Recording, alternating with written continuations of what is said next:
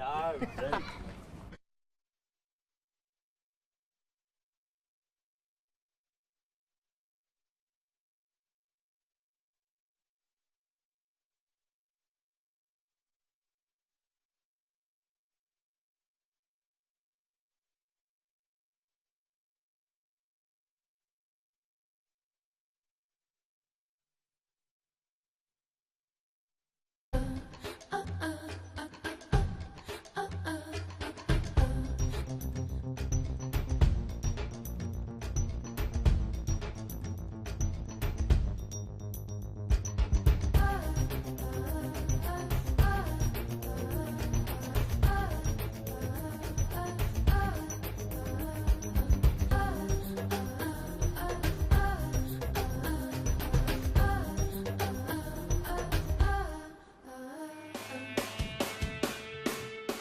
Welcome to Melbourne Park for the final day of qualifying for the Australian Open 2014 tournament. You can see the cityscape of Melbourne just in the heartland of the CBD. That's where Melbourne Park is, not very far away at all.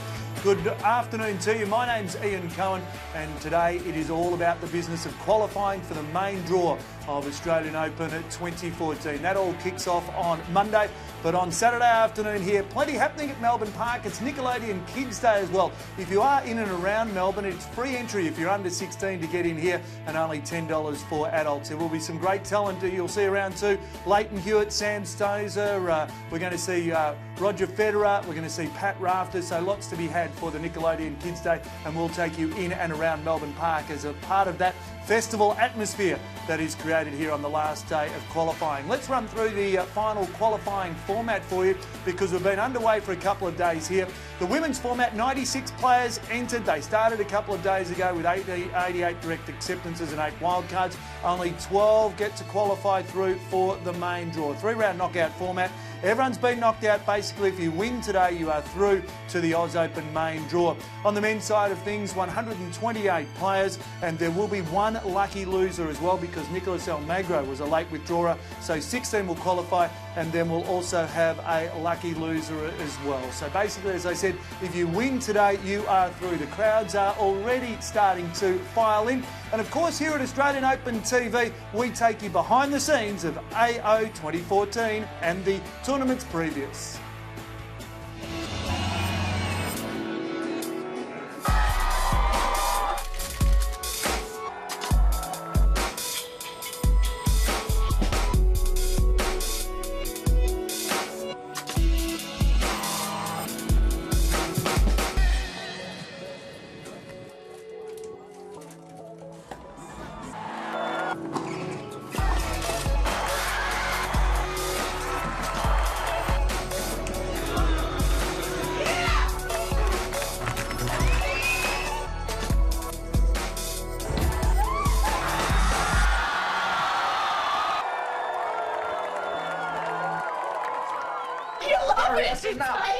Gary!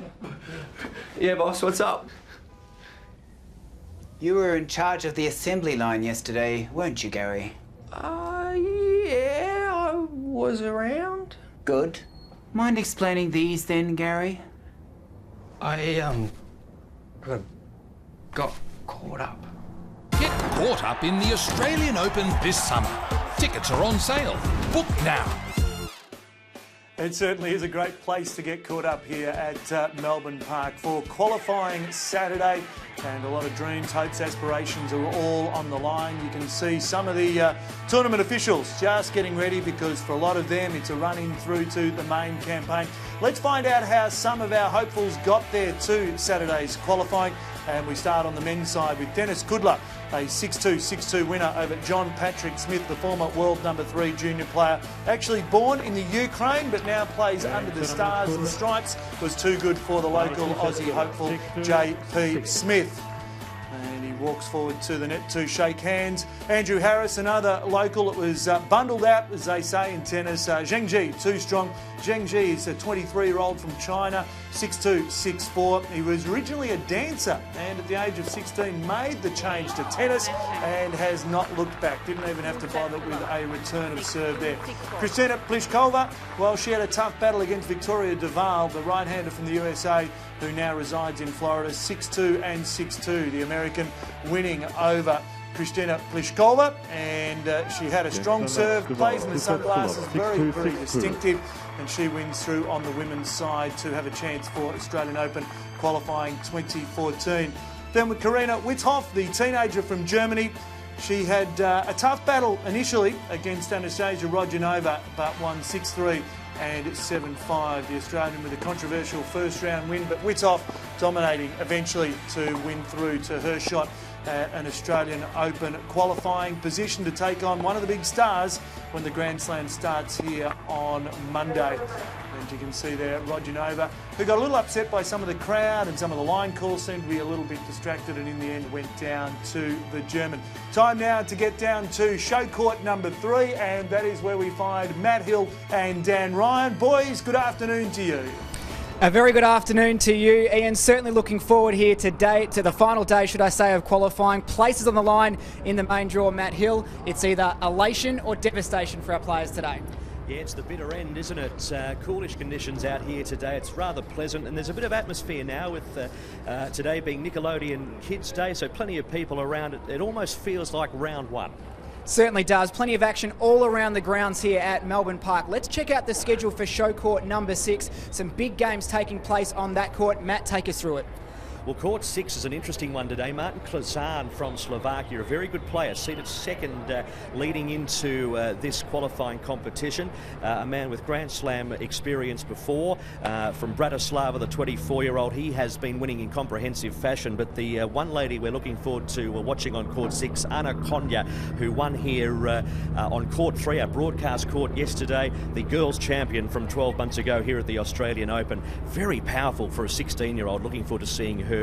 I think she'll get through. Yeah, very bright future for her indeed. Let's have a look now at court number 7. This is the schedule there. Looking forward to the second match. Vera Dushevina up against Yingyang Duan of China. Yeah, there'll be a bit of support out there as well. We'll see the Chinese fans again, but preceding that, as Craig Willis's chopper goes across Melbourne Park, Stéphane Robert from France and Michael Barret from Germany, very close together in the seedings, seeded 7 and 12, so that'll be a good contest and probably will go to 3. And checking out the action on show court number 8, some big games there as well, like all of the outside courts here today.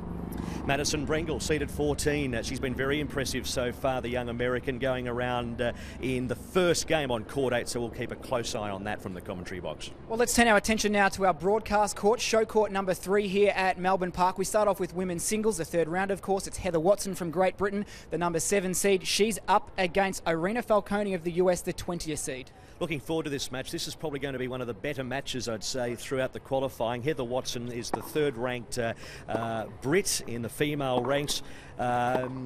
Made the third round of the Australian Open here last year and also Wimbledon, and she's been playing very well. Effectively, she's played 3 sets because her opponent yesterday pulled out in the second set with injury. It only went to a 2-love in the second set, so she'll be nice and fresh. Her opponent, Irina Falcone, interesting character, was born in Ecuador, now represents the US of A, won a Pan American medal 2 years ago, and has come into qualifying seeded highly, so that's going to be a really good match. Matt Hill, you are all over the stats here at qualifying. As we turn our attention to our final game on show court number 3, it is men's singles action. It's an all-USA affair. Dennis Kudla, the number 4 seed, up against Alex Kuznetsov. This should be a ripper. Yeah, Dennis Kudla too quick on his feet yesterday against John Patrick Smith, the Australian who unfortunately bowed out, the 24-year-old from Townsville. Look, these two players are both from America, as you mentioned, seeded 4 and 20 in qualifying. But they're in that group of players from America, your Ryan Harrison, Sweeting, John Eisner. They're the new hopes. They're the hopes of American tennis. So looking forward to seeing both of them play. Unfortunately for the American fans, only one of them will get to the main draw. It's interesting with these players today, Matt. They're so close to the main draw, one win away. Of course, as I said, it's either elation or devastation, but also on the line a $33,000 paycheck for the winners of today's matches. That's where the excitement comes in today. They can almost touch it, they can smell it, the main draw of 2014 Australian Open. So I'm sure we're going to have plenty of excitement here on this main broadcast court, and pretty dramatic scenes as well, I'd say. Yeah, absolutely. Plenty of motion on the line today. Plenty to play for. We're looking forward to bringing you all of the action here, the final day of qualifying at Australian Open 2014. Thanks very much, Dan and Matt Hill, and they'll be bringing you the coverage from the commentary box as well. It is an all-or-nothing affair. The boys had the polo shirts on and the guns showing very prominently, but let's have a look at the weather. They might need to maybe shrug on a bit of a cardigan later this afternoon because it could be a little bit coolish. The current temperature 18 degrees, but it's not going to get a lot warmer than that. It is a little bit overcast, mostly cloudy as the forecast. The production team says there's no rain in sight, though the wind just a slight little zephyr from the south at 8 kilometres per hour. So conditions are pretty good as far as Australian Open qualifying is concerned. It's a little bit cooler than it was yesterday. The main draw, that was announced yesterday afternoon, and let's have a look at some of the mouth-watering encounters we've got. In that first round, we've got Serena Williams v Ash Barty, and you can rest assured that one's going to be huge in Rod Laver Arena, the young Australian against the number 1 seed. Continuing to have a look at the women's singles draw in the top half. And Sam Stosur, the 17th seed, the only Aussie who has got a seed against Zakopalova. And you can see Ana Ivanovic down the bottom of that particular quarter. Francisca Pineda, where she's going to be taking on Kaduntu. And there's lots and lots of women trying to vie for an opportunity to get deep into the second week. Alice Cornet is going to be one of those, the French girl. And also Maddox-Sands against Sharapova. That is going to be a huge encounter for Bethany Maddox-Sands. On the men's side of things, let's have a look at the way the men's is working out. Rafael Nadal against Bernard Tomic. Now, the top half of the men's, that will be played on Tuesday. And Thanasi Kokkinakis, one of the rising hopes of Australian tennis as well, against Sizzling. Andrea Seppi takes on Leighton Hewitt. Leighton Hewitt, a record 18th Australian Open Grand Slam appearance. And Nishikori, against Matosevic. Further down there, the 16th seed taking on one of the local hopes. Del Potro, he's been impressive and a long-term career. Kyrgios against Becker, so there is lots to be unfolding for the men in the singles draw. And just a final look, Novak Djokovic takes on Lako, and the number 2 seed will be looking to defend his Australian Open title. As far as the social media is concerned, of course, you can get on board. You and the family, they're all here for the Nickelodeon Kids Family Tennis Day as well. But don't forget, get on your iPhone, get on your Instagram, get on your Facebook as well, Australian Open. And basically, if you hashtag Australian Open, so Oz Open, that's the way it works. You can get on YouTube, Oz Tennis Channel, Australian Open TV. There is a million ways to be involved in the social media, and get on board the Twitter as well and offer your comments on maybe who you think might win or lose. Alicia Molik, she is a wonderful ambassador for Australian tennis. She's been outstanding with her career, and now she's involved with a couple of the kids as well with the MLC Hot Shots, and she's got some tennis tips just for you. Guys, I'm Alicia Molik, and here's my latest MLC Tennis Hot Shots tip. It's the middle of summer and tennis is all around us, at the local club, in the newspapers, on TV, and we even have the world's best players here in Australia. Now is a great time to not only watch the stars play, but to get outside and practice. Whether it be developing a forehand like Sam Stosur, a slice backhand like Bernard Tomic, or the never-give-up attitude of Leighton Hewitt. That's all for today. Keep working hard and having fun with MLC Tennis Hot Shots. Another one of my tips coming your way soon.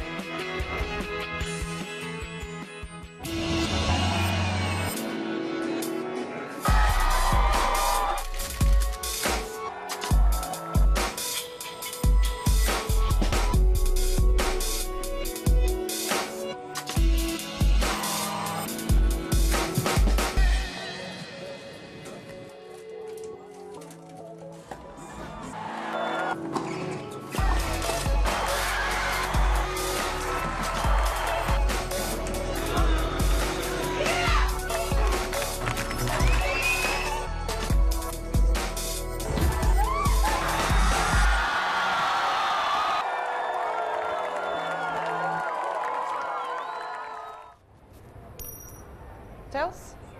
Serve? Justine?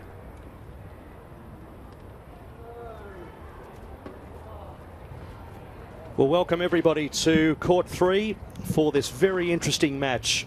Round 3 of qualifying. The winner of this big stakes heads into the main draw of the Australian Open. Kate Kearns in commentary with me. Kate, Heather Watson of Great Britain versus Irina Falconi of the USA. Falconi, born in Ecuador, representing the USA, moved to America, her family, when they were 3 years of age. Heather Watson ranked 3 in Great Britain and looks pretty fresh, and rightly so, because she's had a pretty easy run after her opponent yesterday pulled out with injury. So effectively she's played 3 sets in qualifying. Kate, as I say, good afternoon to you. I think this will be a good match. Yeah, afternoon, Matt. Yeah, really looking forward to this third round. And as you said, Heather Watson got through with a retirement yesterday. She wouldn't have been happy with that. She would have wanted to have been out there and had a good hit, I imagine, would have got off court and found a partner and probably hit a few balls yesterday afternoon just to feel that she was getting a good feel out there on the court. So she had a really tough 2013, obviously suffered with glandular fever. Unusual in terms of having to come back.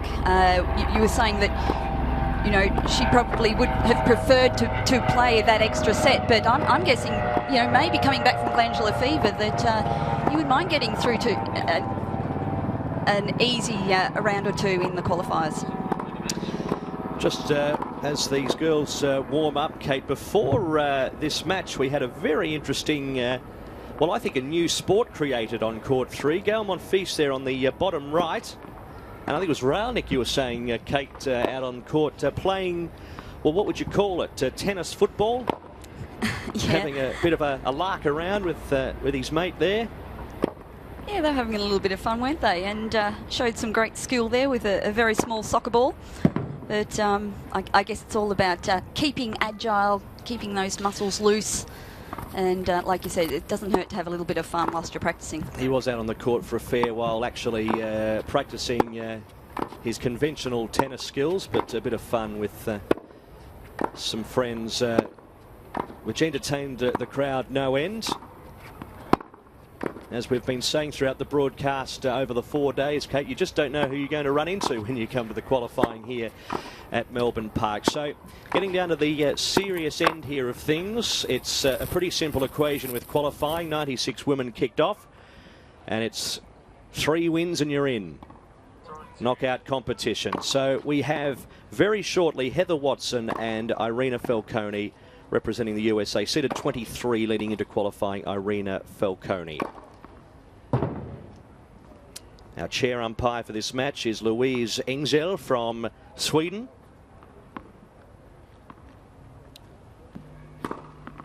There is Louise. 2 minutes. Good pipe opener for the umpires as well over the Australian Open qualifying. And they've had a bit to do too. We've had some dramatic moments out here on court 3 over the last few days. So very shortly, this very interesting match, Watson and Falconi. More about these players soon. We know everything about this man, Roger Federer, and he'll be a force once again in 2014.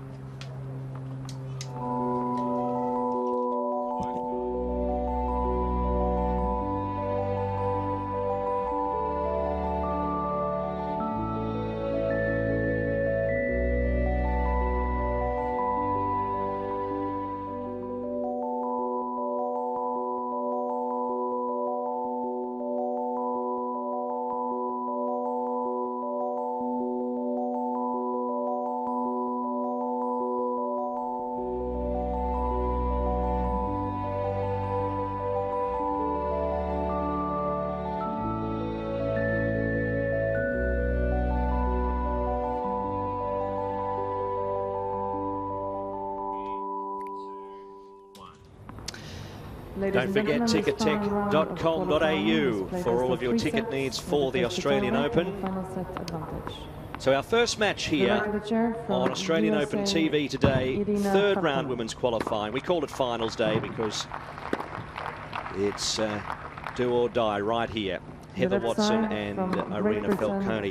Interestingly, Irina's been playing on the ITF circuit, Kate, and even many Australian supporters of tennis watching wouldn't be aware of these events that happen throughout the year. And Irina was runner-up on hard court in Perth back in October in an ITF tournament, and then played it in Margaret River. Beautiful place to be playing tennis. And that she was runner-up there as well. That was in October also.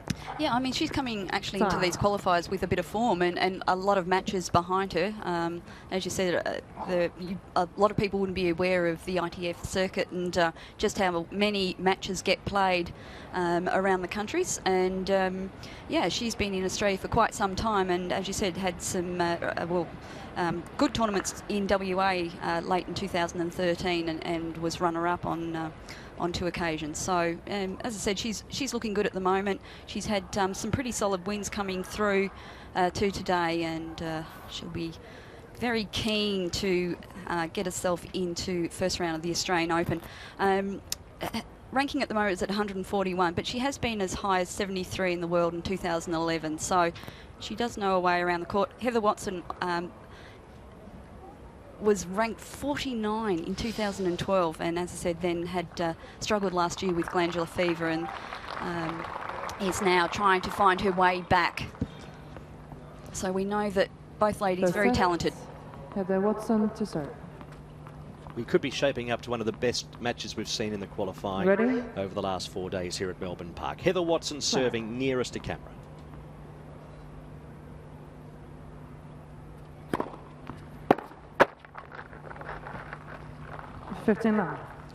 Heather Watson also, just talking about rankings, has a lot of points to defend. She really needs to get into the first round of the Aussie Open because she got through to the 3rd round last year? I think so. Correct. And yeah, there's a lot of points to defend. 3rd round Wimbledon as well.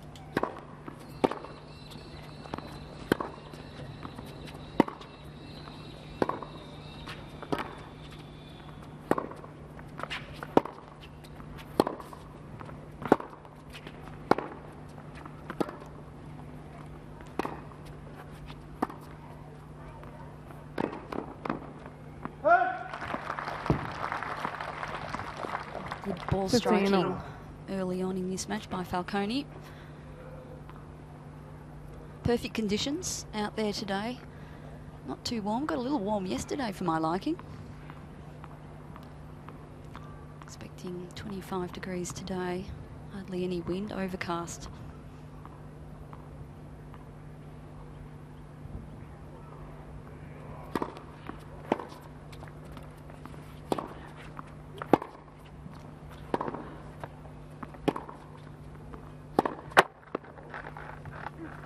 Oh, she had the shot then, Watson. Ball set up nicely on the baseline. Couldn't put it away.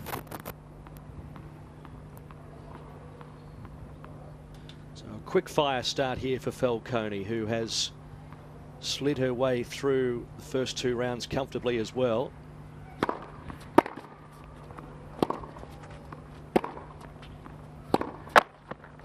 And already service pressure for Heather Watson, down 2 break points in her first service game. Yeah, Falcone won that match yesterday, 7-5, 6 loves, so she is in good form. Some confidence coming into this match.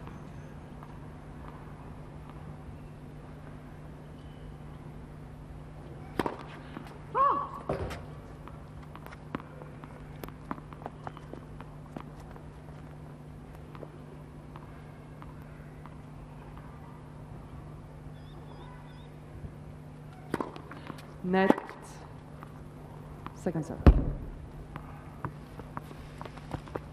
Umpire straight onto that, Louise Engzell from Sweden.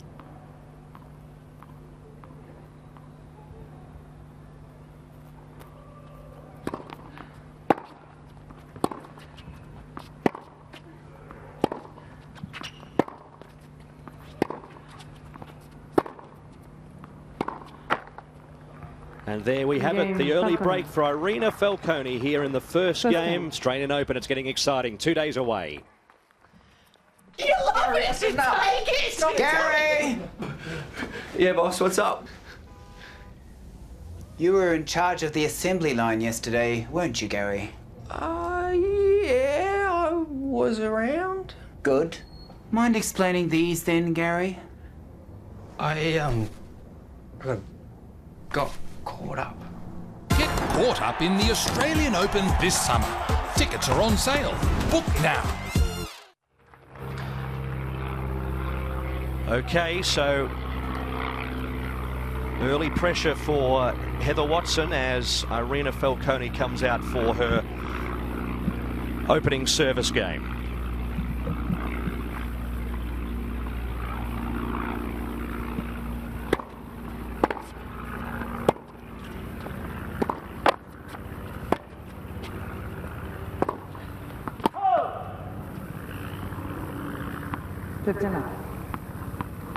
And Falconi seeing that well.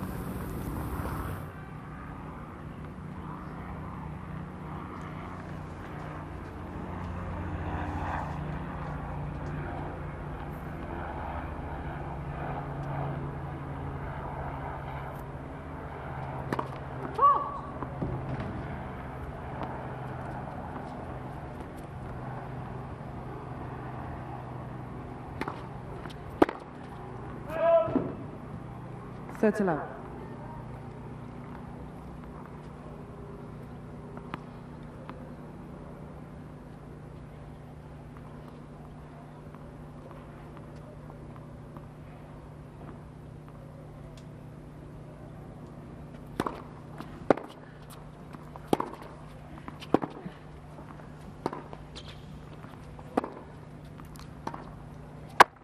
Just trying to mix it up a little bit there, Falconi, to no avail. 30-15. No, but there's definitely a game plan out there. She's not willing just to stand at the back of the court and trade shots. It's nice to see. So if you've just joined our stream for the first time today, Denis Kudla and Alex Kuznetsov will be our next match after this. So a couple of really good matches on our broadcast court today. That's a strong serve. 14-15. Yeah, had Watson really having to reach for that backhand. Good angle. Taking a player way out of court.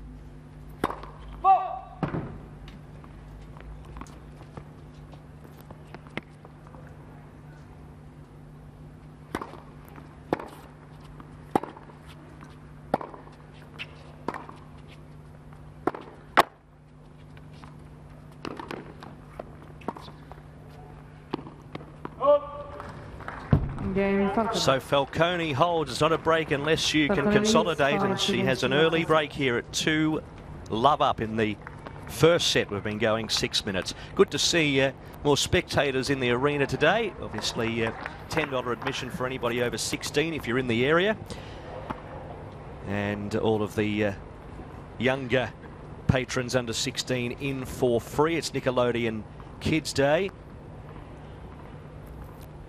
Plenty of prams around, Kate. Net. I was wondering when I arrived this morning if I'd taken a wrong turn because it looked like Disneyland.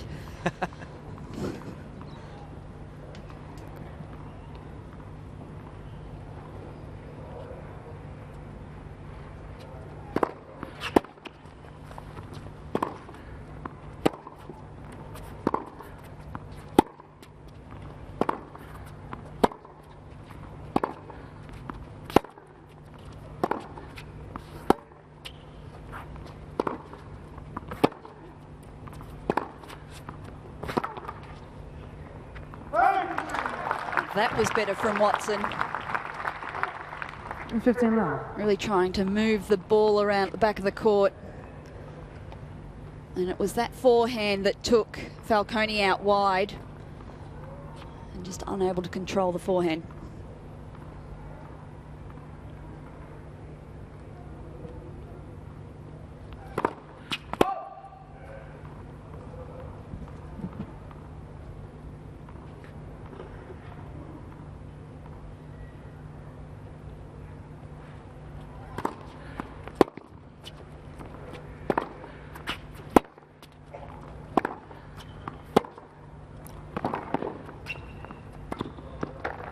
Oh, she had her on toast, didn't she, Falconi? She did. She set that up beautifully with the forehand down the line.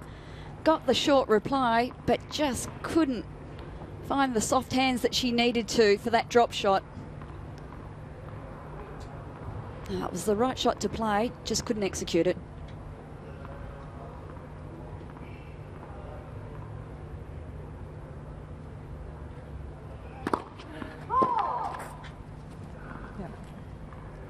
Just conferring with the umpire.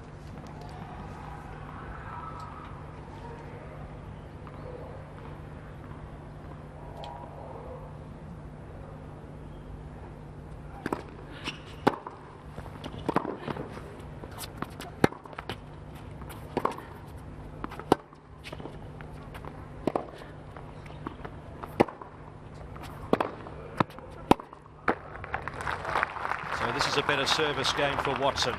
Yes, 40 love. starting to strike the ball better. Maybe just taking a couple of games to get used to what was coming out of from Falcone.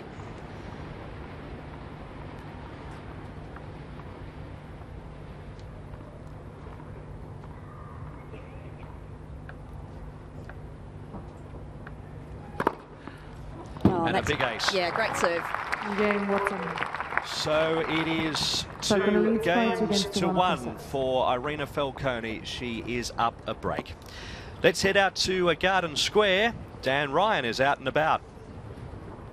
It is, of course, Nickelodeon Kids Day here at Melbourne Park. A great day for all the kids and for the families as well. I'm now joined by Lynn, who's brought the family along today to Melbourne Park. Lynn, what an awesome day to get out here at Melbourne Park and enjoy the festivities. Yeah, it sure is. It's been great. Tell us a little bit about what you've done so far today. There's plenty going on around here at Melbourne Park. What's your day been like so far? So far we've seen the Ninja Turtles, we've seen SpongeBob playing tennis, did some good serves, and we've seen Nadal practicing his serve. Certainly a great day to bring the kids out. What are the kids hoping to do this afternoon? We're hoping to see some more tennis players, see the Ninja Turtles again, more SpongeBob, more of the same. And kids, you having fun? Yeah. Excellent. Well, there's plenty to do around here at Melbourne Park. Free entry, of course, for kids under 16, $10 for adults. Get down here. Plenty of action around the grounds here at Melbourne Park. It's the place to be. Thank you very much, Dan. That pizza looked fantastic that young lad was about to hoe into. You can't take the food from children, Matt. Let them have their pizza. They're having a great day, which is good to see. Here is Falcone serving up a break.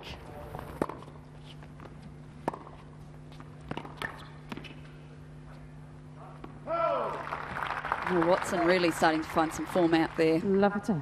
What a great promotion, though, for the younger population to come in for free and watch Rafael Nadal practice his serve. Along with a Ninja Turtle. Yeah, tremendous promotion.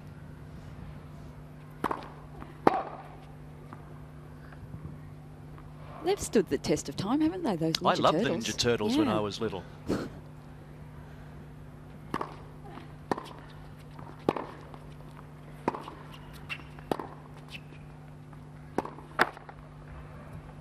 In 15 all. Not sure I know too much about SpongeBob. No, you're looking at the wrong man there.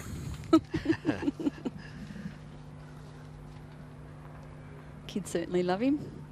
I was more into the Smurfs. Oh, God. Okay. That's more information than I needed.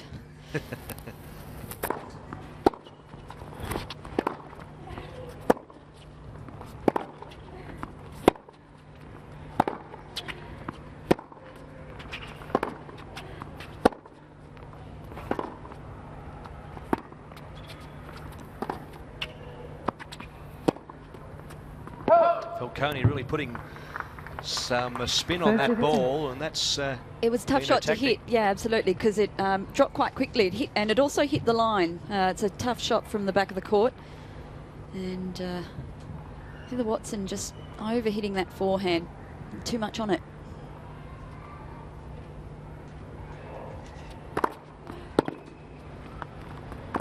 really dictating the point that time with a big swinging serve. 40%.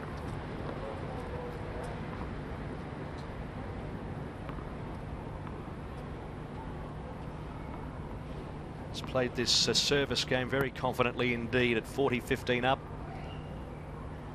She's here to play.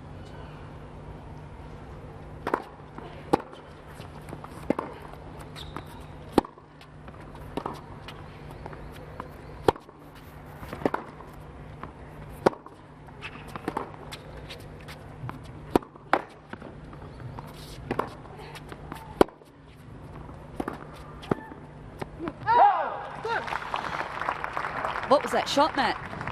40-13. Not sure what Falcone was trying to do then. I think she changed her mind mid-shot, actually. And, yeah, I went to play the drop shot. That didn't quite work because it went past the baseline by about a metre. I suppose you could describe it an overcooked slice from the baseline. You could. It's best I can do at this point. Just a bad shot. Oh!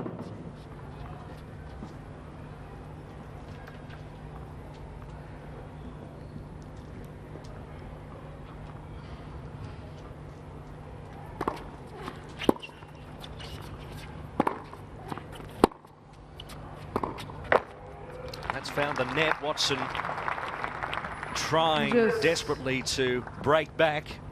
She's going the right way about it. Yeah, Falcone was 40-15 up in this game. It's back to juice. This is great.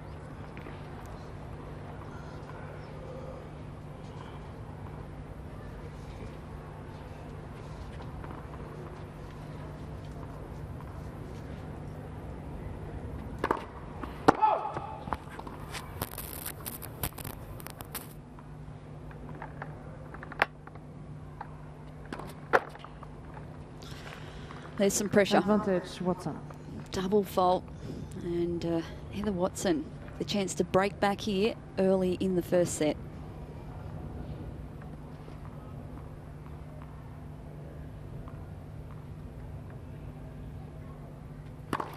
Net. First serve.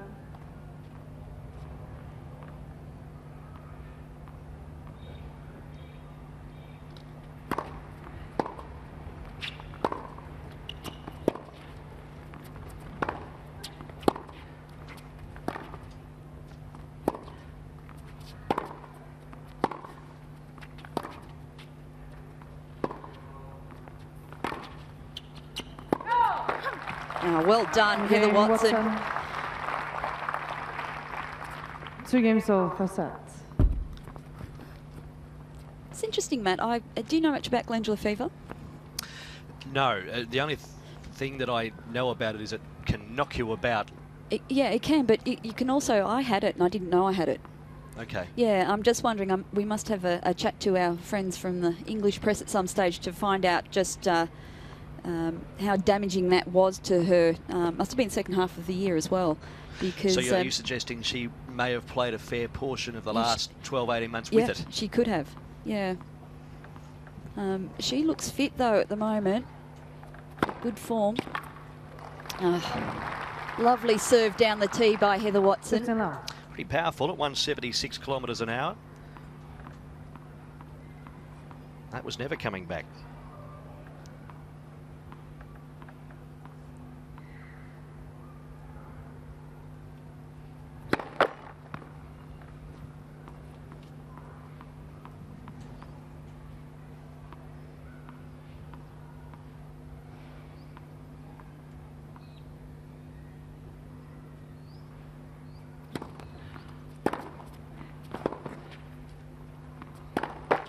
Oh, Falcone. 30 love. Had that ball lined up, sat up nicely, and had the open court. She was going down the line for the big winner.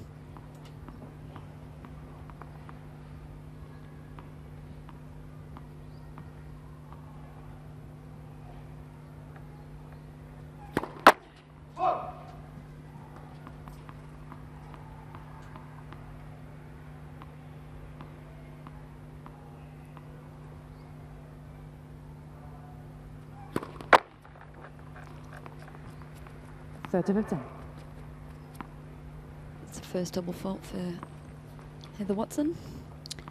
Spent a lot of time at the Nick Bollettieri Tennis Academy in Florida. She was there since age 7.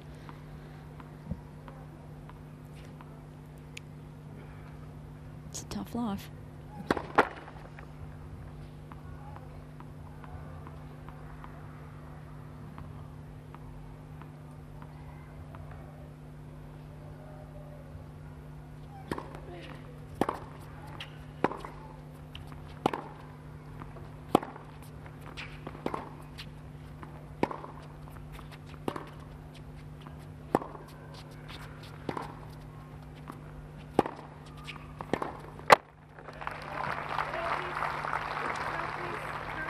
14-15. Very evenly matched, these girls, Kate. Yeah, I'm just watching that point then. You see where Watson was right on a baseline and just trying to dominate play, saying, I'm not going to be moved from here. And Falcone, a good 1.5 meters, nearly 2 meters behind baseline, trying to retrieve balls. It's all about dominating out there in a way. Your way that you hold yourself on court. Game. Watson. Watson holds and leads, Watson leads by 3-2 first set. in this, the first set.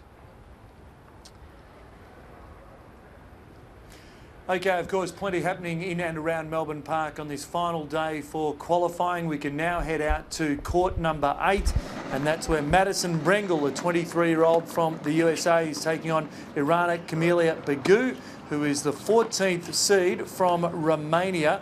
And at the moment, Begu certainly started off the best. It was 2-love advantage. Brengle then held serve and looks like she might be a chance to break, and has just successfully done so. So that is now 2 games all. 13 minutes travelled between the 14th seed and Madison Brengle from the USA. You can see the crowd starting to file in. Plenty of people here. Free admission, of course, for under 16. Nickelodeon Kids Day today. Speaking of kids, a couple of big kids in the commentary box on Show Court 3. Here they are, Matt Hill and Kate Kearns.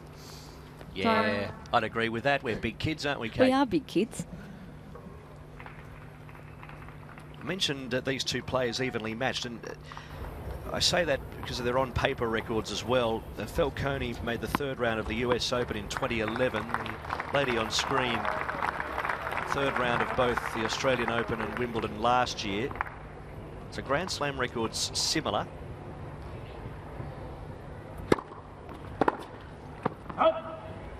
Only a couple of years difference in age. Watson 21 and Falcone 23.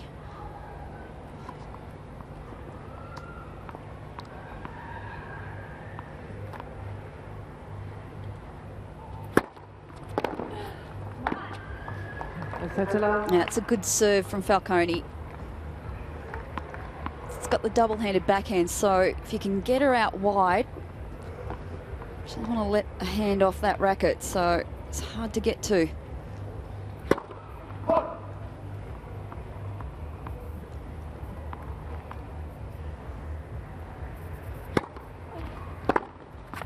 Oh, magnificent forehand from Heather Watson. 30-10. She read that serve perfectly. Had to go over the highest part of the net there. Finds the corner. Beautifully struck.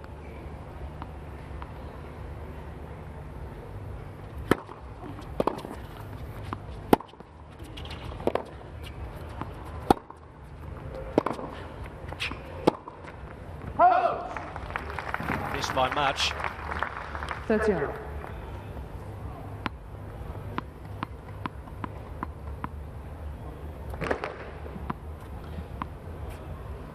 That Watson would be thinking that this is an opportunity at 30 all.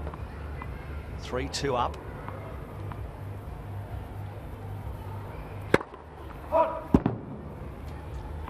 Certainly an opportunity now. Look at her second serve.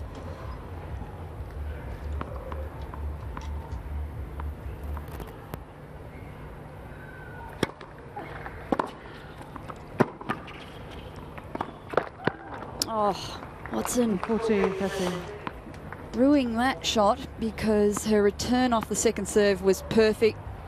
Backhand cross court, got her opponent out wide, just needed to push that down the line and finds the net. Maybe too cute with that shot, the forehand.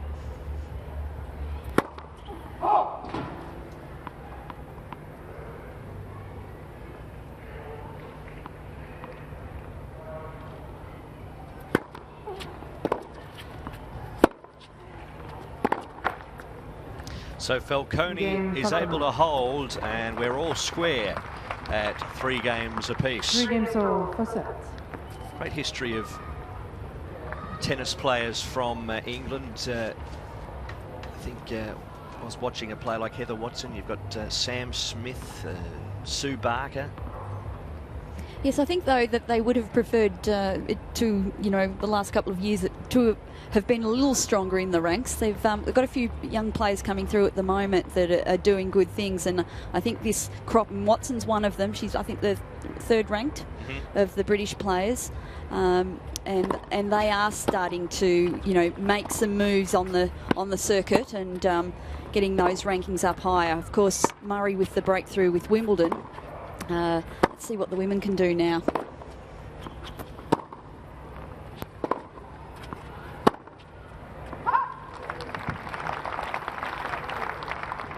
Noticing that through qualifying, Kate, the hopes of some tennis nations riding here with the second matchup. Denis Kudla and Alex Kuznetsov, the two American lads, are in that big group of players that are looking to push on. Yeah, Kuznetsov is an interesting one because he's starting to get on in age, dare I say. I think he's about 27.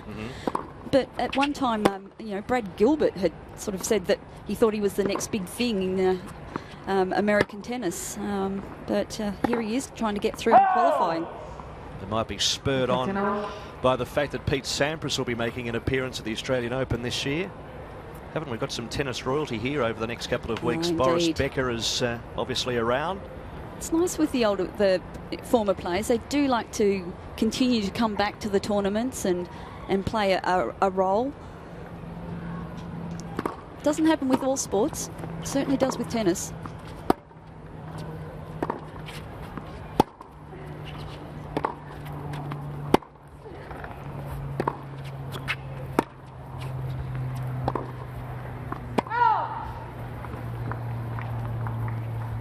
Oh, I think Watson may have thought that caught the line. Looked a little long from our end, and she'll just get on with it here. It's an important point, though. 15-30 on her serve. Shortly we'll be checking in on our player that we've been really following closely, Jimmy Wang from Taipei on court 10. He's brought the crowds here during the qualifying. And he is out there at the moment against Daniel Kasakowski from the USA. Dan Ryan following him closely.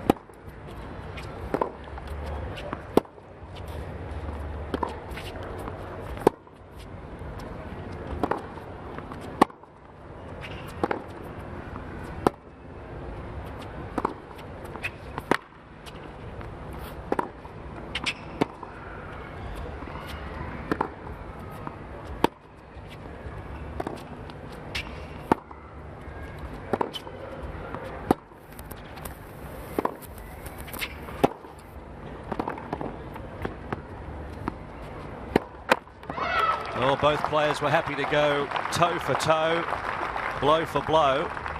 This is a really interesting match, Matt, because how many points have we seen now where a player gets themselves in a position to actually win the point, has the open court, and has driven it straight into the net?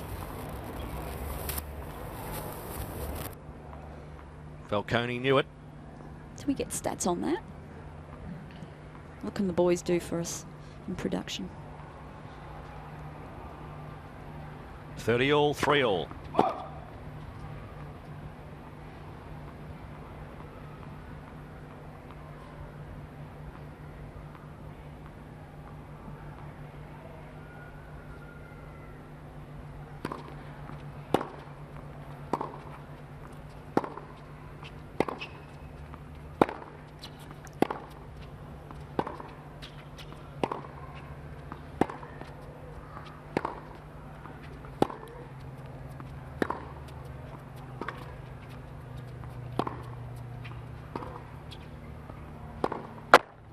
It's interesting to watch their tactics in those long rallies. 30-40. Falcone just mixing it up a little bit with some slice. Well, she seems to be more willing to find the angles around the court, that's for sure. Watson be happy just to wait for that short ball and use a powerful forehand to come up with a winning shot, but it's a real seesawing match out there at the moment. Falcone has earned herself break point.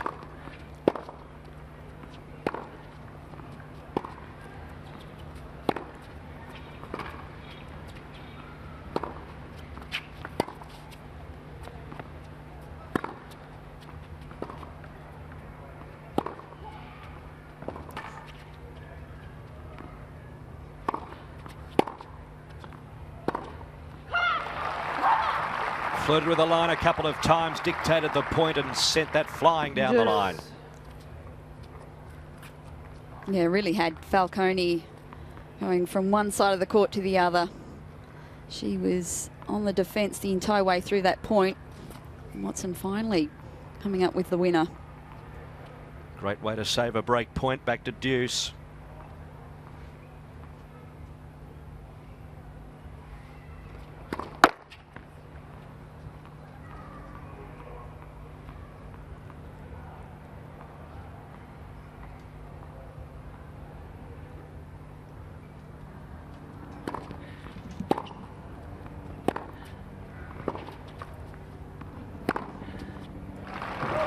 Another off forehand does the trick. Yeah, could see her opponent moving back across court, went in behind her.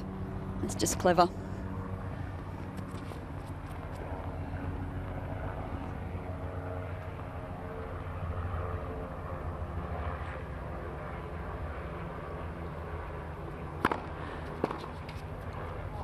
That's out. So Watson holds. New balls, please. Leads 4-3 here in an intriguing opening set as we head out to court number 10. Jimmy Wang, who we've seen on our broadcast over the last couple of days. He is playing Daniel Kosakowski. And very shortly we'll check in. In fact, we can check in. Dan Ryan is courtside. Yeah, g'day, Matt. It's certainly the place to be at here on show court number 10. Of course, Jimmy Wang from Chinese Taipei had a cult hero following on show court number 3 the other day when he beat the 12th seed Paul-Henri Mathieu. He's now taking on Daniel Kosakowski of the USA. Of course, Kosakowski has started this match extremely well. He got out to a 3-0 lead in the opening set. The Chinese Taipei fans started to get into full voice and lifted their man Jimmy Wang back up. Wang broke and then he just held serve in the last game. So it's now 3-2 in favour of Kosakowski of the USA. But the Wang gang starting to get in full voice out here on show court number 10. So we'll keep you up to date with all of the action from this court and hopefully we can see Jimmy Wang get right back into this contest here. Dan, thank you very much. Joined by one of our young guns at Tennis Australia, Michael Teixeira in commentary as well. Lovely to be here, guys. Thank you very much for having me. I'm going to call this the A-team.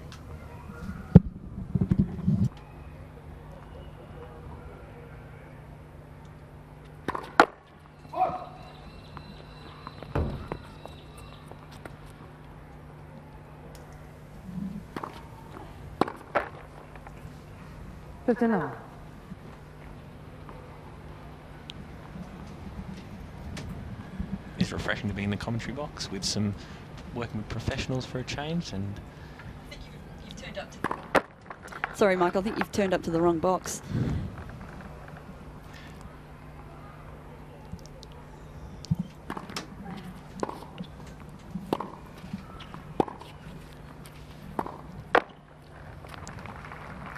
How have you enjoyed the qualifying, Michael? I know you've got plenty to do with the lead up to it and the lead up to the Australian Open through your work at Tennis Australia. It's been good fun. No, great couple of days so far, and hopefully the standard of tennis only increases as the event continues.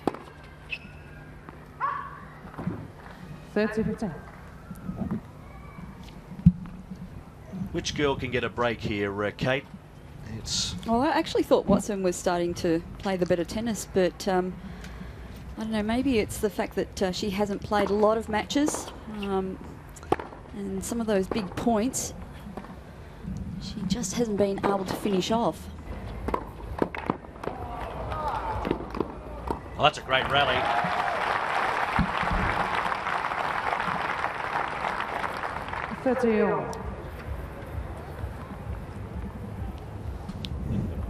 Well, that's the first time we've seen Watson come to the net.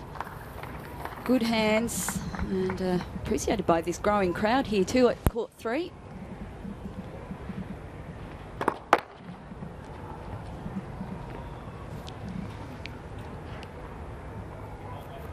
How did you go making your way through the hundreds of children to get here, Michael? Of course, yeah, today is Kids Day, and good to see a lot of kids in the crowd at Show Court 3 because, of course, sellout in Rod Laver at the moment. So we'll see them all peeling out at about 1 o'clock. And no one really taking the ascendancy in this game so far. I mean, in the previous game, Watson did have some clear winners and looked like she was taking the reins, but it's sort of evened back up again. Yeah, Falcone got off to a great start, then it seemed to be Watson, but yes, as we mentioned before, a seesawing match, and women at times striking the ball beautifully, but then when they seem to have an opportunity to put balls away, they tend to put them into the net instead. Well, very frustrating, actually, I'm sure, for them and for us watching this. I tend to find it surprising, though. This is the match before an AO berth. Yeah, so you'd absolutely. think someone would take a hold of a match because there is a spot in a Grand Slam for them. There's a lot of pressure too. There's nerves out there. You know, this is a big moment, as we said earlier with, you know, Heather Watson. She's got big points to defend in this Australian Open, and she's got to get into it first. So, you know, she'd be desperate to win this match and to get her 2014 season off to a good start. Falcone, you know, she wants to be first round as well. Do we know who would they be playing if they actually win today? The qualifiers have been allocated in the draw, okay. but no idea who. Yeah, okay. So, well, they know they're not getting Serena. no, Ash has got that covered. Plenty of English press interested in this match today with Heather Watson. Sky Sports, the Daily Mail, the Guardian, BBC are all onto it. So the British fans at home will be no doubt hearing of Watson's fate when they wake up a little bit later.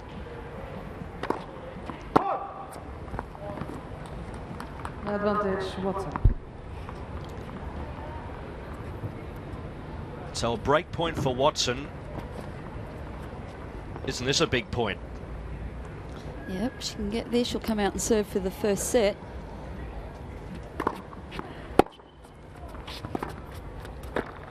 And she's done it. So Heather Watson from Great Britain, the 7th seed here in qualifying, 5-3 up, and will now serve for the opening set. Well, I get the feeling that Falcone was starting to tighten up in that service game. As I mentioned, you know, they are playing for a first round spot, the Australian Open. There's a lot on the line today. There is a chance, though, that they could still go through. Is that correct? You can be a lucky loser. You can be a lucky loser? You can. Saw that with Tim Smychek last year. 59. I believe Lee Na is playing a qualifier in the first round, so Daniela Hentikova. that's a challenging one. Not a bad payday, though, for a first round. Oh, yeah. Big difference in terms of pay from playing the ITF circuit to playing first round at one of the Grand Slams. And tipping playing Lee Na, you'd almost be assured a spot. If it's not Margaret Court, maybe Hisense. Yeah, for sure. And you'll know that well, I was about to say the world's media, but a lot of media will be following you that day. And of course, AOTV will be following you. Catch all the details on YouTube AOTV. There's a healthy plug. That's why you get paid the big bucks, Michael. Great And lob there as well. yeah, it's a lovely lob by Falcone. Great touch. And she lured Heather Watson into the net then and just puts that up over her head. It's a nice play. She's thinking out there, Falcone. Set's not over just yet. 15 all on the Heather Watson serve.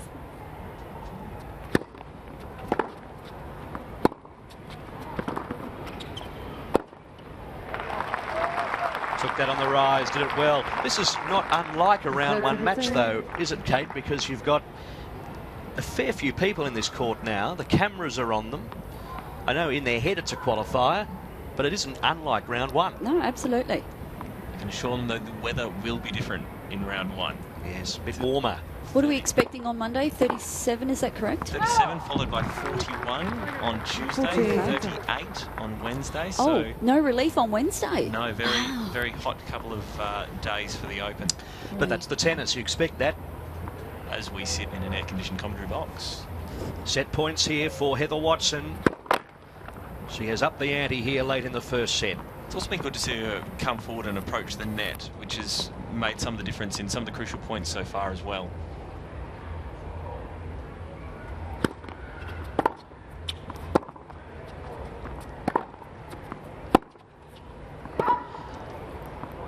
That was a loose backhand from Watson. That second serve was nice and deep and into the body of Falcone, but she wasn't able to win the point. Forehand.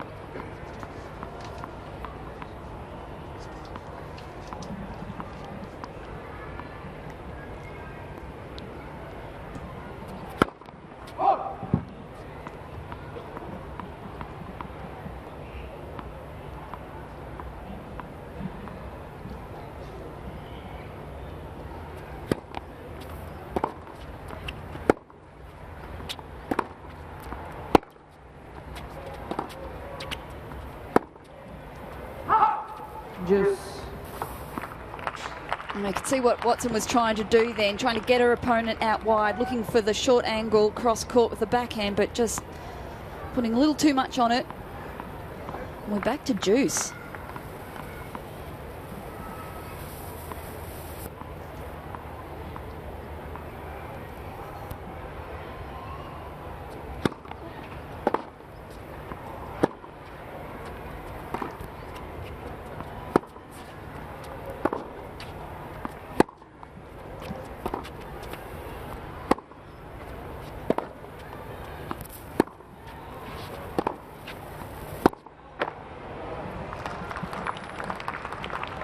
Advantage, Falcone.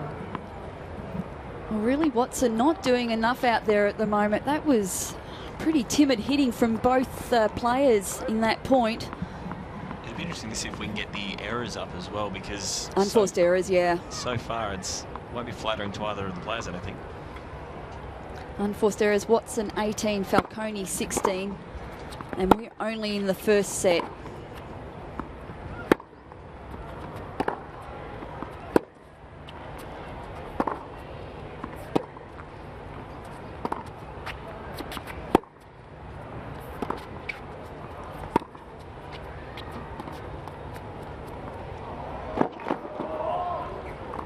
Oh, the drop shot was tremendous from where she was standing in the court, and she's broken back. Hasn't this been a seesawing struggle? Heather Watson leads 5-4. And now we're going to cross over to Dan Ryan for a Wangang update. Very exciting stuff.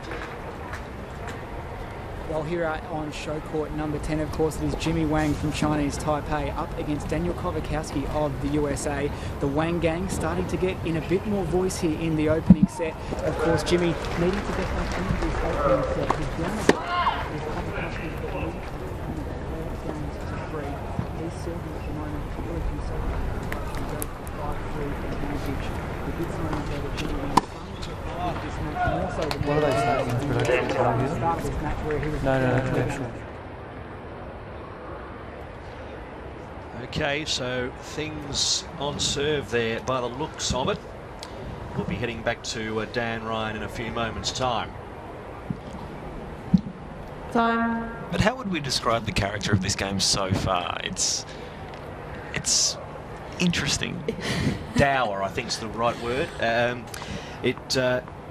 There hasn't been any real moments of brilliance from either player, and it's... That was a really strange service by Watson, because she wasn't hitting through the ball. She wasn't striking it like she was on the Falcone service, where, you know, solid ball hitting, but came to a serve, and she was just willing to get that ball back. Most of the balls were at mid-court. Falcone didn't have to do anything. So we're back on serve here, Kate. Falcone serving at 4-5 down.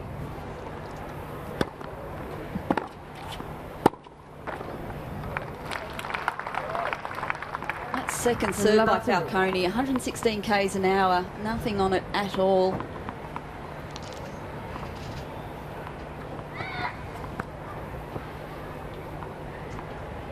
Some interesting matches going on.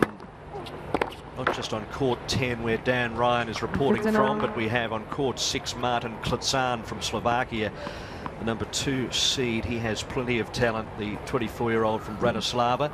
And also Anna Konyu, who we called yesterday, Kate, the girls champion from 12 months ago here at the Australian Open. She's third up on court 6, a very powerful young lady. Oh, I was really impressed by her game yesterday. Her service, 16 years of age, and she was powering them down, you know, sort of averaging around about 170. So, and I just thought the way in which she conducted herself on court too was very impressive for someone so young.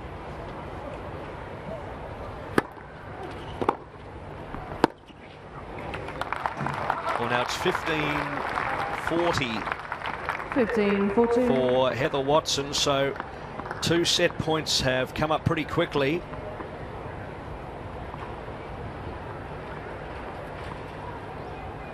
Just starting to get the better of her American opponent at the moment. This will be a very nervous second serve. Well, the first wasn't fast at 123.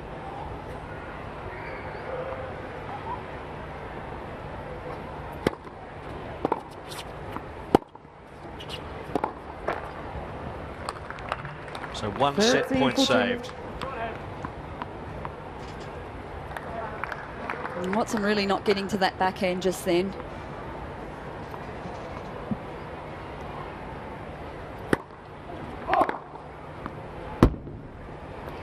Nervous first serves. And both women, I think, would be very disappointed with their serving so far in this match. Oh, once again, Watson on the backhand side. She should have been waiting for that shot. Falcone been going out wide on the backhand on that second serve every time.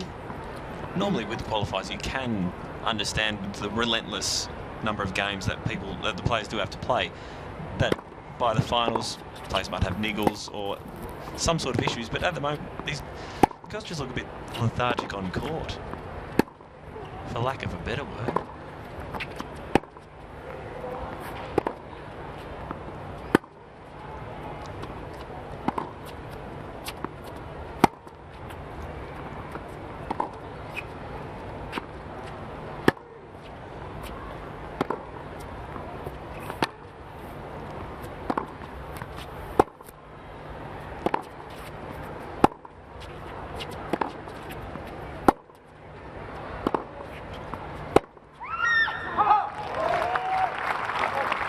Well, a longer rally. Both players happy to stand at the baseline and hit it out, and now Watson has another set point. This is her third for the first set.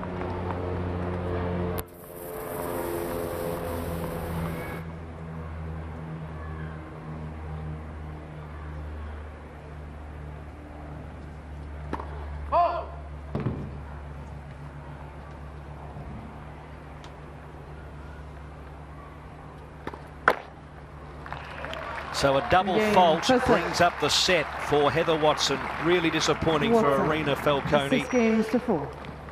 Heather Watson, ranked number 3 in Britain in the female ranks, takes the first set 6 games to 4. Heather Watson sitting down now for a break.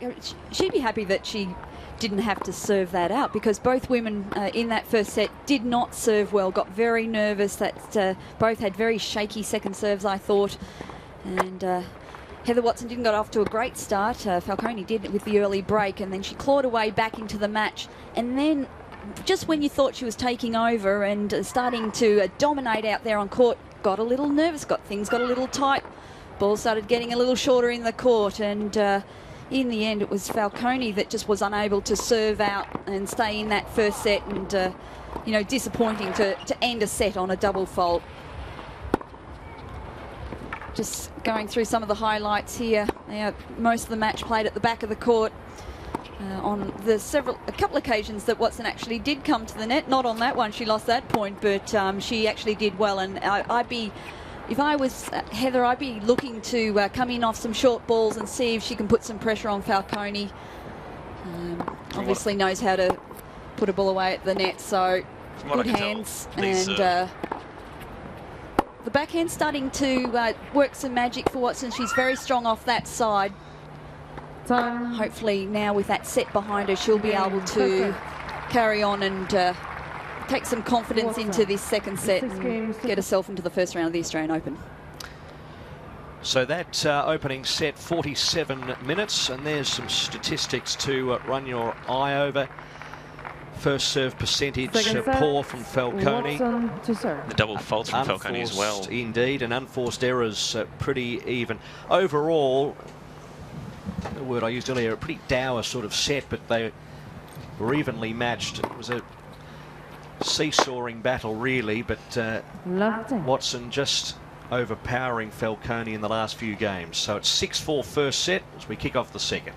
Genuinely surprised there that Guy could get a collection of clear winners to show the highlights of that. There was unforced errors seemed to be the story of the first set, so hopefully the second set someone can take the reins.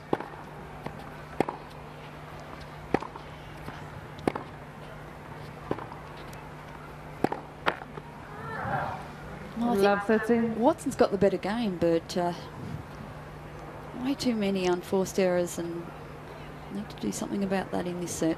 Definitely going into the game, you would say Watson. Oh, for sure. Yeah, bigger serve, and I think bigger ground strokes. She's under a bit of pressure here early on.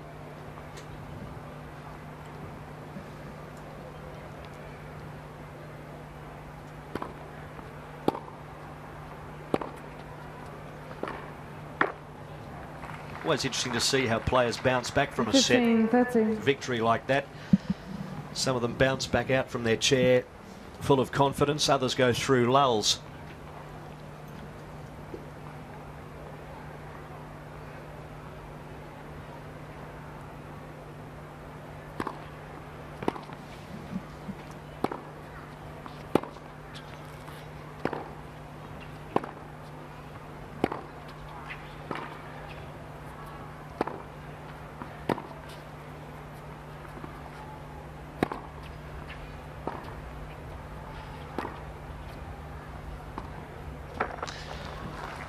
And there it is, a great rally. 30-all. Spoiled, really.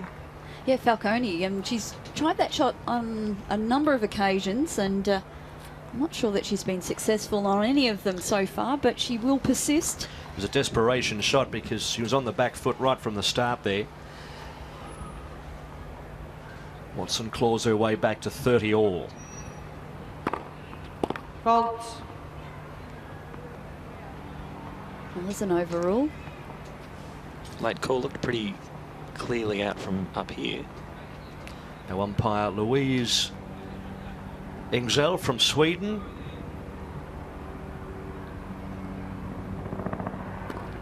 Net. Second serve.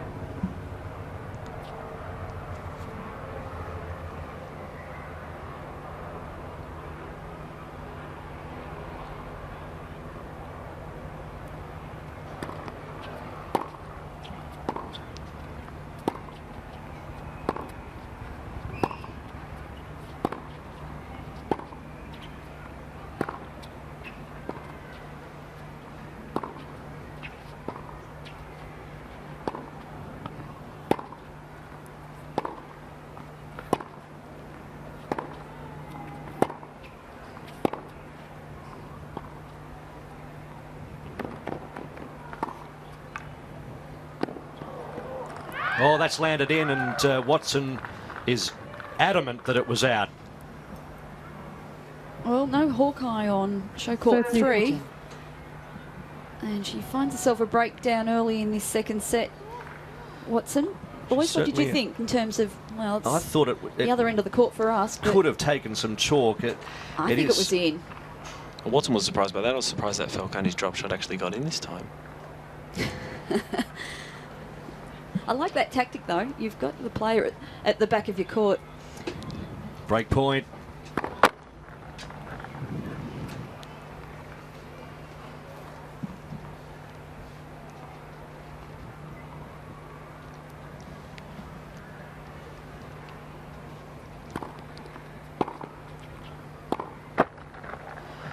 And that feeble shot into the net has brought up the first game for Falcone. So an early break, 1-love, second set.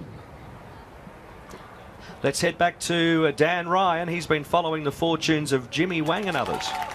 Certainly have, Matt. It's a very interesting time here in the opening set. Daniel Kovakowski of the USA, he served for the opening set at 5-4 against Jimmy Wang of Chinese Taipei, but Wang broke back, and we're now at 5 games apiece here in the opening set.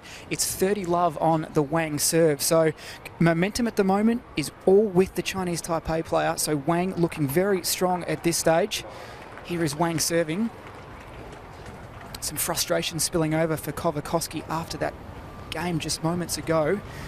He failed to serve out for the first set.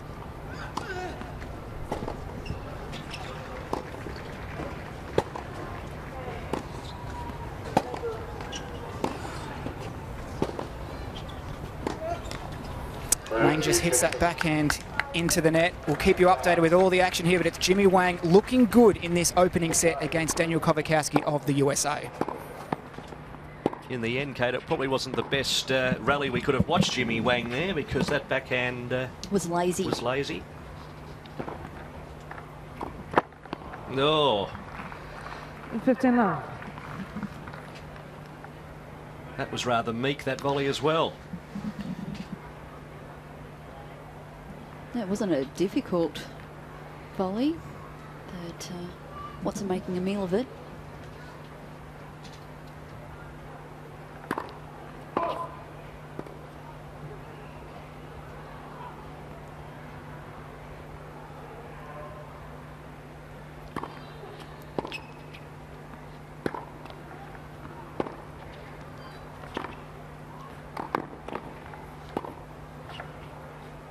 That's in. And I think as it sailed over Watson's head, she knew exactly that was going to land in. I mean, Watson brought to the net then, but that volley just didn't have enough on it. She just sort of poked it back into the court. And Falcone didn't have to do too much to get it over the head of Watson.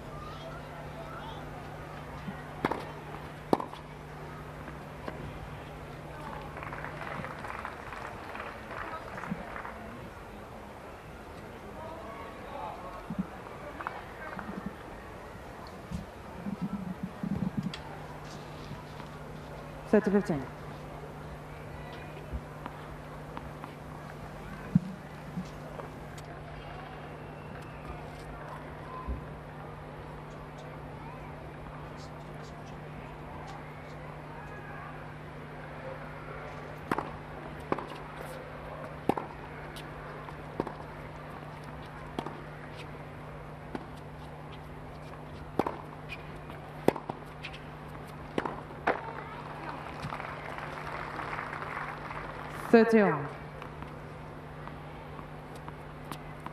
Falcone really needing to step up to hit that forehand. Caught a little short at the back of the court.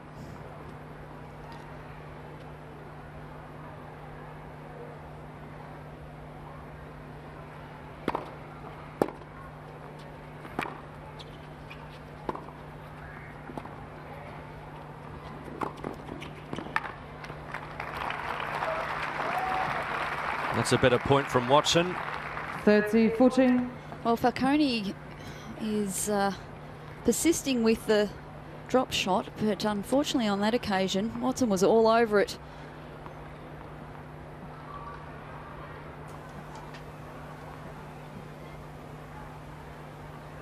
So break point for Watson, a break back point.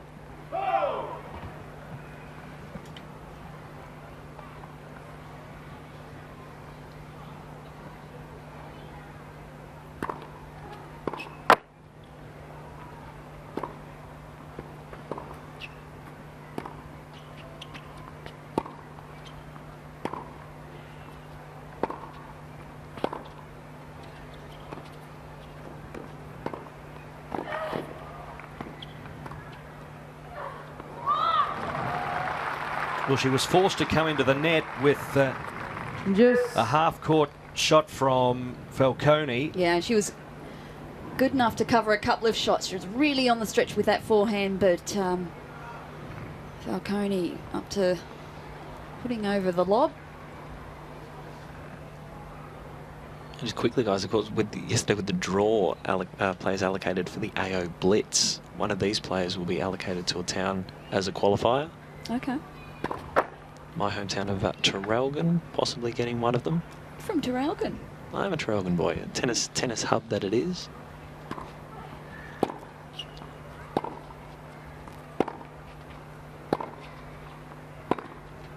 Oh, that's a beautiful backhand by Watson. Advantage, Watson. Now, you know this is going on the internet, Michael, so if anyone's watching this from Istanbul or Prague or Afghanistan, can you please tell us where Traralgon is? Well, Traralgon, it's not too far from Melbourne, often described as Paris of the South, and it's... By who? Watson. Oh, I heard a bloke say it on a train. By people in Traralgon. Second set. It's 1 game all. Heather Watson has been able to break back, so it is seesawing. That was great work at the net. Great touch, great angle. 1 game all. Do they still have some of the major junior tournaments down in Traralgon? They do have. Yeah. They have the tournament in October. Roger Federer winning that in '97. Yeah, that's right. Is that a fact? Well, there is an interesting trivia question. You see the honour board, and there's it's the Who's Who. Songer, another winner as well. Well, there you go. Should be a form guide. Well, Ben Mitchell often does well down there. Big favourite down in Traralgon, Ben. Okay.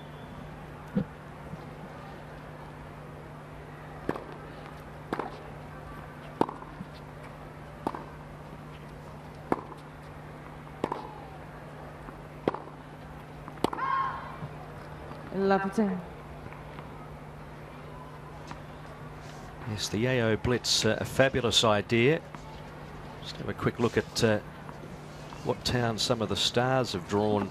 Serena Williams, Cooroy in Queensland. Maria Sharapova, the great town of Warrnambool in Victoria.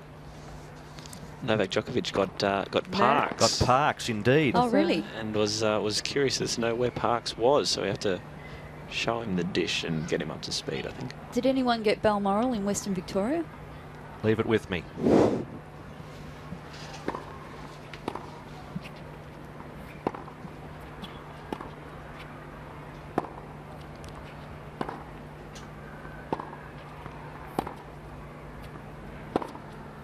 Oh, that's some nice play by Watson, really setting up that point beautifully. 15-0.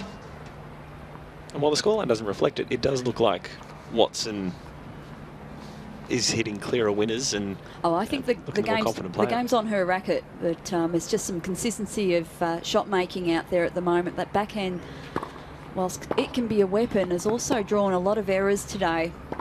And sometimes she doesn't quite get over the ball as much as she needs to, and those balls have gone long. And then she strings together a couple of points like she has in this service. And if she can continue to do that, she'll win this match. And crowds are shuffling in from Rod Laver Arena after Kids Day completing there. Yeah, I mean, I'll get to see some good tennis today. Of course, free entry into Melbourne Park as well. So your last chance to see some of the players before the Australian Open hits off. 14-15.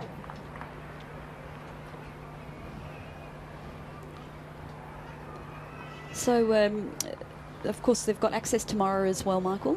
The crowds, you can come in. Is it ticketed tomorrow or? Ticketed from Monday. From Monday, okay.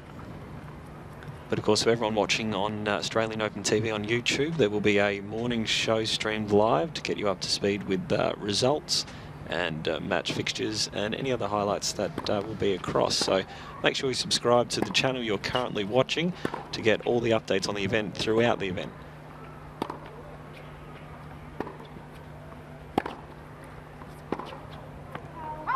There's that backhand that I was talking about earlier.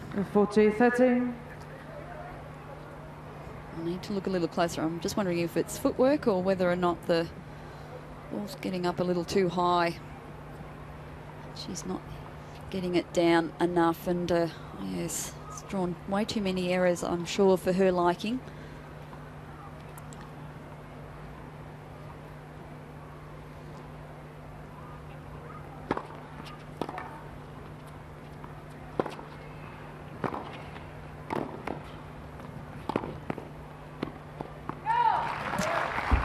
So lovely control with that volley, and as Falcone flays that over the baseline, it is 2-1 for Heather Watson.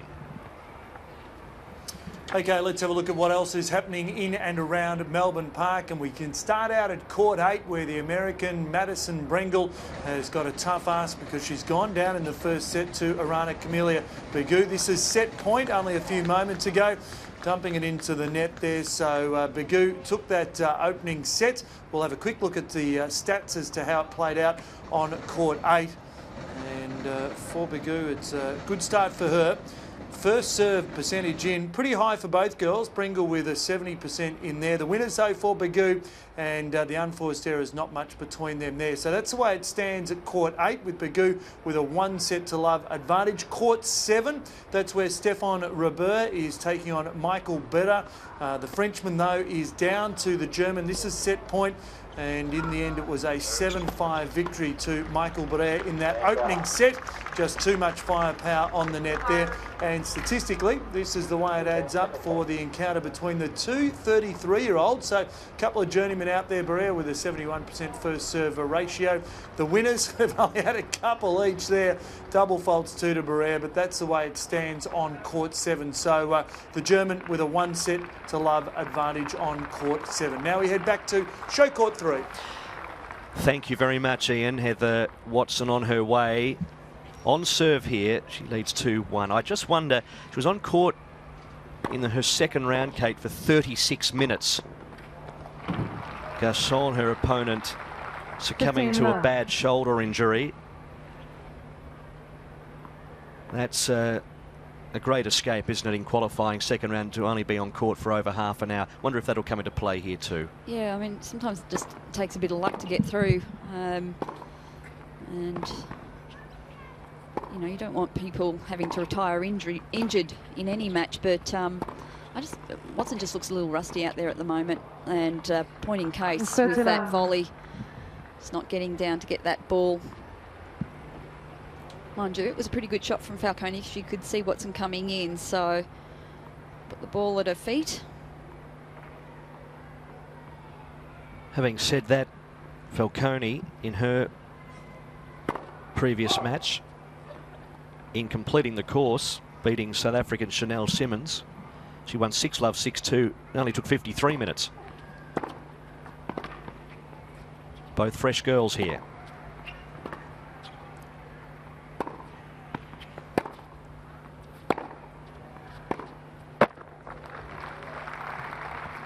Yeah, I don't think it's a matter of fitness or anything like that. It's about match practice and just how sharp you are out there. And you see brilliance from Watson at times, and then you wonder where she's at because she just misses some shots that she would normally make.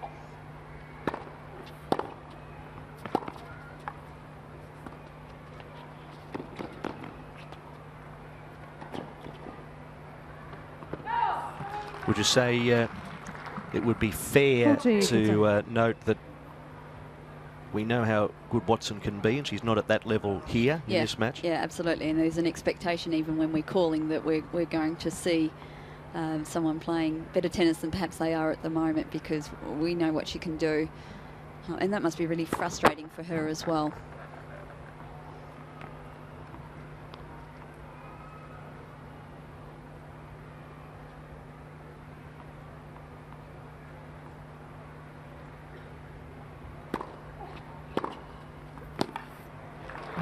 Oh, that's a lovely backhand, just driving that through the court. 40-13.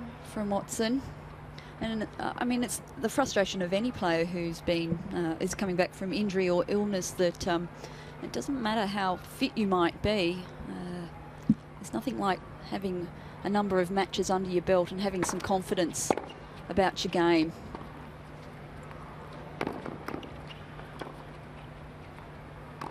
A great hustle from Watson. Drop shot was good from Falcone, but Deuce. Watson was all over it, brings it back to deuce. Yeah, this is quite a struggle here on service for Falcone.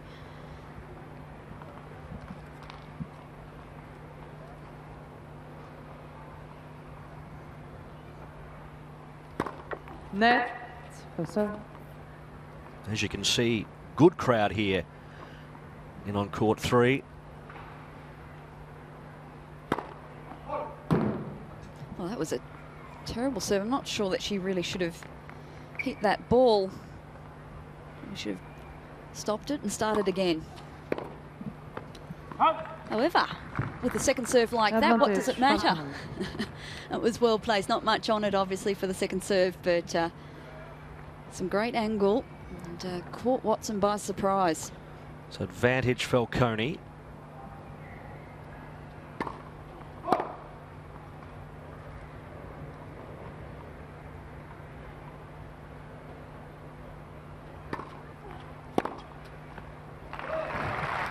Just sheer power that time. That is what she's made of. Yeah, that second serve just way too short in the court, and Heather Watson just sitting up, waiting for that ball. Puts away a lovely forehand.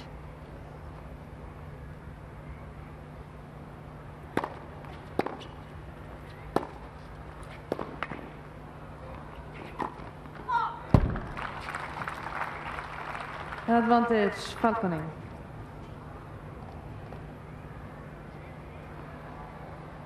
Coming up after this match, Denis Kudla from the USA and Alex Kuznetsov. Also from the USA. Indeed. Born in the Ukraine, but moved to the US very early in his life. And a bit of luck goes a long way. I love that. Heather Watson goes, "Oh, I'm sorry." Didn't mean it. No, of course not. They never do.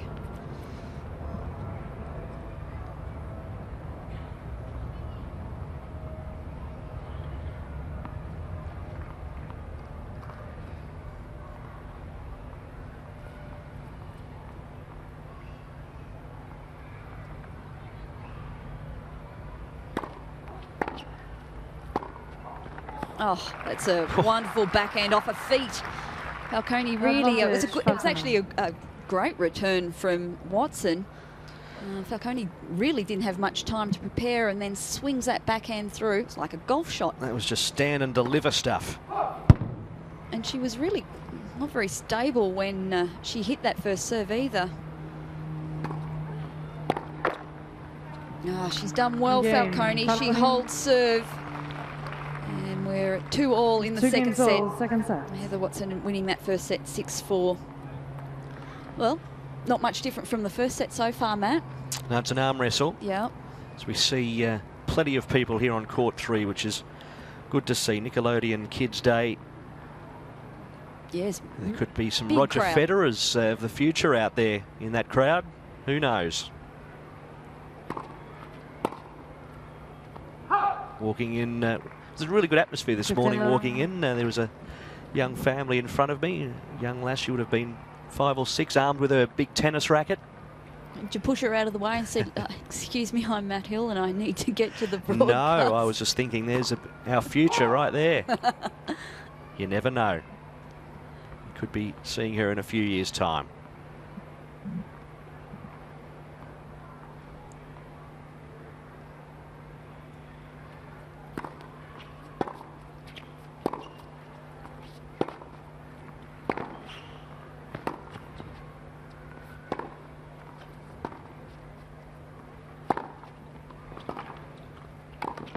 Yeah, that's nice work from Heather Watson. She's actually on the defence early on in that point. 13, able to put in a lovely forehand that then got her opponent out wide. She saw that ball, was happy to come in and put that away.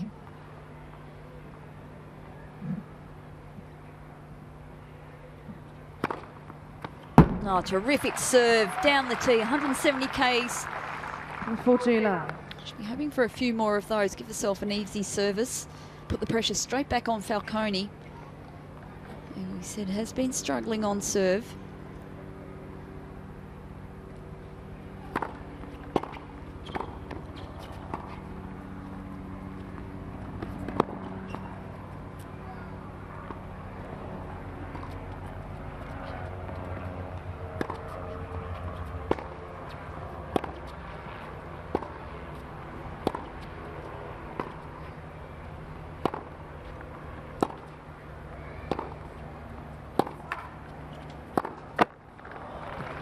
Oh, terrific point by both women. 14-15. Watson coming in early at the net, and then Falcone putting up that defensive lob. Getting herself back into the point.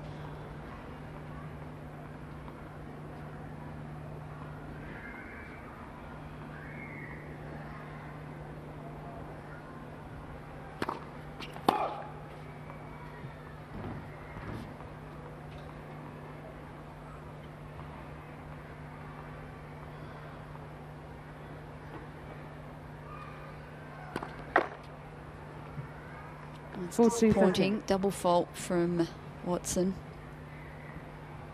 Like she was going back down the tee on that second serve.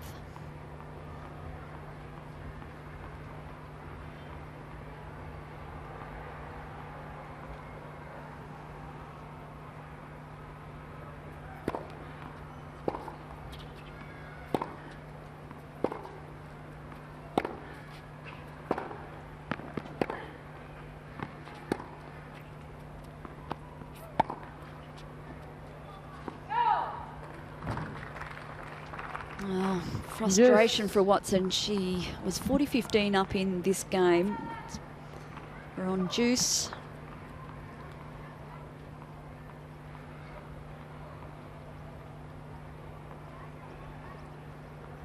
Falcone just not giving Watson much pace out there at the moment.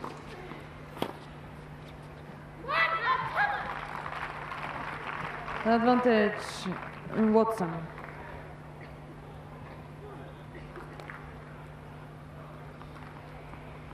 We were talking about it yesterday, Matt, around some of the players like to have the pace come at them and struggle when they actually need to generate that themselves off their own racket. Well done, Heather Watson. Big serve at 171 kilometres an hour. So Watson holds, Watson leads by and she's getting close to that finish line. She leads 3-2 here in the second set.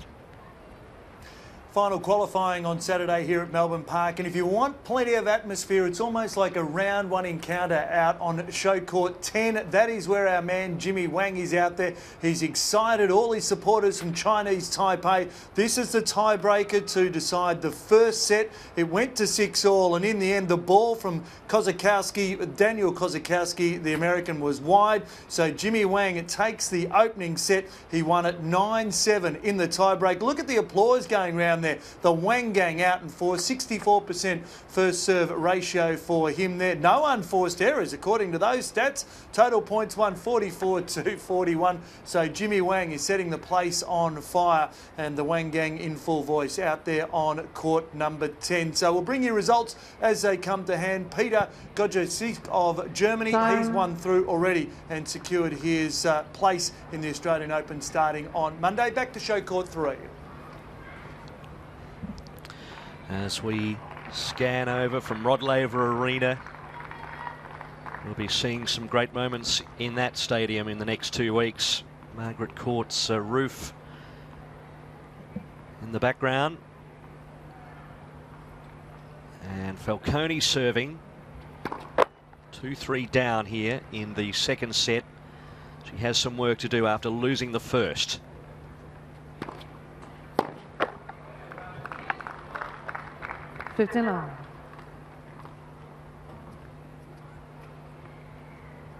Hard to hit those, aren't they? The slower serve out wide when you're talking about generating pace. There was a little bit of pace on that one, though. But it is, you take your opponent out wide and they're not expecting it.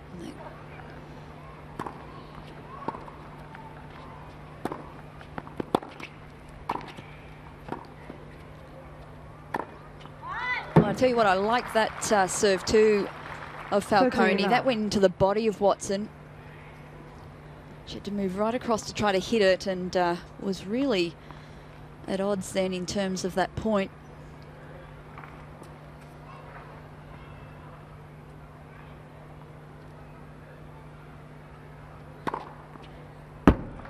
Oh, big serve. 14 up. Where's this come from, Matt? Oh, 40 love for Falcone. She struggled all day on serve. So her first serve was 171 kilometres an hour moments ago, now 156. We haven't been seeing them firing at that rate. That was her first ace too. Oh, and throws in a double fault. Now we're... Well, there's a mixed bag. That's boiled more like lollies to hundreds and thousands right there. No chocolates?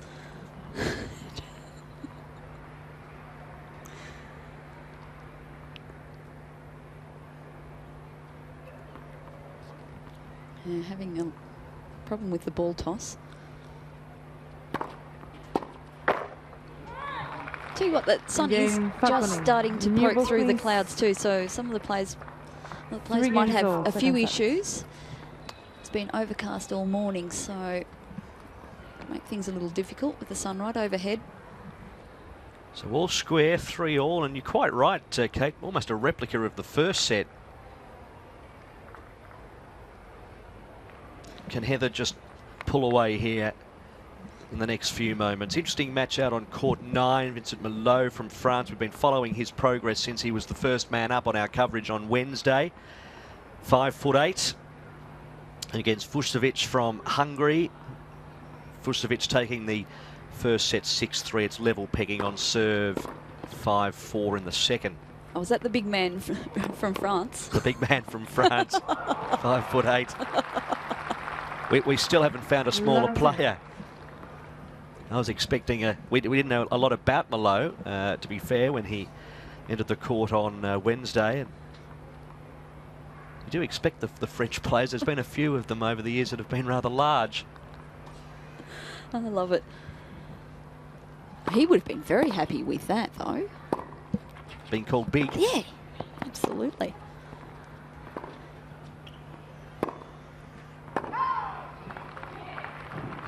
We worked it out that Andre Agassi was 13. 5'10", or is 5'10". Would there be a smaller men's player, 5'8"? There'd have to be. Oh, what about, is it Fabrice Santoro? What height was he? Google, just stand by. Google. Put it in the googly machine, see what you can get out. Okay, Heather Watson, love 30 on serve.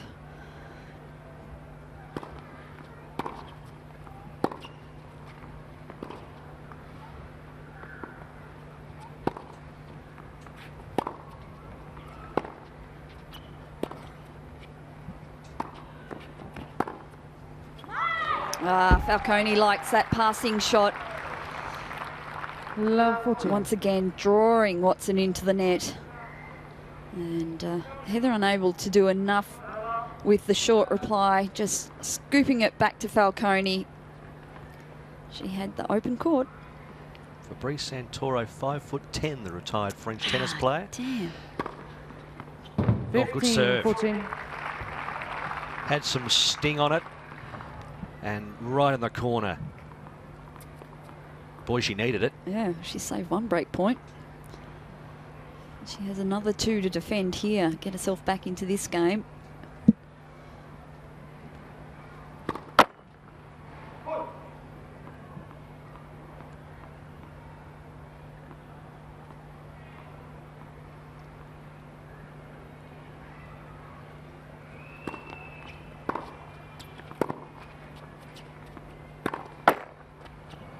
Oh, Falcone unlucky. I don't think she's been unlucky on most net calls today. That one looked like it was going in. Melbourne Park now bathed in Melbourne sunshine at 2 o'clock local time on this Saturday afternoon. It's quite, what would we say in Australia, quite fresh this morning. Kate. Indeed. It's a little cooler than what we've been used to over the last couple of days. 25 degrees, I'll take that today and tomorrow. As we said earlier, it's going to warm up the first half of next week. Well, Watson is warming up this serve because she's trying to serve her way out of trouble at a crucial part of this second set. Still 30-40 down, 1 to go. Oh, she was going down the tee.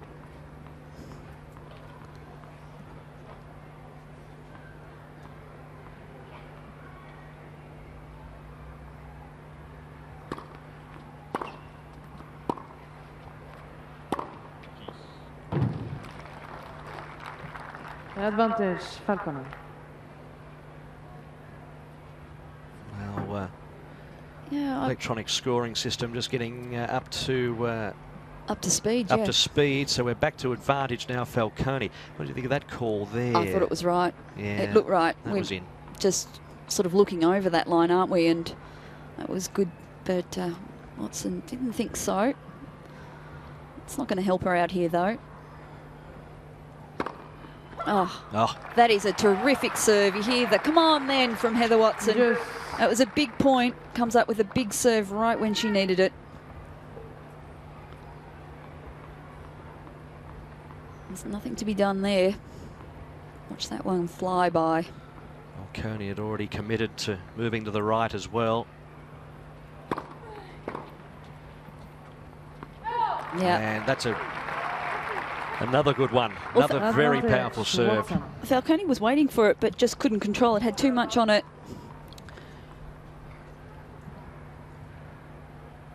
Notice with a lot of the Falcone returns, she just tries to chip it back.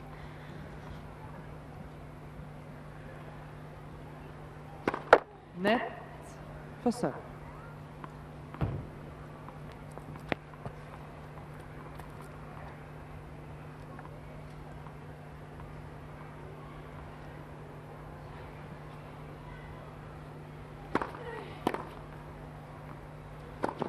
Oh, lovely.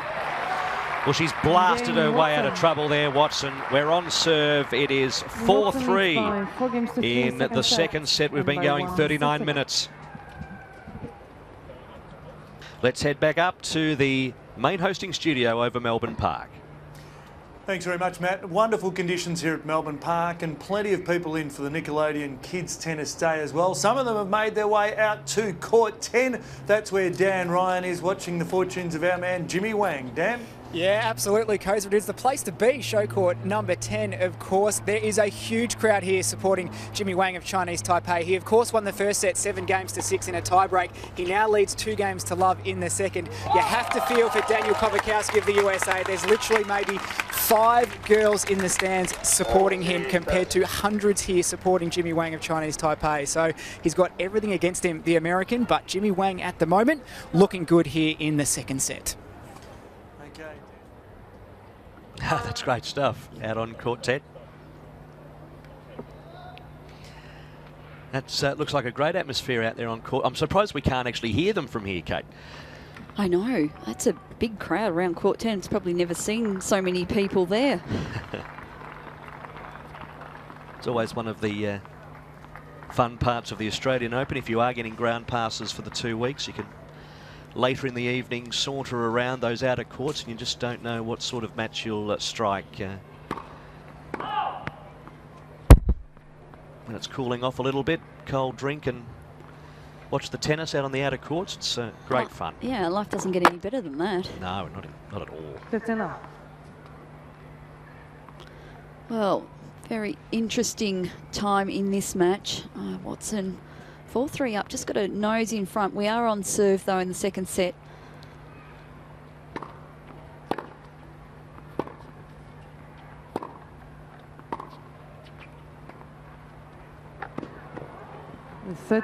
Idea was right.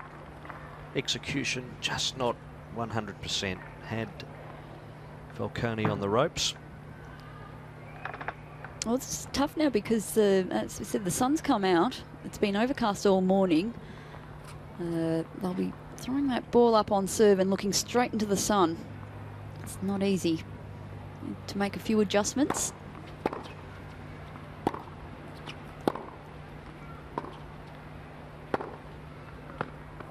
Oh, Watson just finding the line. 30-15.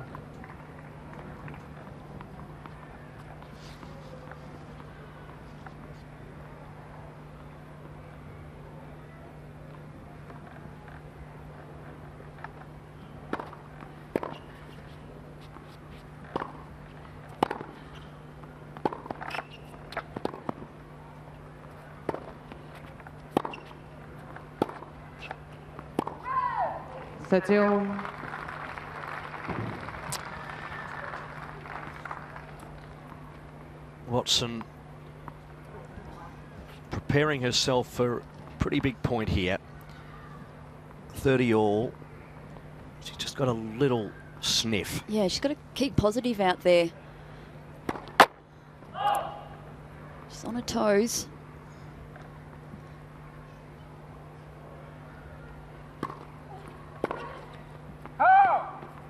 Oh, got the 14, serve she was 13. after too. But once again, that backhand, just I think she's lifting up off it, and she was going for the cross-court winner. That ball sat up maybe a little too high for her on the double backhand. They're hard to hit when they get that high.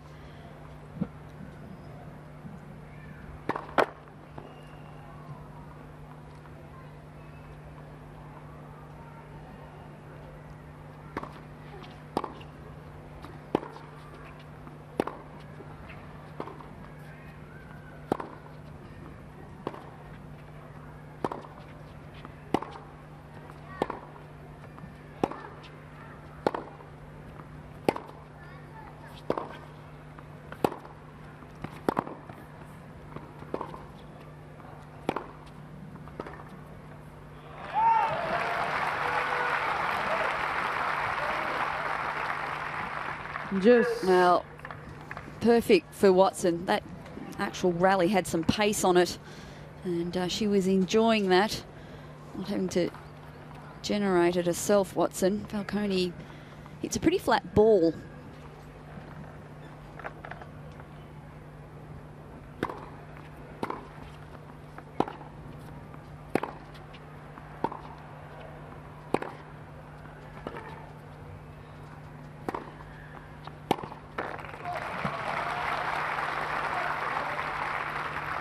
Advantage, Watson. Big chance for Watson. Yeah, and is that the third or fourth point in a row that she's won, Watson? Yeah, good effort, stringing a few points together here. That's what she needs to, applying the pressure. Has a break point.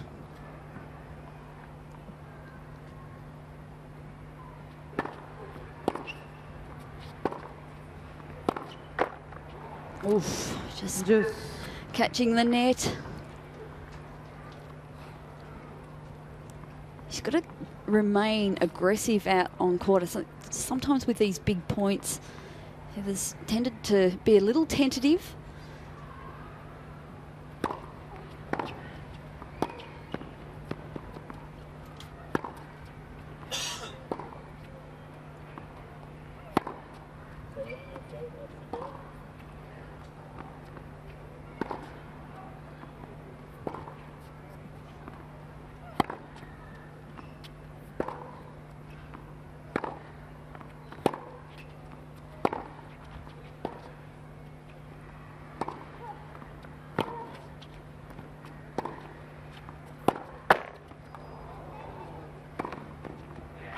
Well, thank goodness for the net cord, because nothing was changing there. We were just waiting for one of the players to take the ascendancy, and you were looking rather perplexed during that point, Kate Kearns. I didn't think it was ever going to end, and once again, Falcone, unfortunate when it comes to some of those net calls, because that ball just set up beautifully for Watson. That was an easy put away. Gives her another break point. Oh, it's a terrible first serve.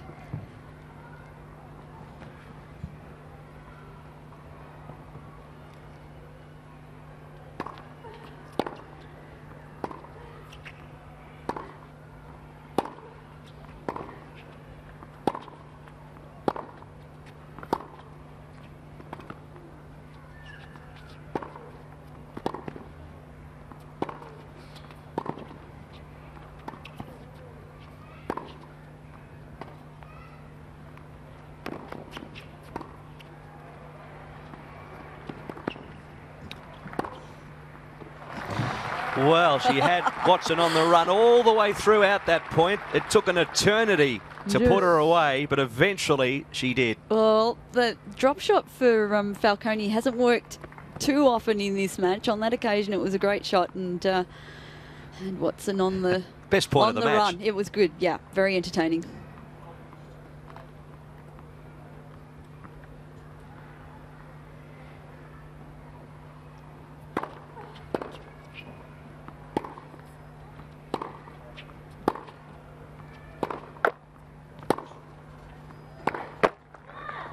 Oh, Watson could see that opening up the court down the line and went for the big forehand.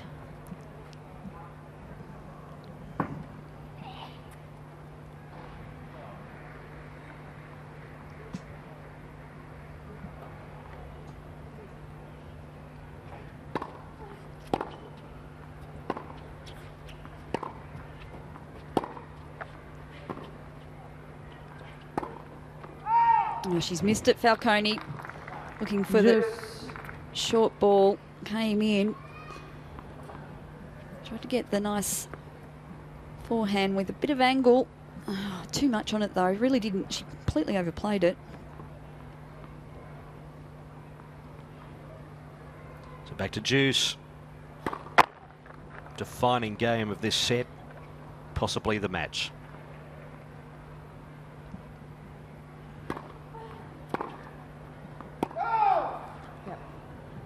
Advantage, Falcone.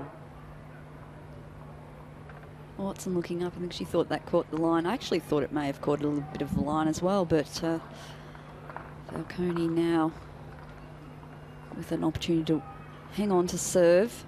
Once again, struggling. First serve is not helping her.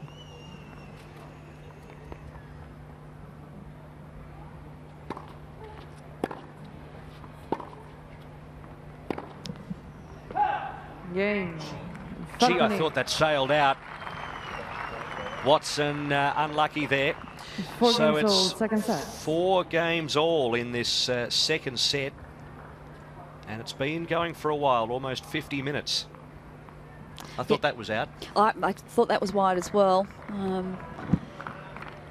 But Watson, did you think she perhaps pulled up a little? Thought it was wide as It's well. a possibility. And yeah. –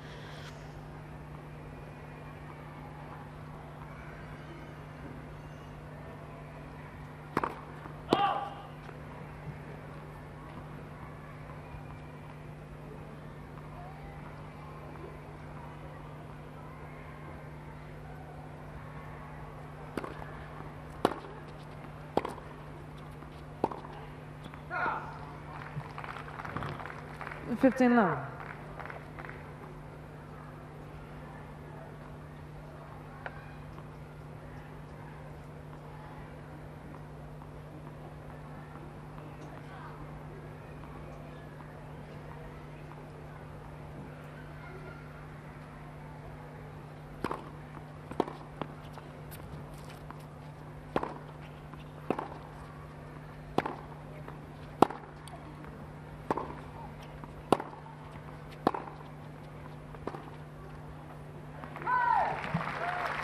So comfortable at the baseline, Heather Watson. 30 love.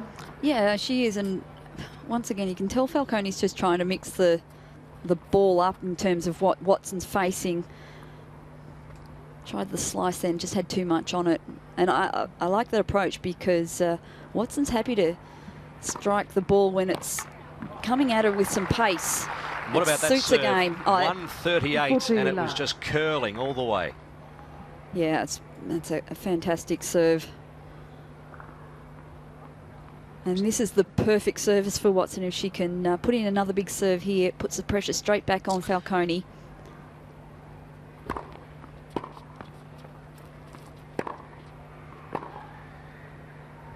Yeah, that was a pretty swift service game, a love game for Heather Watson.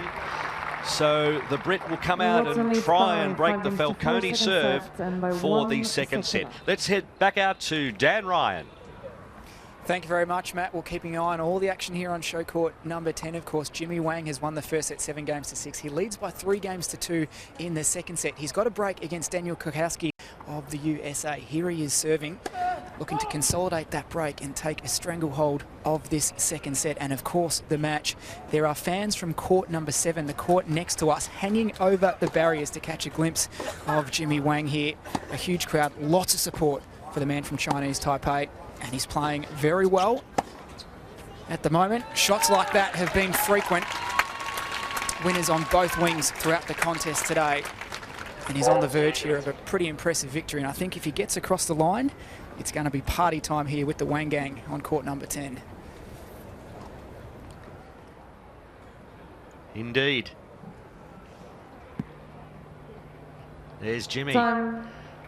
And look at that support, it's terrific.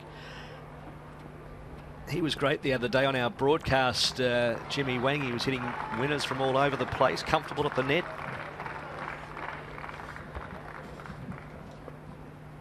So, under the pump here, Irina Falconi. Net. This is the situation we were in about. Watson broke the Falconi serve to take the first set 6-4. Will it be a carbon copy?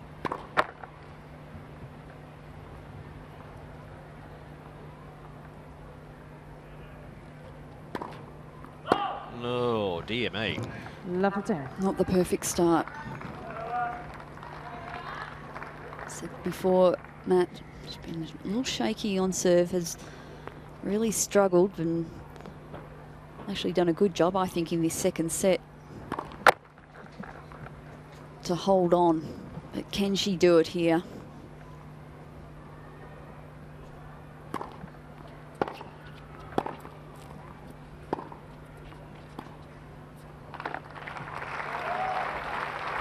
Well, that's desperate. I was just going to say exactly the same thing. It was a desperation shot. She's almost 2 metres behind baseline when she attempted that shot, then the drop shot, and just nowhere near getting it.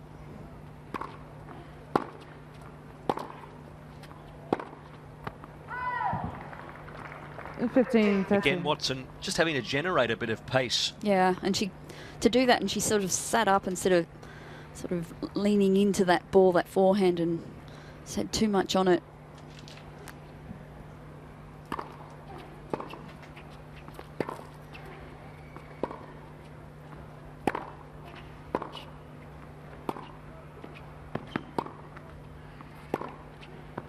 That's a wild one. So that leaves Heather Watson with 2 opportunities to take the match 15-14 against the Falconi serve.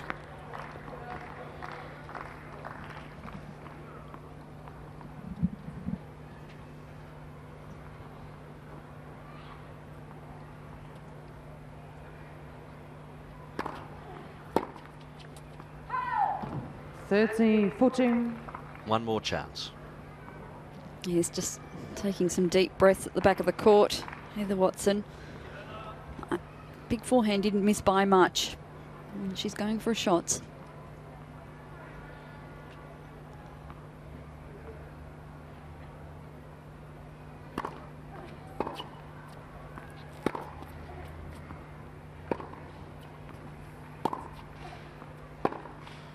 Oh, talk about going for your shots. Yes. She was looking for the, I guess it was an off backhand, looking for the line, and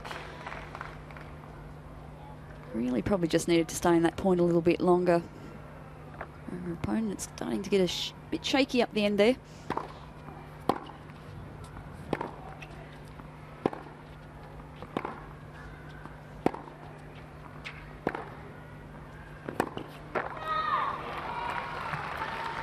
Trying to encourage herself, Irina Falconi.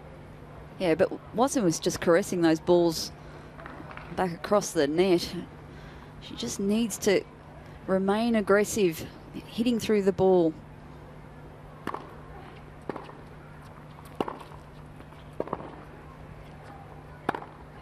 And that was great from Falconi. Speaking of being aggressive, that was incredibly well done. She gives herself the big Leighton Hewitt-esque come on and levels it up at 5 games apiece.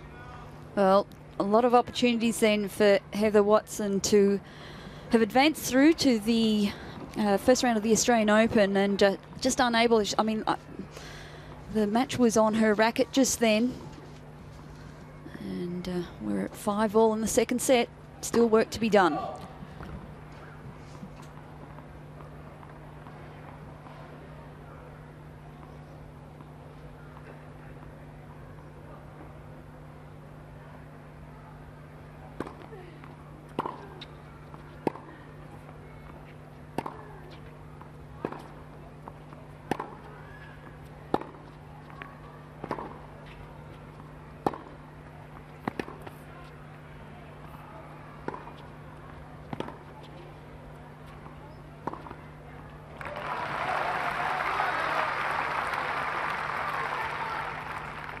That's a well-constructed point from Heather Watson. Realised that her opponent, who she brought right out of court, was going back towards the centre. She went back behind her.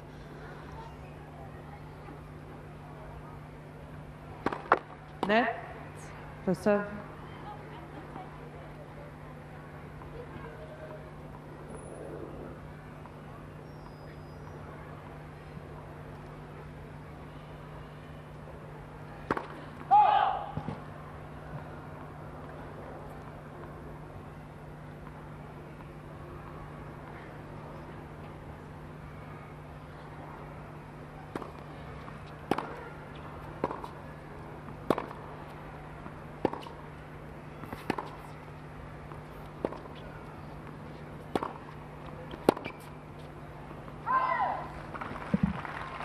Yeah, not enough on the forehand from Heather Watson. That reply, the return was too short in the court.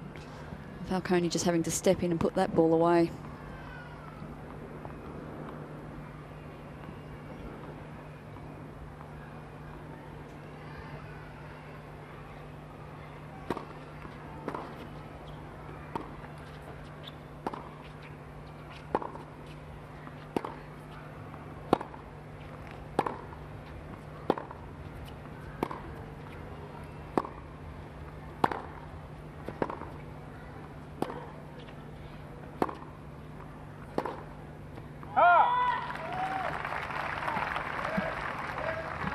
This has been a hard-fought service game for Heather Watson.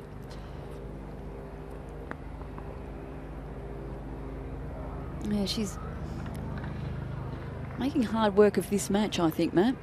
And Falcone has been very patient, not on that occasion, though.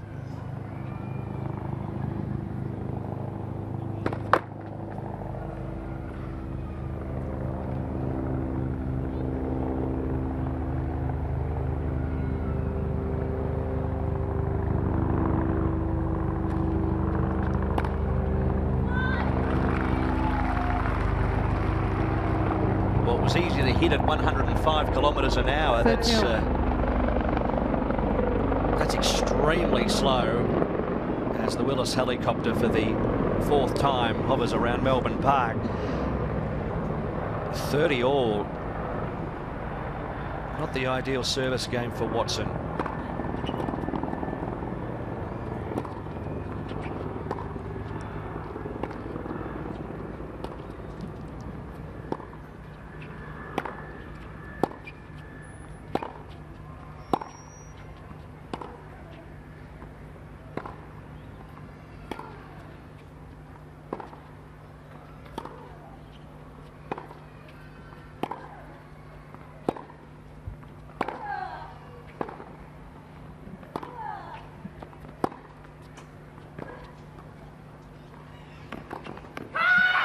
She was all over that.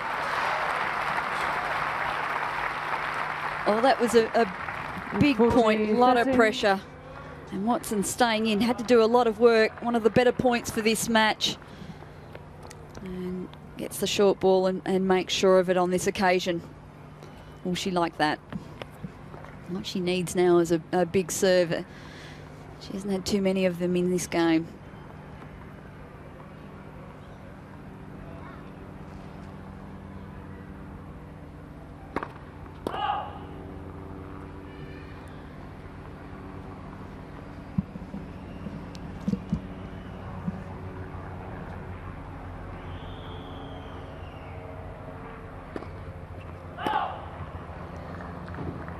Juice.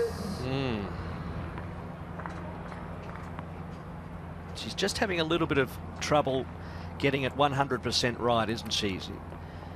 Well, she had it 100% right in that last service game. And struggling on this one. Net for 7. Pointy end of this set, though. A lot of pressure on Watson.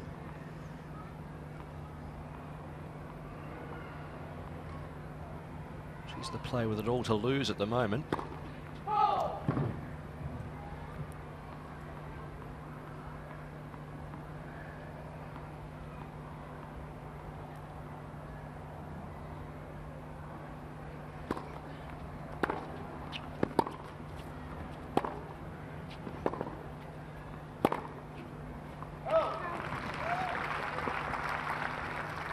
Poor ground stroke, Falcone. Watson was doing the running early in that point and has just completely overplayed it.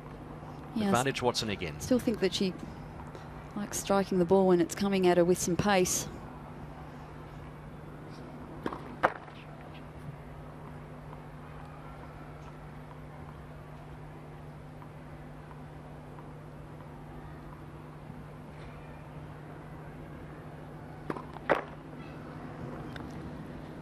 Another double fault.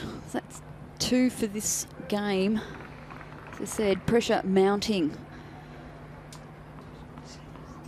And Watson with 4 double faults in the match. Falcone with 7.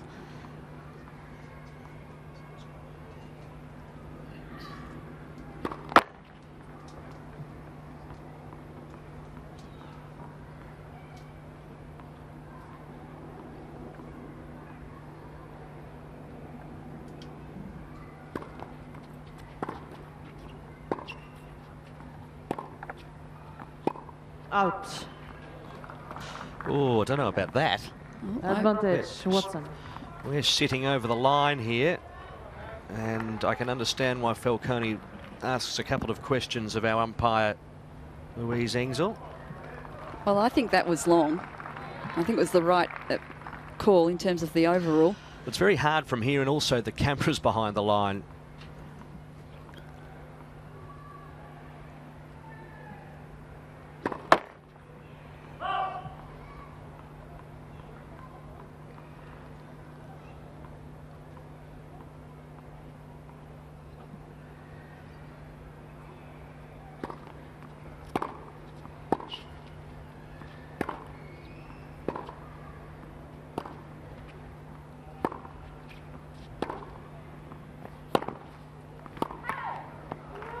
Well, that's flirted with the line as well. This is a topsy-turvy game again. Third deuce, and that's this time Watson asking the question of the chair umpire.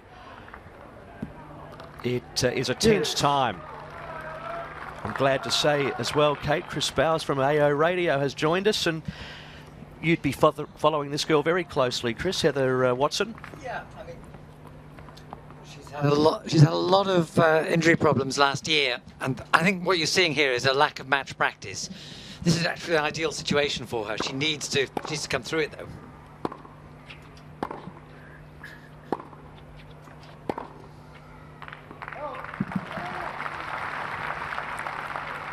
So another chance here for Watson. What I found interesting is that you see the 2 double faults in this game. Watson didn't look unduly worried. It's almost like, yeah, this is going to happen. And we talk about match toughness, and it's built up through situations like this. Yeah, absolutely. Well, she's not been down on herself at all.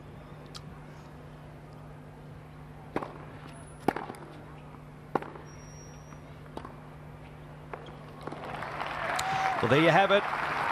Game Watson. Toughness indeed. Watson takes that game at 6-5. Well, Chris, a player we've been following very closely is Jimmy Wang from Chinese Taipei. He's going very well on court 10. Let's head out to Dan Ryan with more. Thank you very much for that, Matt. Well, it's getting to a very interesting stage here in the second set. It's 4-3 for Jimmy Wang at the moment. He's got to break up, but he's serving here. We're at deuce. 4-3, Wang in control. But you have to give Daniel Kosakowski of the USA absolute credit for what he's doing. He's got the whole crowd against him here, apart from a handful of spectators that are on his side.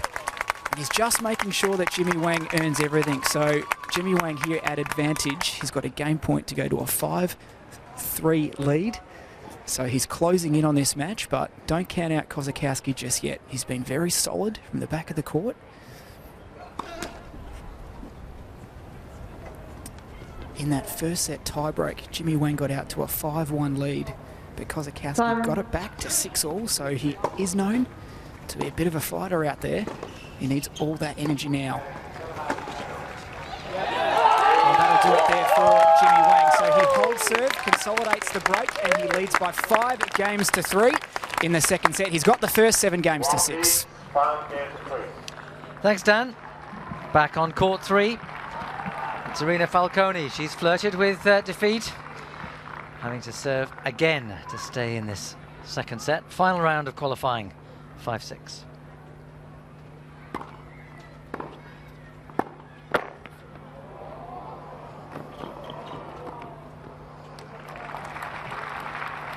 Well, you take your good fortune when you can get it. Yeah, absolutely. I mean, Watson did a great job to actually get to that ball, and I think Falconi has not been so fortunate with the net calls today. On occasion, she got lucky.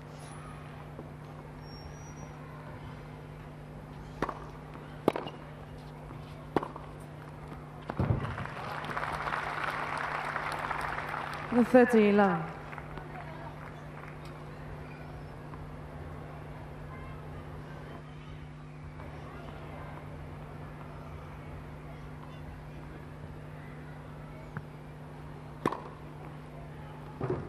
Oh, it's an ace. 14-11. Heather Watson not moving. She thought it was a fault, perhaps going a little wide, but seems to have caught some line.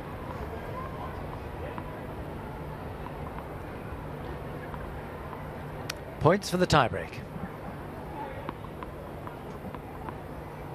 Little score bug is 1 point adrift. It's 40-love.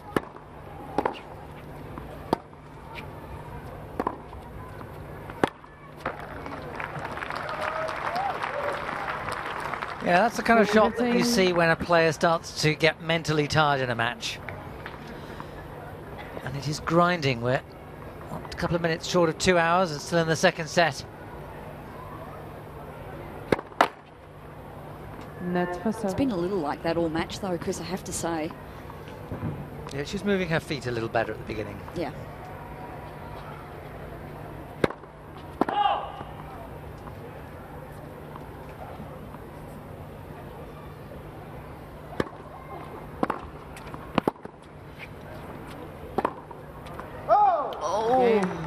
Watson just overplaying the backhand. It's long, but in a way, this is how Watson's going to have to play. She got into the top 50 by being a superb counterpuncher. Yeah. She got everything back. She had that great run at the US Open. She was getting everything back. She wasn't actually taking the initiative herself, and she's trying to build some aggression into her game. So I think she will look relaxed about that kind of point because she knows she's got to go for those kind of shots. And yes, she'll make errors at this stage. Dan, I gather you have match point. We do. Jimmy Wang here at 5-3 in the second set. He's receiving against Daniel Kosakowski of the USA. Looking to wrap this up. 6-3 in the second. Oh, he's done it. Point to finish for Jimmy Wang. The crowd loves it here on show court number 10. They have been absolutely instrumental this afternoon, right behind their boy from Chinese Taipei. A great match, a high-quality match played between both players, but Wang takes it in straight sets, 7-6, 6-3. And let's go back to commentary. What a great atmosphere out here on show court 10.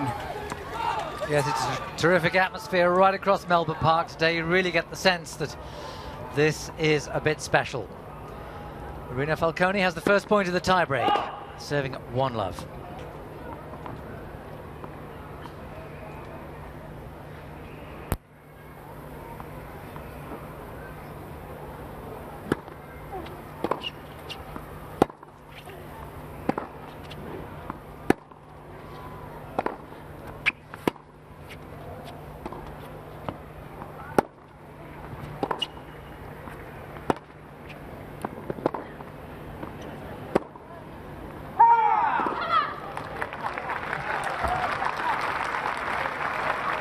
Both of them very tentative. Yeah, Falcone though has gone for that sort of shot across court, looking for the short angle on a number of occasions today, and it just hasn't been a good shot for her, I have to say, but she keeps persisting.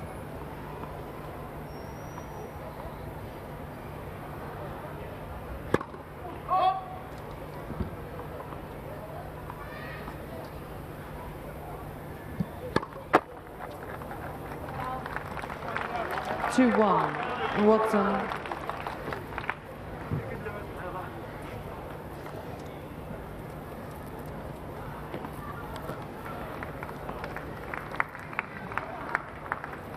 So all 3 points against the serve. Start of the second set tiebreak. As you see from that caption, look, 2 hours exactly.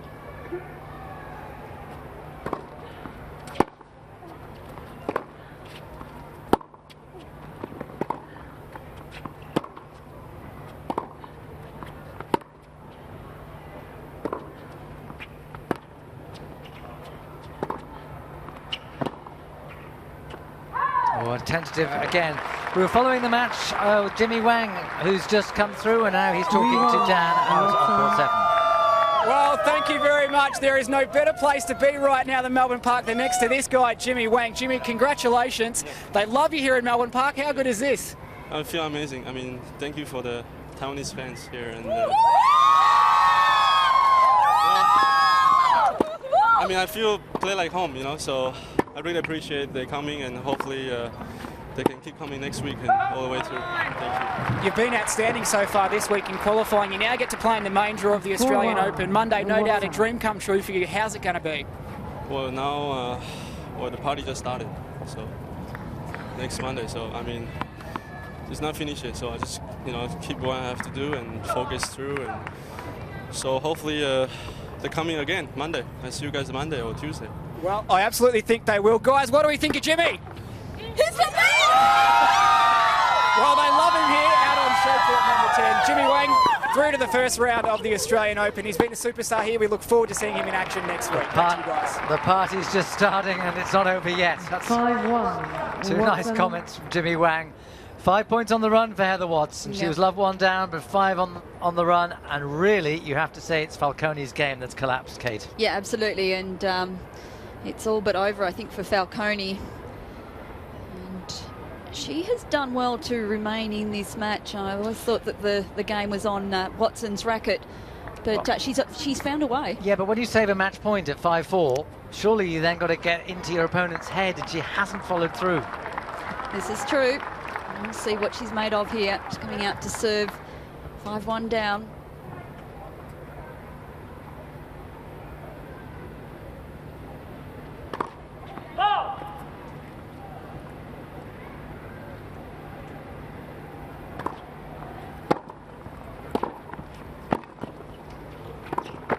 Oh, how well did Watson move in that point?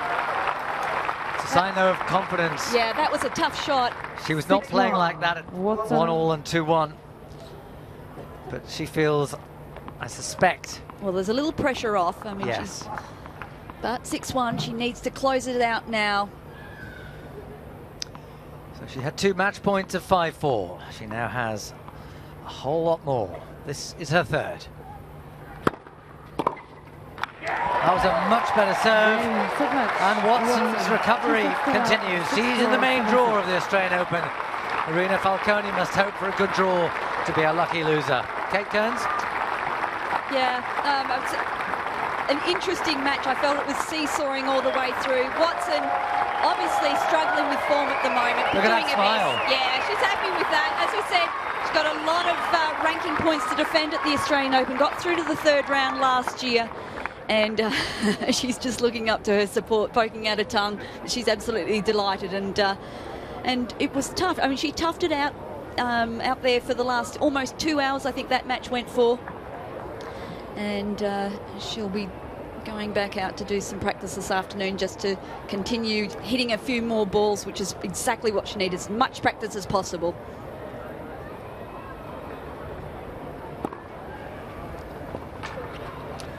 Well, this is the woman who, about 10 months ago, suddenly discovered that she had glandular fever. been a long, rocky road back for Watson. Yeah, I was talking about that earlier, Chris. In terms of the glandular fever, had she realised 10 months ago she had it, but she probably had it a bit longer than that. She did. Yep. In fact, she lost a couple of matches just after the Australian Open last year. And people said, well, what's the problem? Have you got a problem? And she said, no, I don't think so. I'm just a bit tired. And then she had a couple of tests and said, I said I was tired. It's glandular fever. In fact, she said she was going to take a break, and then someone persuaded her not to, and then she took the test. Game, set match, Watson, 2 sets to But she's had to qualify here. 7-6. And that's the relief. And nice embrace at the end there. Let's get the numbers. Yep, just having a look at match summary at the moment. First serve percentage, not too much difference there in terms of first serves, although the Watson serves a lot more on it than Falcone. The winner's line, I think, is the interesting one, because the unforced errors are pretty similar, but for a player looking to become more aggressive, that will be pleasing statistics for Watson.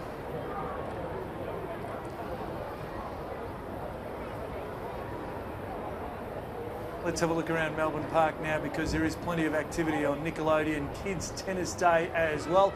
And we've already got some people through to their first appearance at the Australian Open in 2014. It's going to be marvellous scenes throughout the rest of today. We can get out to one of the other courts, and that is Court 8, where the American is plying her trade. Madison Brengle up against Irana Camelia Begu. This is the way it stands. It is 1 set apiece, but Begu, the 14th seed, has certainly stepped it up in this third set, and she's serving to go to a 5-love lead. At the moment there is a break point though, so the American Brengle not done yet. Two 23-year-olds out there. Brengle, the American, lost to Sam Stosur in Hobart earlier this month. And as for Irana Camelia Begu, she had a career-high ranking of 38 in 2011. So she knows how to get the job done. But we'll wait and see whether she can do it here, because the American Brengle has a break point. Begu serving at the top of your screen.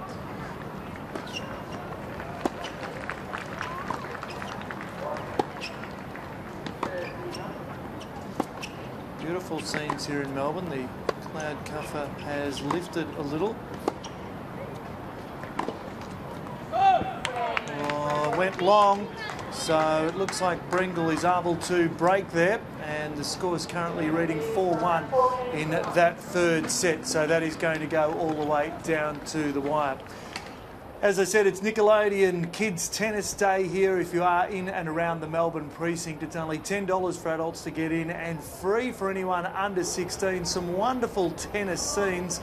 Have a look at those. The kids, mums loaded up with the rackets and the backpack and the program and the hats and everything else. But look at all those kids. A great future of tennis for Australia when you got kids of that age just happy to lug around their gear too. And the Slurpees are going down beautifully. Having a look at our next match on Show Court 3. This is the day session. You basically win today, you're through to the main draw. And the men's side of things, 16 will go through, and we'll have a lucky loser as well. Denis Kudla from the USA is up against Alex Kuznetsov, and one of those Americans will be hoping to make it through to bolster the American contingent in the main draw of Australian Open 2014. Last year, of course, it was about Novak Djokovic, and on the women's side of things, it was Victoria Azarenka as our trophy winner in 2013.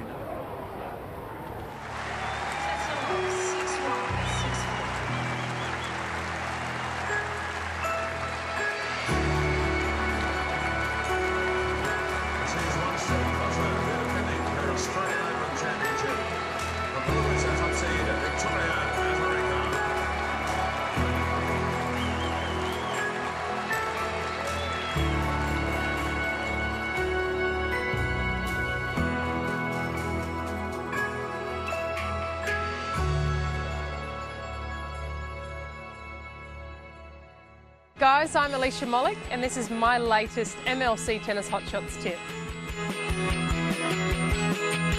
As a kid, I was passionate about tennis and loved sharing that with my family and friends. Get your family and friends out in the backyard or on the tennis court to practice your skills. You can practice hitting to a target, rallying, or even playing some points. And remember, it's all about having fun and sharing your love for tennis. That's all for today. Keep practicing and having fun with MLC Tennis Hot Shots. Another tip coming soon.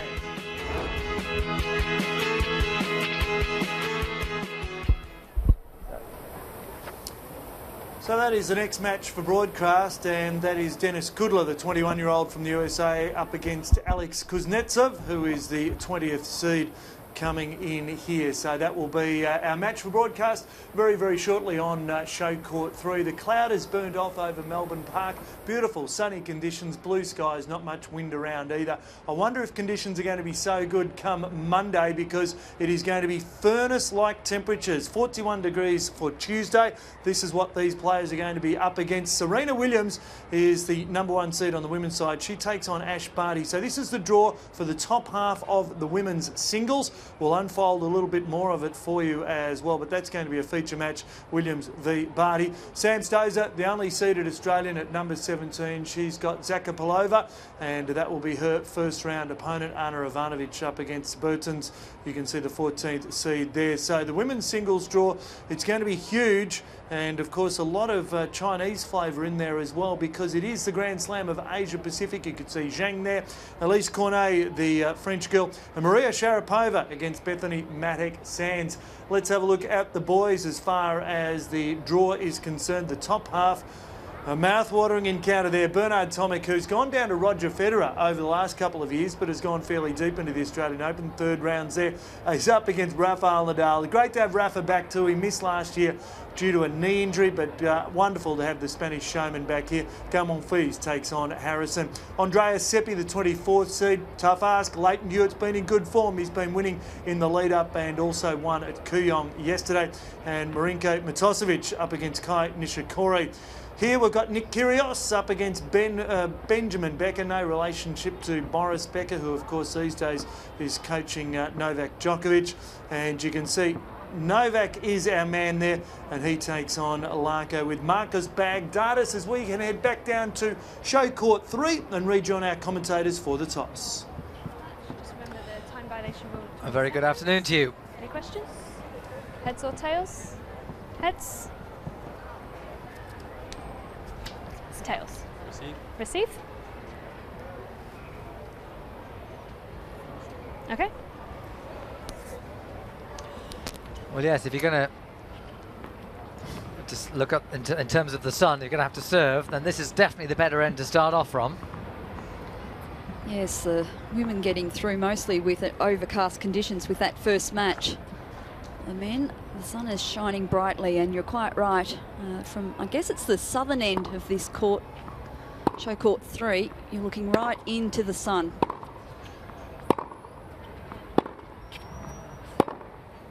Of course, this match here between Denis Kudla and Alex Kuznetsov of the USA. Yes, Kudla the slight favourite for this one, higher ranked. You can see from the seedings there, he's seeded 4th to Kuznetsov's 20th. Yeah, ranking of 113 at the moment, career high of 90, Denis Kudla. He's a former world #3 back in 2009. He was runner-up at the US Open Juniors and won Orange Bowl at that time. Said that he's hard court 3 his favourite surface, so he should feel at home here today.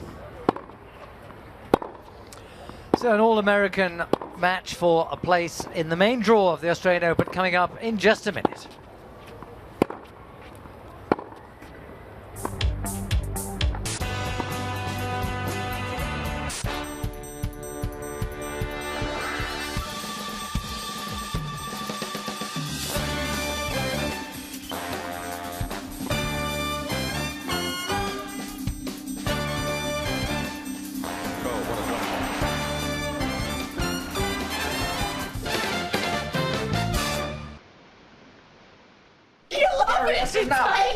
Gary! Yeah, boss, what's up?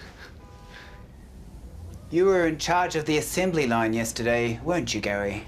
Yeah, I was around. Good. Mind explaining these then, Gary? I got caught up. Get caught up in the Australian Open this summer. Tickets are on sale. Book now.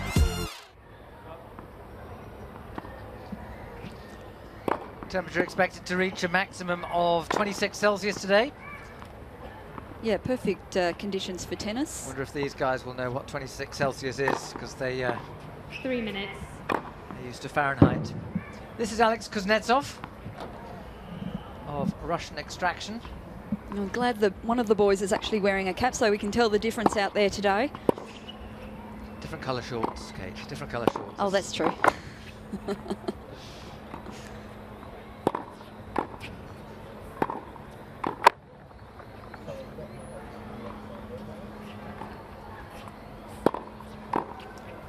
And of course, big fan favourite Jimmy Wang out signing autographs. He'll be there all day, I think. There's quite a few fans around him at the moment, and they've been following his progress for the last couple of days. This is signing the Mikey, the tickets that you use on the trams and the buses in Melbourne. Tennis balls. What did you make of his comment? He said, oh, party starts here. I mean, 2 minutes. As an athlete, surely you shouldn't look at that. The party starts when you're out of the tournament. Well, I think he thinks that being in the tournament is the party. Well, let's hope, Chris. That's my interpretation of that. And back here on show court 3. He's a character, is Wang, and it'd be great to see him do well, but I do wonder a little bit sometimes about whether his attitude is quite as tight as it might be. But oh, it's nice to have a few characters at least in the game. You can't all be robots out there. And, did you see the film last year, Rush, about Niki Lauda and James Hunt? No, I haven't seen it, but I've been told to. Well, it won't be at the movies at the moment. It would have gone to DVD by now, I imagine. Yeah, you don't have to be into motor racing or Formula One to find an interesting film. It's really about that philosophical clash between the really disciplined, scientific, almost robotic approach and the raw natural talent and, hey, let's have a party. Because that was the clash. And I sometimes think that it's the Lauda mentality that's taken over tennis these days. They're all so disciplined. Where is the character that just goes out and has a good time? Would someone like Ilie Nastase, who won Grand Slam titles in the 70s, survive in today's this day and age? Yeah. Possibly not. No, which is a little shame, a little bit of a shame, but would Jimmy Connors? Yeah, that's right. My feeling is he would, but there's a question over it. Ladies and gentlemen, this final round qualifying match will be the best of 3 sets. First 2 tie-break, final set advantage. Well, how do you see this match playing out today, Chris? United States of America. Between Kudla and Kuznetsov. Yeah, I'm going to struggle on that name. I'll get it all caught up. There's no doubt about that. Kuznetsov. I ought to point out, I don't think he's any relation to Svetlana Kuznetsova, who won 2 Grand Slam titles, US Open 2004, French Open 2009. I understand Kuznetsov is a moderately common name in Russia. Well, he was in a car accident back in 2005, broke his right femur and had a titanium rod inserted. I suppose that's still in there? I suspect so. It'll cause him a nightmare every time he goes through airport security checks. Can you take all your keys out of your pocket, sir? Take off your belt. It'll still go off. Yeah, try explaining that. I think he must go through with his x-rays. Yes. Made of titanium. Very strong indeed. So, Denis Kudla, as you said, is probably the likely victor here today. He's has a ranking of 113, career high of 90. He was a quarter-finalist at Queen's Club in 2013, lost to Tsonga on that occasion. He won his first round at Wimbledon and defeated Australian Duckworth.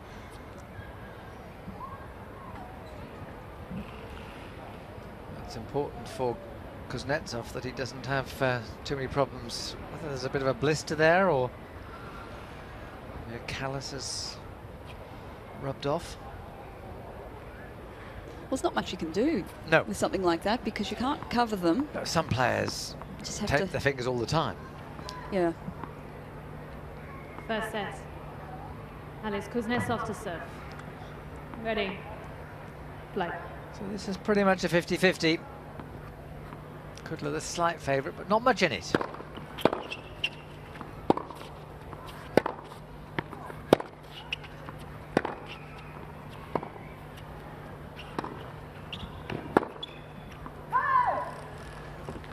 Love 15.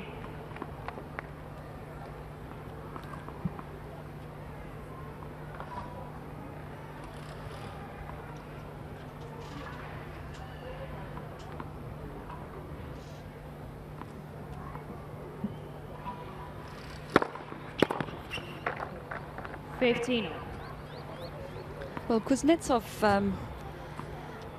had a very good junior career, and he was considered, I think I mentioned this earlier, by Brad Gilbert to be the next big thing in American tennis, but it doesn't always play out that way, Chris, with the juniors. Was Brad coaching him at the time? May have had some role to play. 30-15.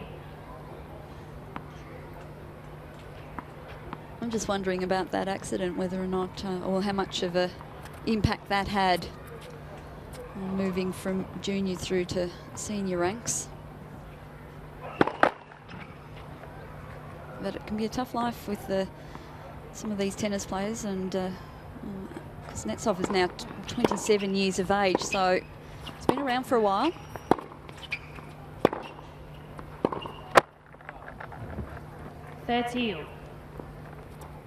It's interesting, Kate. We've just had a fascinating match between Irina Falconi and Heather Watson.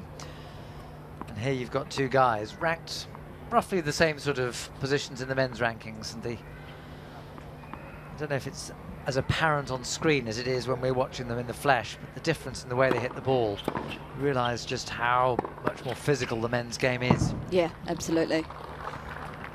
40-30.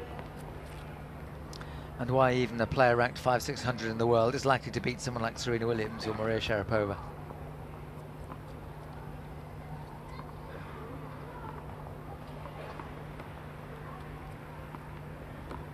Can you see anyone beating Serena this year?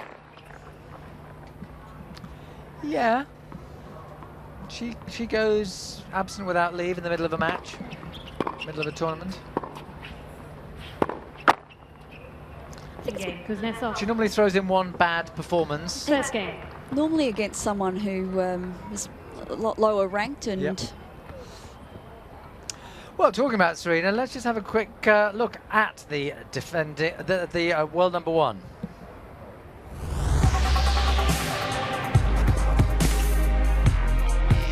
Serena says, look out. Let's hear from her now.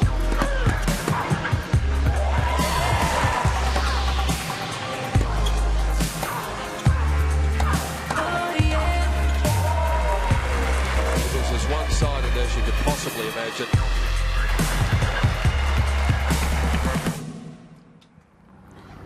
Almost described her as the defending champion, but she lost to Sloane Stephens last year. As Dennis Kudla serves in the second game of this match. Love 15.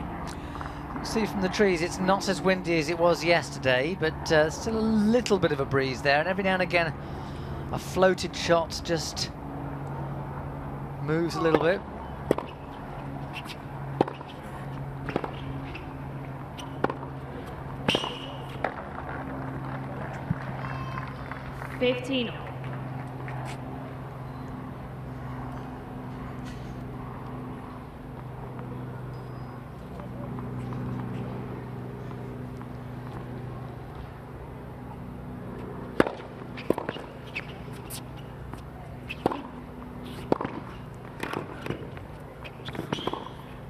Yes, nicely played. Yeah, it was, but good movement by Kudla at the net just on that occasion. 15-30. Kuznetsov too good, down the line winner.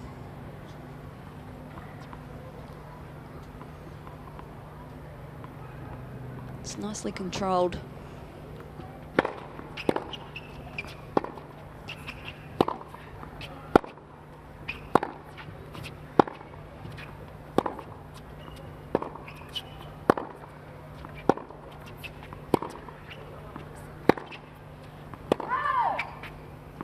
15-40. Interesting that they're both hitting right down the middle. That rally was almost played. Yeah, no angles at all. If you painted some tram lines down the middle, they would have been within it. Well, it's good practice, isn't it? For what, though? Yeah, well, that's it. I mean, break points.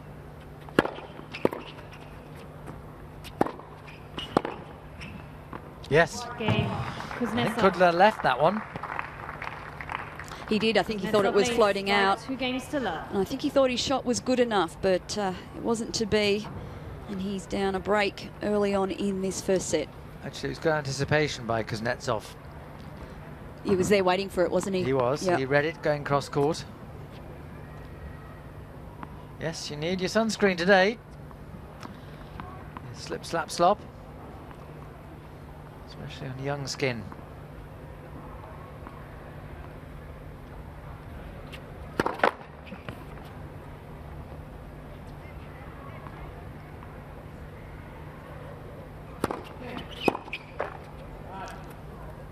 And one hopes that plenty of water is being drunk. Excuse me, behind the court, if you could just Will stay certainly still be needed on corner, Tuesday when the thank temperature is you. expected to get up to 41 Celsius. Yes, you'd be hoping that your match is either first up at 11 o'clock or the evening that day. I'm asking the kids to move back to their seats. The kids who've got to the front row. You see, that I really don't think is necessary. Now you've got kids moving about, and Kudla asking for Kuznetsov to wait. That was unnecessary. Yeah, it this was. is where tennis players, sorry, I'm getting a little bit preaching here, but they're far too precious. Still not over your jet lag, are you, Chris? I'd say it even if I was, Kate. Yeah, I know.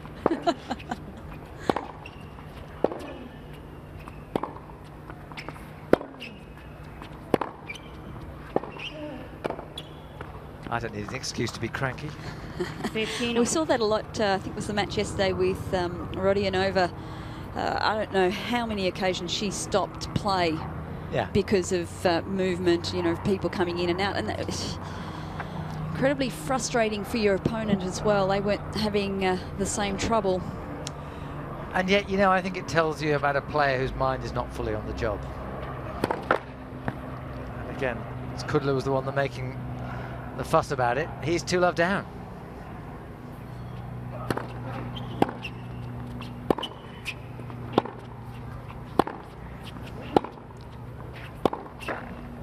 Again, right down the middle. 15-30.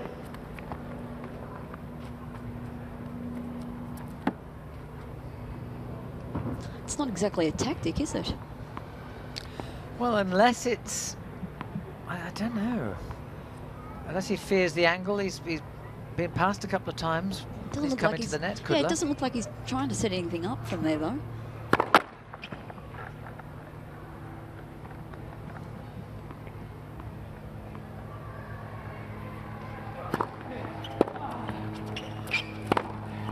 Oh, that's some nice play from Kuznetsov.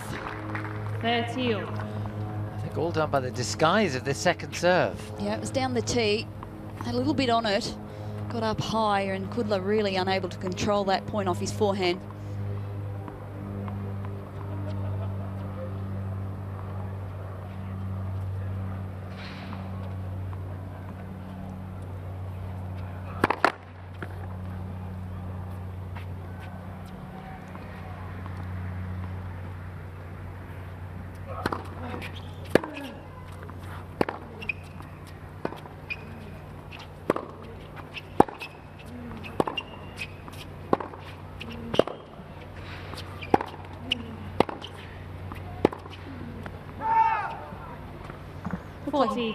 Kudla got the ball that he was after then, just spraying it wide off the forehand.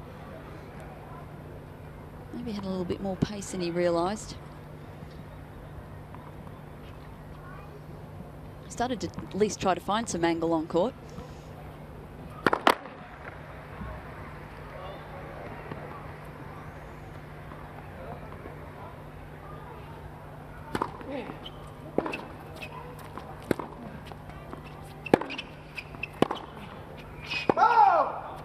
Juice. Kuznetsov overplaying that backhand.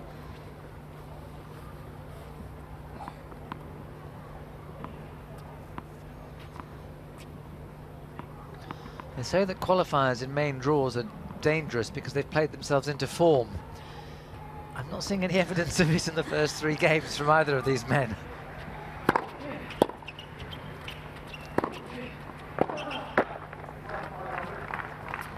Kuznetsov getting a first serve in there. What's interesting, he's got to advantage, point for 3 love, without having served particularly well. No, that's right.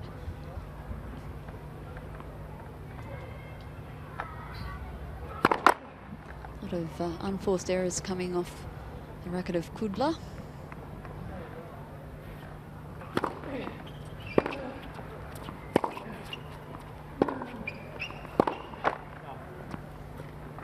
Juice.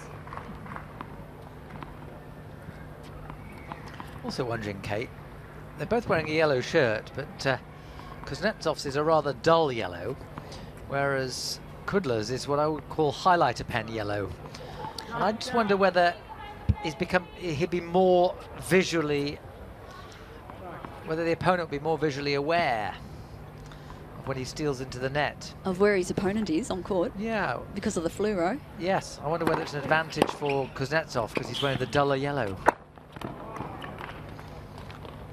Advantage, Kudla. See that sort of shirt?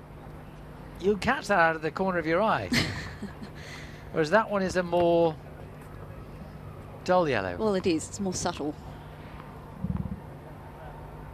This one hurts my eyes, the one on Kudla's back. I think we'll see a lot of that, though, this year at the Australian Open. Some the highlighter pen colours. Yeah, absolutely.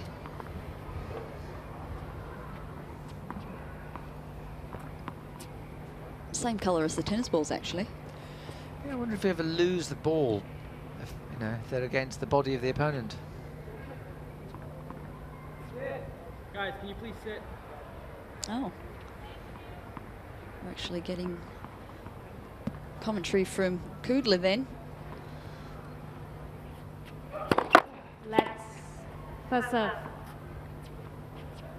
It's a lot of empty seats, Chris, and yet people struggle to find one. Too much choice.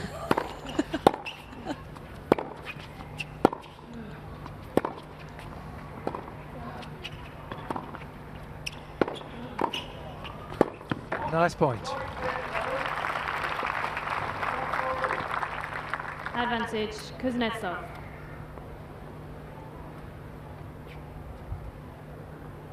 It's like you should play some music, and when it stops, just prop. You have to sit down then. Yep.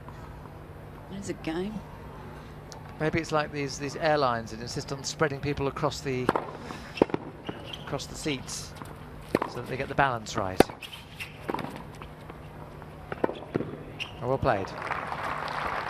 Maybe people want to be spread out around the stadium so that it looks more full than it actually is. Actually, it's filling up now. A lot of people coming into the stadium because it's emptied after the Watson-Falcone match. Yes, I think they all went out to get some lunch, and they're coming back in slowly but surely. How was your flight anyway? My flight was fine. You were lucky. Were you lucky to get out of England?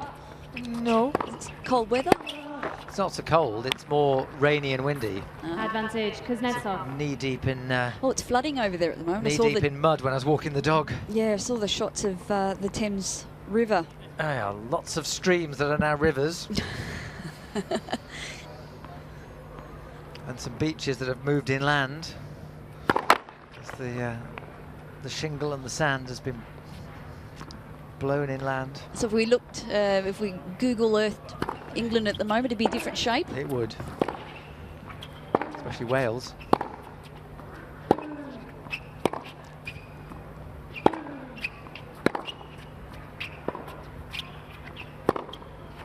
Oh, Kuznetsov just needing to be a bit more patient on that occasion. This is a struggle, this third game of the first set. It's the fifth juice.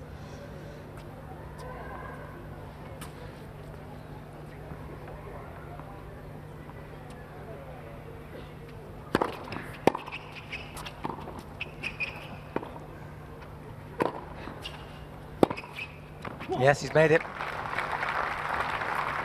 Well, it wasn't much of a lob because he's got a tall opponent, Kudla. does Kudla.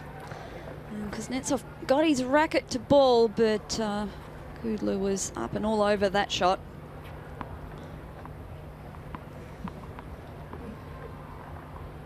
I like the colour the ball kids are in this year. It's a good colour for them.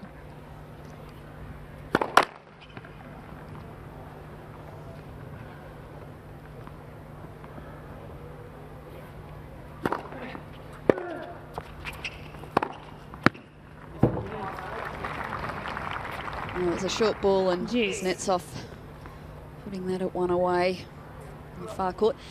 Is it orange or is it red? It's an orangey red. Rusty red.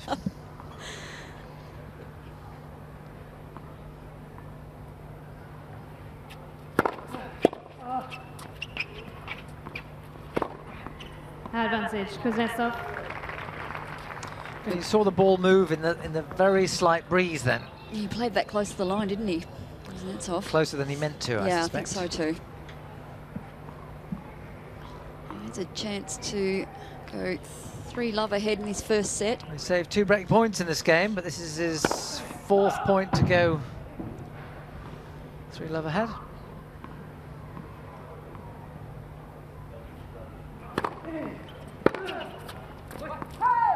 Game, Kuznetsov. So finally, Alex Kuznetsov does leads by 3 games. hold serve. It's just the 1 break at 3-love. Ian, I gather you have some news for us from court 6. Certainly do, Chris, you're quite right, and there's a couple of upsets brewing as well. One of them we've already seen on court number 6. This is the 2nd seed, Martin Klizan of Slovakia, going down to Dominic Thiem of Austria, who's the 17th seed. And this is match point 6-2-7-5 it was in the end. There it is, the fist pumps come, and happy days because it is a real all or nothing affair, isn't it? You're right on the knife edge. You either qualify $33,000 for a first round loser in the Australian Open. So Klizan bows out. Thiem got the better of it, and if you have a look at the unforced errors from Klizan, 31 unforced errors. The winners were more for Thiem. And on court 8, it was Irina Camelia Begu, the 14th seed from Romania, up against Madison Bringle, and the American girl just no match because it was 3-6, 7-5 and 6-1 in the last. So it did go through to 3, but it was a fairly tight affair in that second set as well. Having a look at the match summary between the girls, that was the first game on court 8. Good service percentages for both of them. Unforced errors again, Begu. So as we go back to show court 3. First point of the 4th game. Out.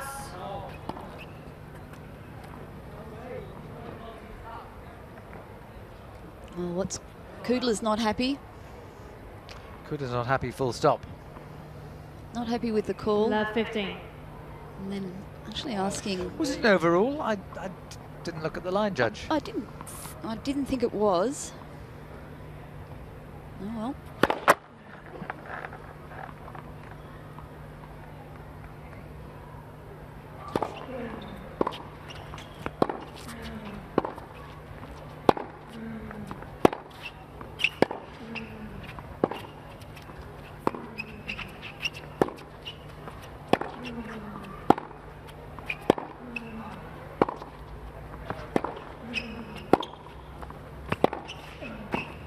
Nicely constructed. And when you get the construction right, the last shot looks so easy. Love 30. I like the fact that Kuznetsov is happy to come into the net as well, chase those short balls.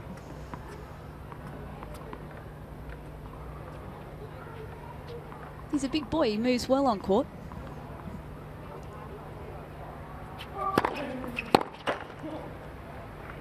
$15.30. Yeah, took him up.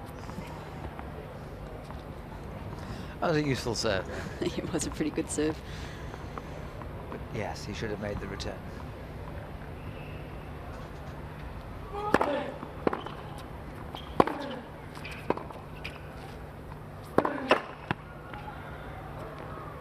$15.40. Kudla once again, he's looking for the backhand down the line. He had an open court. There hasn't been that much in it, and yet all the big points have gone to Kuznetsov. Points now for 4-love. 30-40. That was a good serve into the body of Kuznetsov. Really jamming the big man down this end. Still has one break point. Slightly late call, but I'm sure it was the right one.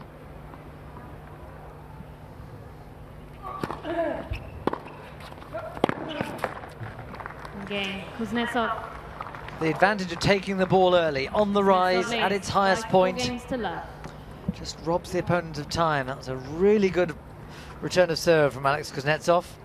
And again, on a point that really matters. Well, sitting pretty at 4-love in this first set. And he's played some good solid tennis, but it's his opponent down the other end that's really gone missing on some of these big points. Needs to rein in some of those unforced errors.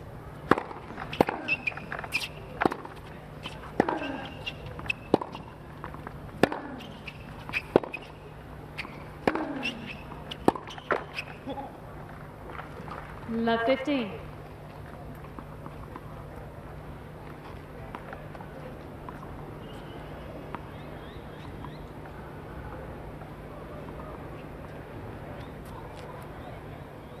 Kuznetsov just looking up at the sun before he starts on this serve.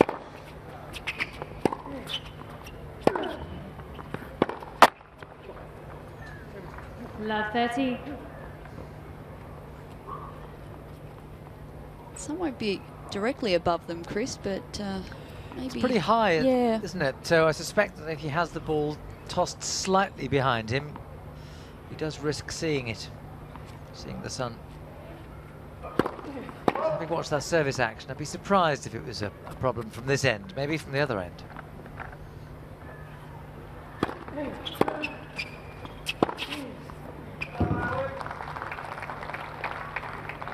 $15-30. Kudla just a little bit of trouble with his feet there, sliding out from under him. I think that's because he was going in the other direction.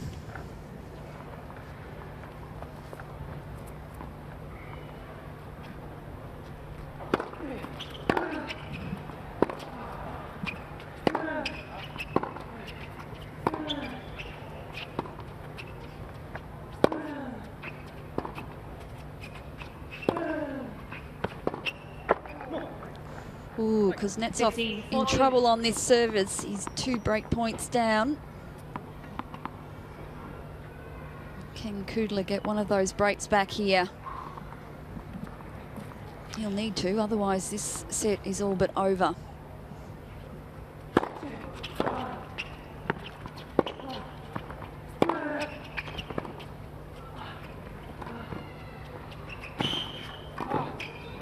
Well played.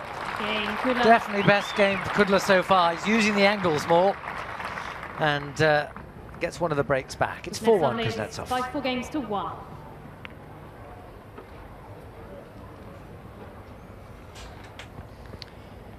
So it's got the 1 break back, Chris, but a long way to go to get right back into this set. Good luck, but he moved the ball around a little bit better then. He did. I think he might well have... Kuznetsov, I don't think, is using his big serve as effectively as he should. It's remarkable that he should be 4-love up. I mean, it's 4-1 now, without having served particularly well. And he's had 3 service games, won 2 of them. But maybe Kudla's just starting to read the serve a little bit more now. Well, both Americans, would they have played much tennis? They may well have played, although they're different ages, aren't they? So they wouldn't have played on juniors together. They would have seen each other play, though, Yeah. I imagine, and perhaps practiced quite a bit against each other. Time. Kudla up out of his seat straight away. Did he actually have words then? It looked with like he was Kuznetsov? talking to Kuznetsov. I'd be surprised. That would be a little odd, wouldn't it? It would be odd, yes. It would be... Most unconventional. It would be unconventional.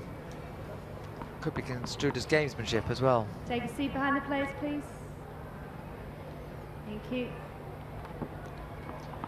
And there's no ushers, people are just wandering in. And in a way, that's part of the nature of this day. It is, isn't it? Well, the Open hasn't quite begun.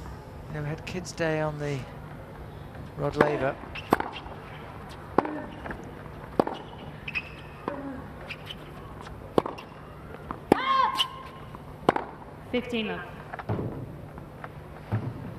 Kuznetsov just looking up at the central umpire saying, "You sure about that? I thought it landed on the line."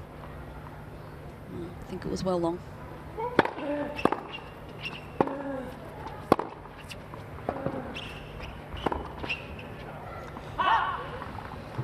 Let's just have a quick look at when Kudla passed Kuznetsov. Now look, watch here. Don't know if he was talking to Kuznetsov. The thing is, I'm not sure who else he would have been talking to. No, exactly. There's no one else there.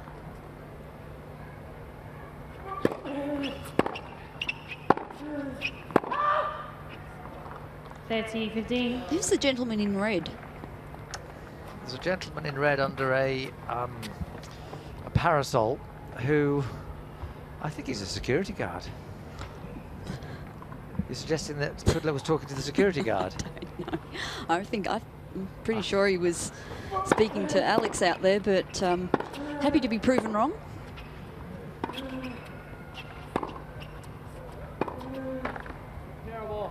Mind you, there was no reaction from Kuznetsov, was there? He didn't actually seem to say anything, or... It was almost as if he was saying, come on, get off your chair and get on with it. And at that moment, Kuznetsov did, but he would have done anyway. Yeah, right.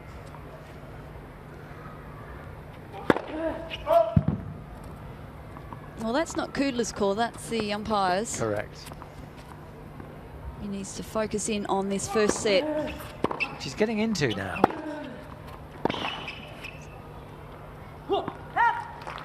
Perhaps he just needs to play angry. He's one of those players.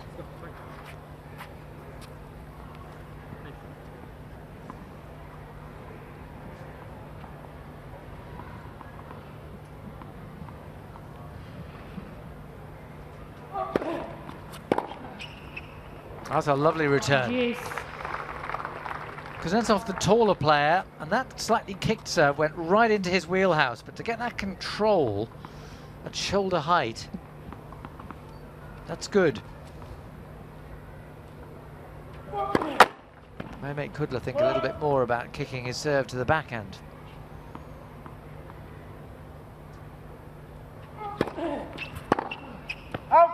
He tries the same thing from the opposite side, and the forehand doesn't oblige. Yeah, it's almost like he moved too far across to hit that forehand.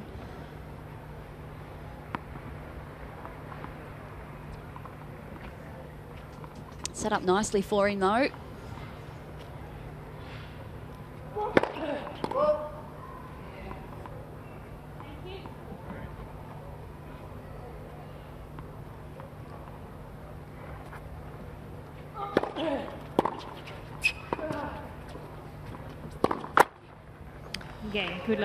And suddenly this set is not quite so much of a foregone conclusion. By 4 games to 2. 4-love to 4-2. No, it makes this service by Kuznetsov very interesting indeed. He needs to hold here. As I said before, he struggled and lost that last service game, so let's see what he can do here with the big serve.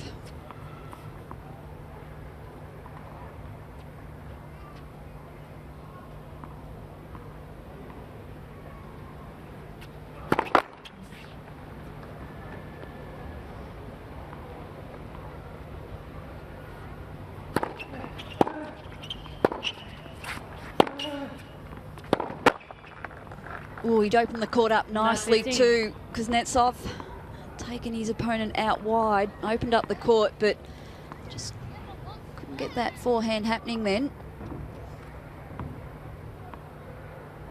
Hello. It's Garden Square. It's great to see the kids around the Australian Open, isn't it? And these are people who may well be the patrons of the future. That's right.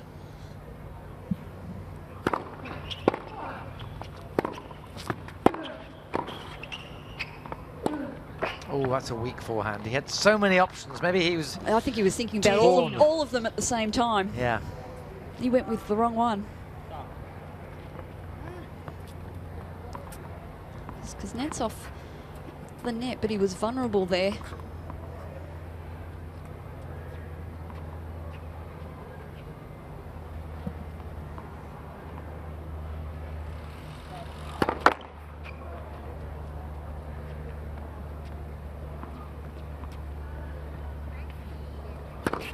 Oh.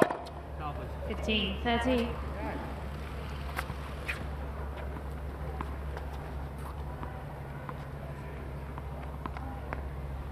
Kudla just egging himself on, trying to get back into this first set. I think I'd be very happy if I was in Kudla's position at the moment. A little bit worried in Kuznetsov's. Again, this first serve is not working for him. It's Kelly Thompson, the umpire, Great Britain.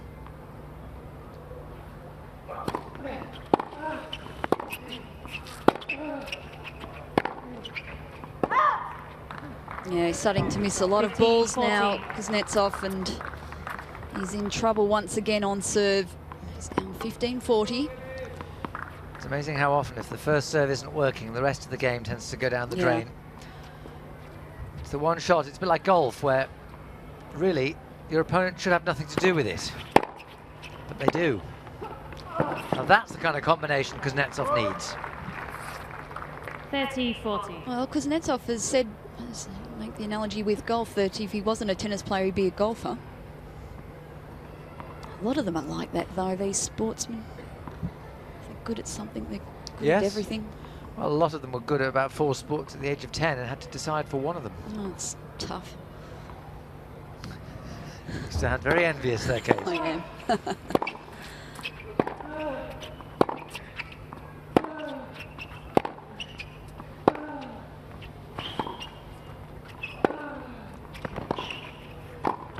That's well played.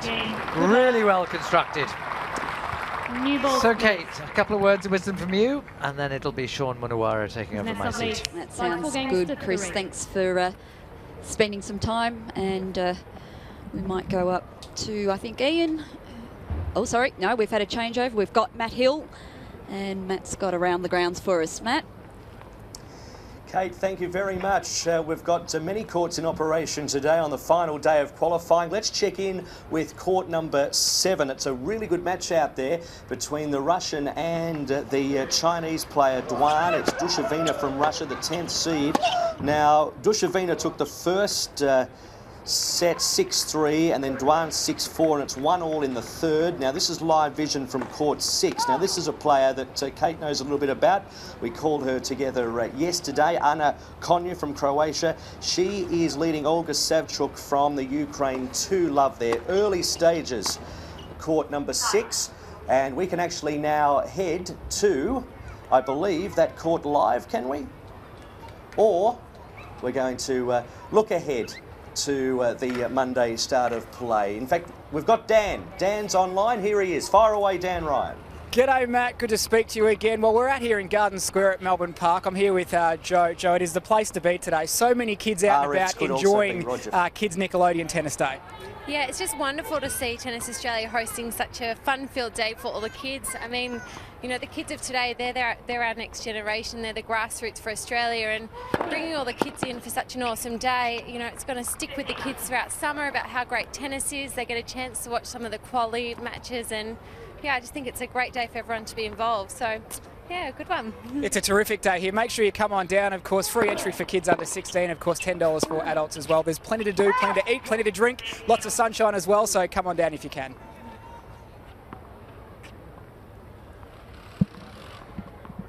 Well, again, Kate, just absolutely fantastic to see all the kids up and about on Kids Tennis Day.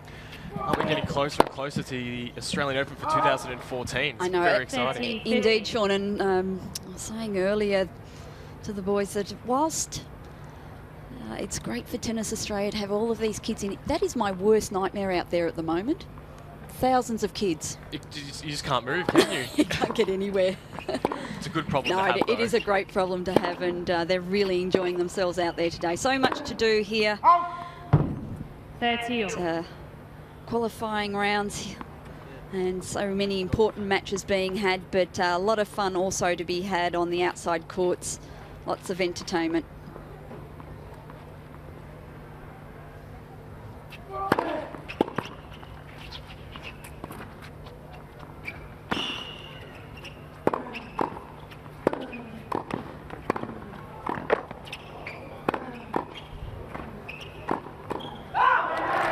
What a spectacular rally that was. It's old school tennis at its finest, isn't it? I'm really enjoying it, actually. I have to say, there's 30, 40. you know, shot making from the back of the court can be great and wonderful to watch at times, but I just love it when players actually come to the net and are aggressive and attacking. And that point had a little bit of everything for everyone in it. Just surprised that last one went down towards his opponent. Had an open court.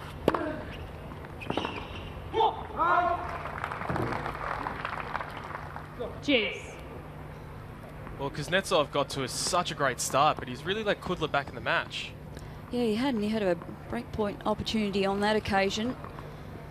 I know he's got to put that behind him here, though. Concentrate, see what he can do. Get the break back immediately would be fantastic. And of course, if he can get the break, and he has a break point here. Does he have a break point? Did you miss that just then? It was a good serve there by Kudla. Yeah. Should be game point. Just hasn't been updated on our screen.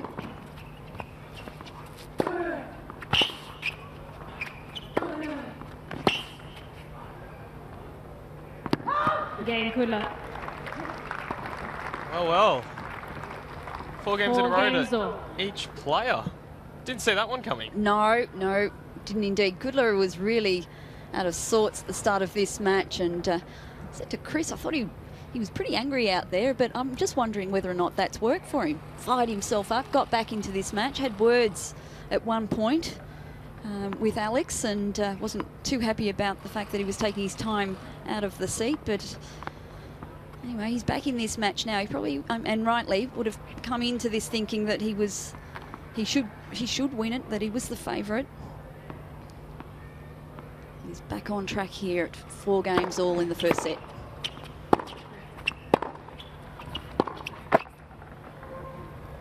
Love 50. He's really getting pushed behind that baseline at the moment, Kuznetsov.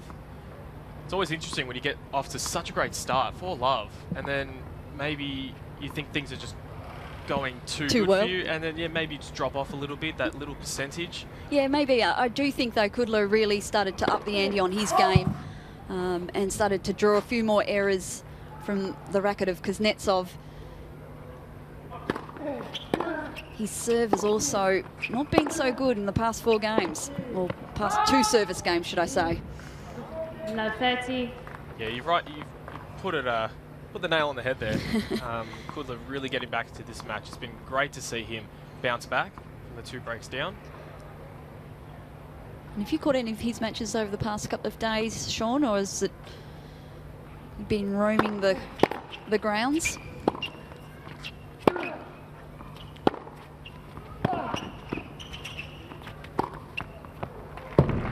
There's a nice shot there by Kuznetsov. Yeah, I have been able to catch some of his matches, and I have been quite impressed.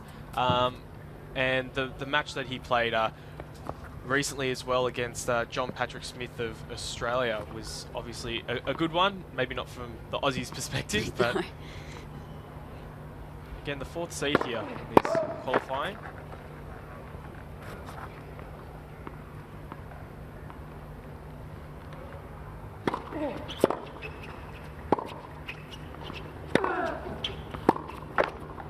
Oh, once again, Kuznetsov off the forehand. 40.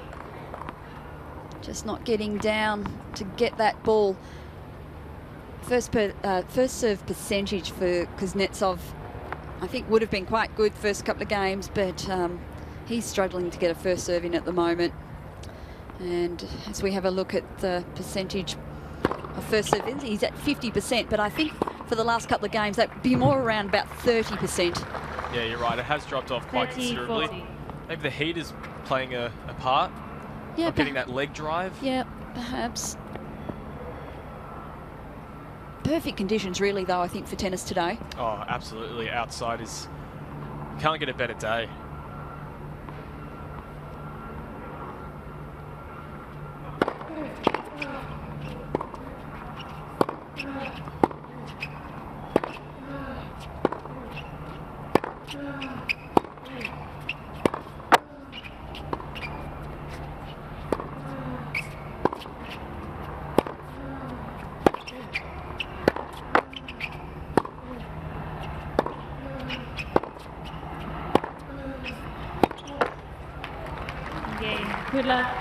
Well, who would have seen this coming? Kudla leads 5-4. We're going to go back up to Matt Hill. Matt?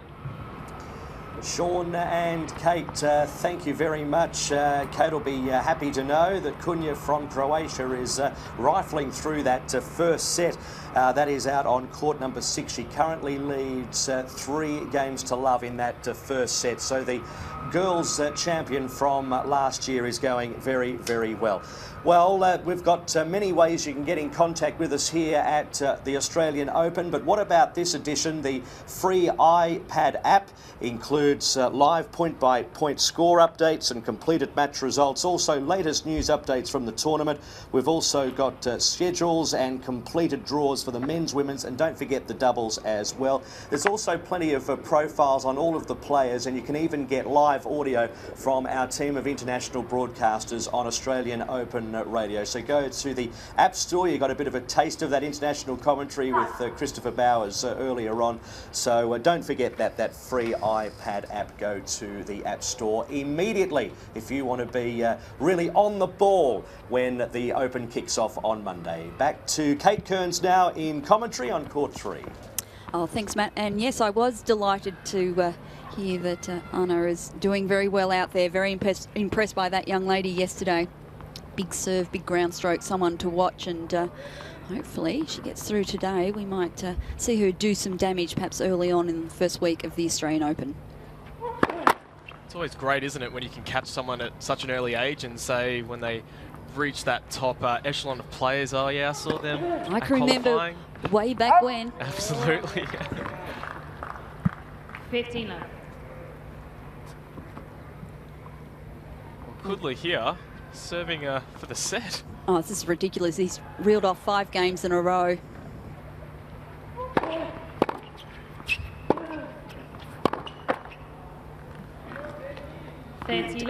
Kuznetsov cannot get that ball over the net. Really struggling.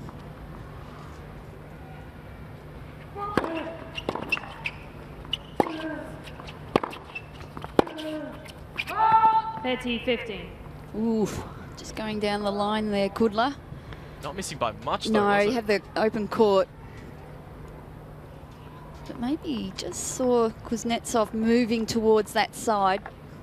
Went for a little more than he needed to.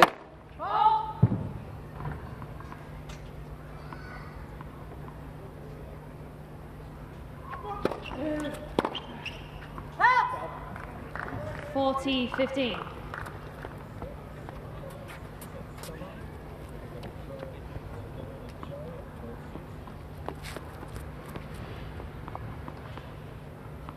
Well, 2 set points. This has happened very quickly. Big turnaround here from Kudla.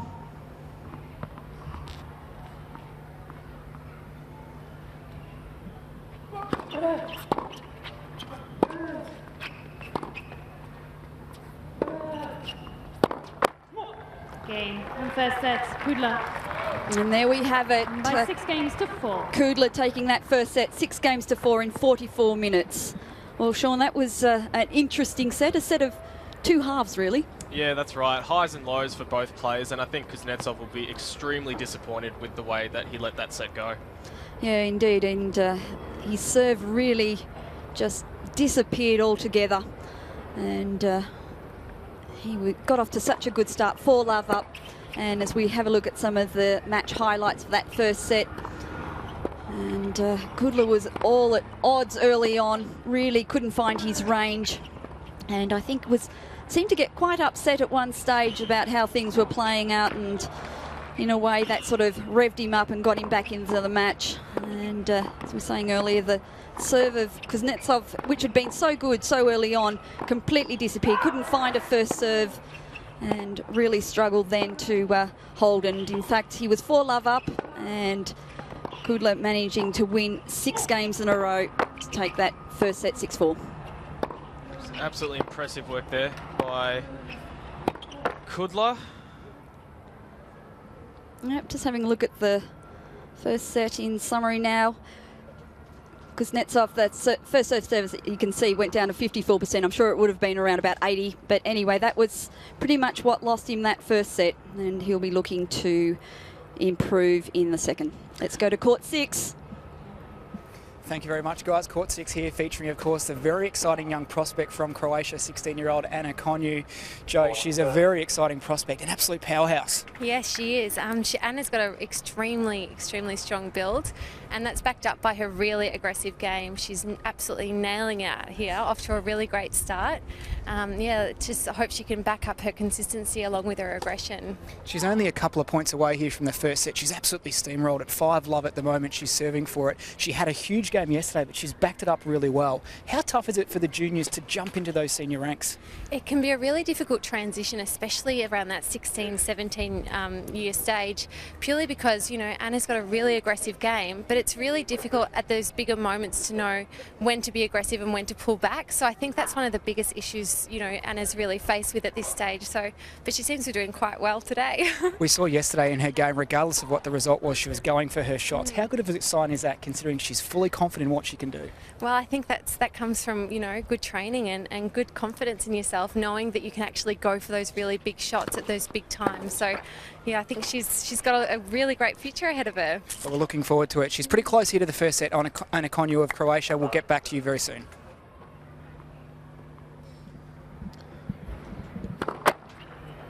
Joining me now is Ian Cohen. And we're starting this second set. Ian, have you caught much of this first set? It was just absolute highs and lows from both players. It was amazing, wasn't it, to watch it unfold, and you could see that one man was so dominant and then the wheels just went rolling on down the road. So for Kudla, that worked to his advantage, and he reeled off game after game after game. So Kuznetsov just needs to regroup and make sure that he can get himself into this second set.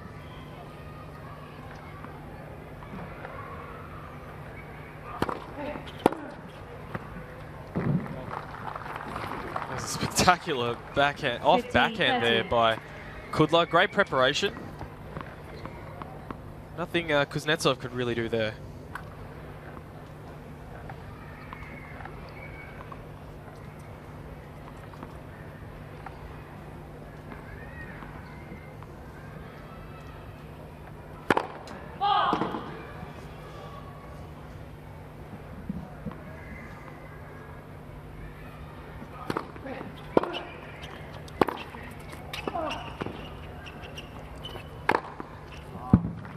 Yeah, this is better from Kuznetsov. 30. Releasing a bit of frustration maybe in that overhead. You can imagine just putting a bit of extra zip on it to think, right, okay, cop this. And I've just loosened the shoulders up again, got rid of a bit of that tension, because it's funny how it plays with the mind, and all of a sudden they've lost a couple of quick games.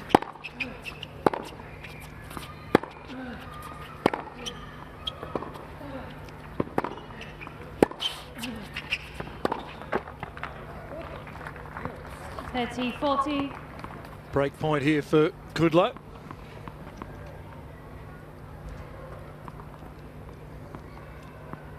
I think you were right before in saying that it's really about Kuznetsov trying to regroup mentally. Had such a great start and was really disappointing the last stages of that set. So it'd be great if he can get on the board here.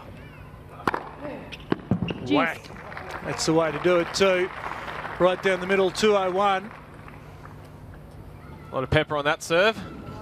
Yes, indeed.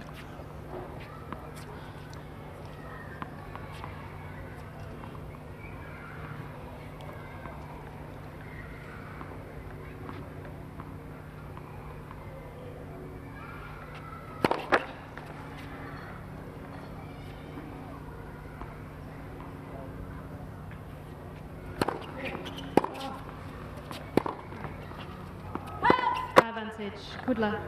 Gee, the one from Kudla almost looked long as well, so both of them finding the baseline. Kudla climbed high into that return.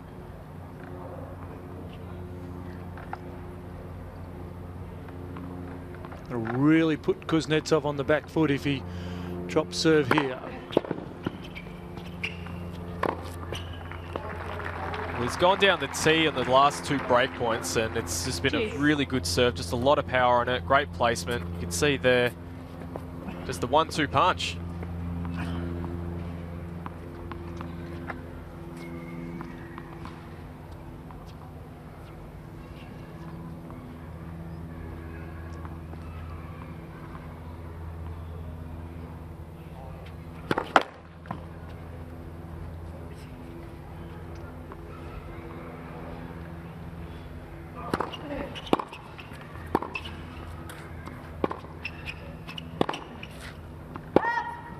Too big and he knows Advantage, it. Kudla. Frustration again. What's been interesting is that Kuznetsov seems to be moving into the court after the serve, and I think that's something that he's tried to address. But then that ball from Kudla just comes flying back at him, and that's where he loops that ball. Yeah, Kudla gets onto it nice and early. Steps right into the court to take it again. He's early with that forehand.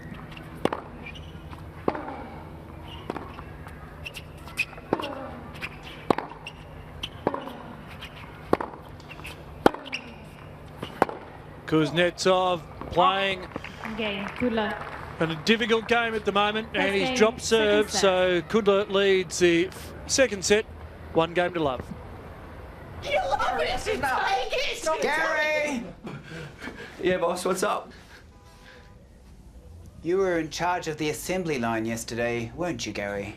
Yeah, I was around. Good. Mind explaining these then, Gary? Who? Yeah. Got caught up. Get caught up in the Australian Open this summer. Tickets are on sale. Book now. Welcome back to Show Court 3, and as you can see, conditions absolutely superb here at Melbourne Park. The earlier cloud and overcast sky is blown away, and once again, beautiful sunshine to be played. And at the moment, it is Kudla, the 4th seed, who has taken the first set 6-4. Break of serve already in the second set, and now he serves to consolidate that, Sean.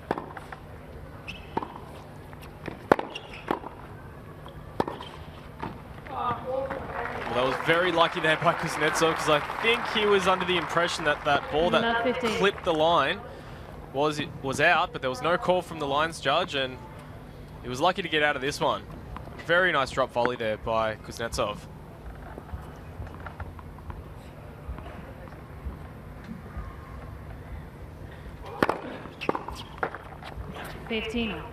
Just no movement there. Feet were planted. It's like someone's applied a handbrake to him after jumped out of the blocks and all of a sudden came to a screeching halt.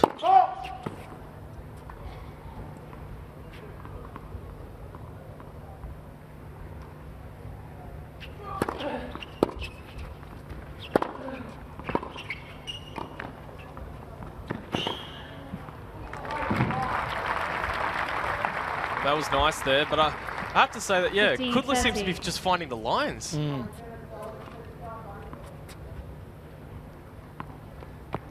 It's really putting so much pressure on Kuznetsov to just find an answer. The balls are coming in so deep with a lot of pace.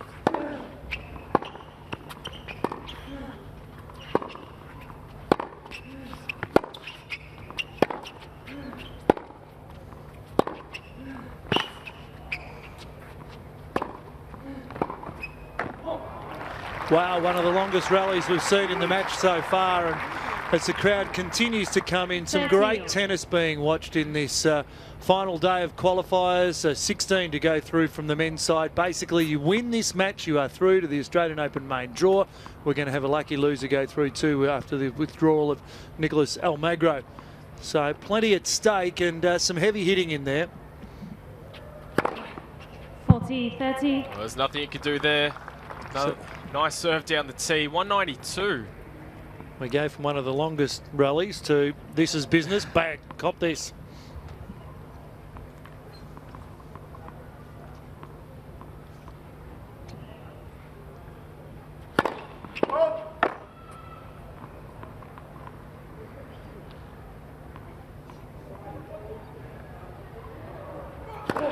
Let's.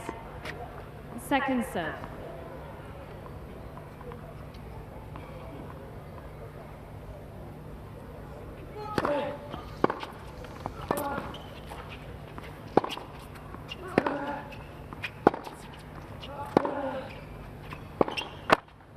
Game. Kudla. Can't buy his way in, can he, at the moment, Kuznetsov? Yeah, that backhand of Kuznetsov, again, hitting the net there. His backhand's just really dropped off since the early parts of the first set. It's going to be really interesting to see if, in fact, he can get out of this really sticky situation. He's going to have to try and be moving his opponent a little bit more. Maybe throw in a couple of drop shots. Get him thinking. He needs to vary it. He needs to vary the way he's hitting the ball. He needs to vary the pace, direction, everything. He's got to change it up because at the moment it's a landslide going to Kudla.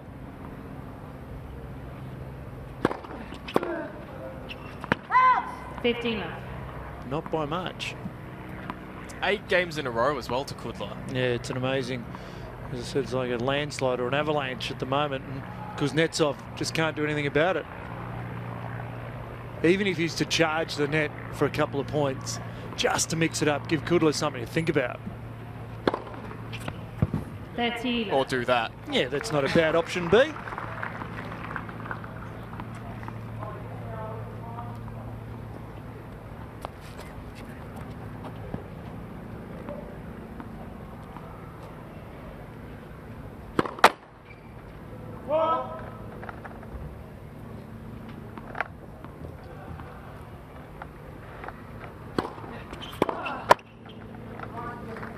Yeah, it was great movement on that second serve. Only 142, but it did jump up. And Kudla just couldn't handle the movement off the court. An unusual position now for Kuznetsov. He hasn't been in a winning position for a little while. Oh. And that one went to the hot dog stand. Easy call there for the umpire. Oh, not even close. His forehand has been whipping and has been pretty good. As you said, the backhand certainly let him down, but that was errant. Whack, look at that. Missed the tram track. Missed everything.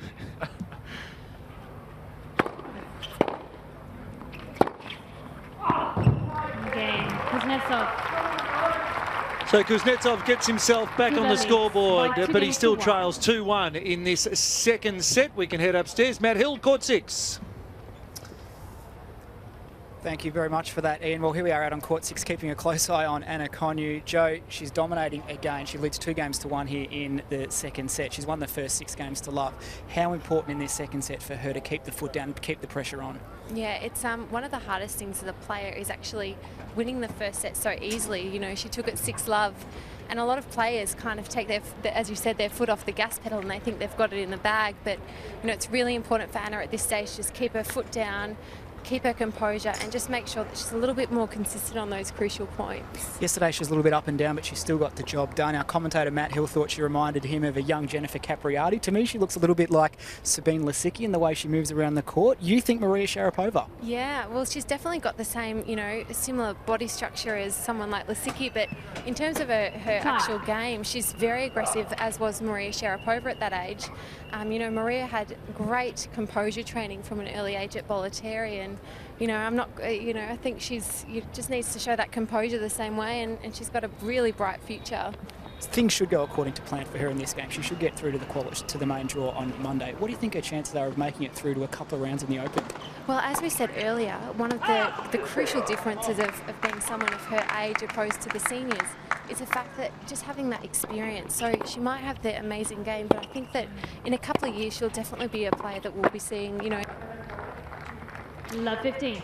Oh, Matt Hill's never looked so good sitting at court 6. Sitting at court 6, it wasn't Matt Hill, it was Downen Joe. So we'll get back to that, though, because an enterprising future for that young player, and we will track her fortunes on the way through. Good raps, isn't it, to be compared to a Jennifer Capriati or Maria Sharapova? A lot of Grand Slams there. Absolutely. Not a bad rap at all. Back here, show court 3. Kuznetsova has got himself at least into this set with a service hold. Yeah, but again misses 15. by a good 6 inches. Kudla, the man serving, 15 all. This may sound strange, but the fact that Kudla has had 8 games in a row and now it's just broken the momentum, maybe this is the key. Maybe Kuznetsov could really stick his teeth into this game and try and break back.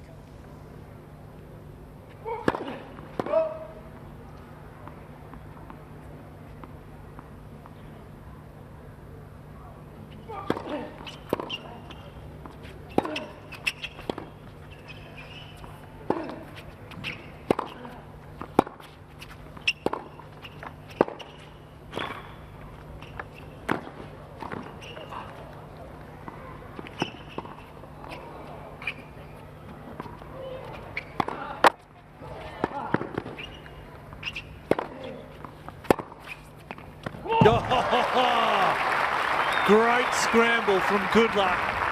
He had to do everything there, tried the drop shot, in the end had to run back on the big lob from Kuznetsov and then slammed it down the line. That's probably point of the match so far, 30-15, Kudla. That was just absolutely fantastic there by Kudla. And what I really liked, the defensive lob from Kuznetsov, Kudla didn't hit the through-the-leg shot. No showboating, just got it back in court. He ran right around to give himself the best option, didn't he? And managed to do it. Kuznetsov probably should have chased that in and been in a position on the net where he could slam it home, but wasn't to be. Yeah, it's absolutely right. Just great composure and playing the percentages, Kudla. Game. Kudla. There we go. So Kudla just settles things down as well. By 3 games to 1. 3-1 now to the number 4 seed, Denis Kudla. Clash of the Stars and Stripes here on show court 3.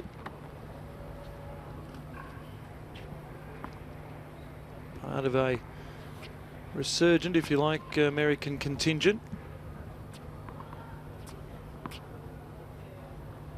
Kuznetsov here, selecting the balls.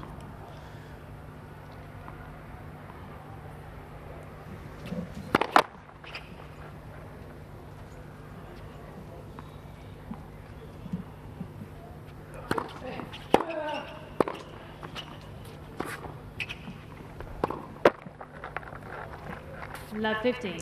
Yeah, he had an open court there and chose to go at the player at the net. Well, a cross-court forehand would have been better in that situation.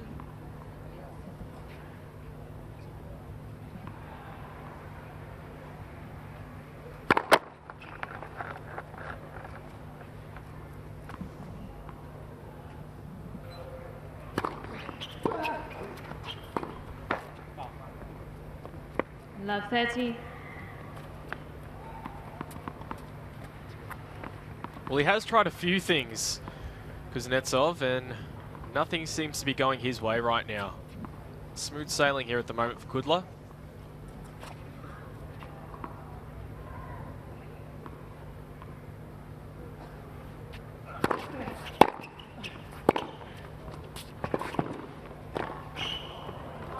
That looked to be one of the better points Kuznetsov was constructing, but Kudla managed to get enough angle on it that the volley was not available to Kuznetsov.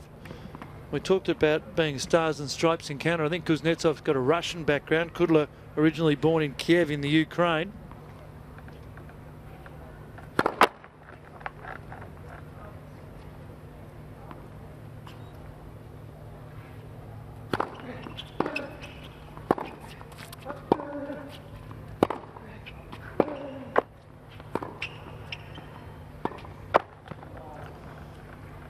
15-40. He knows it too. One break point survived.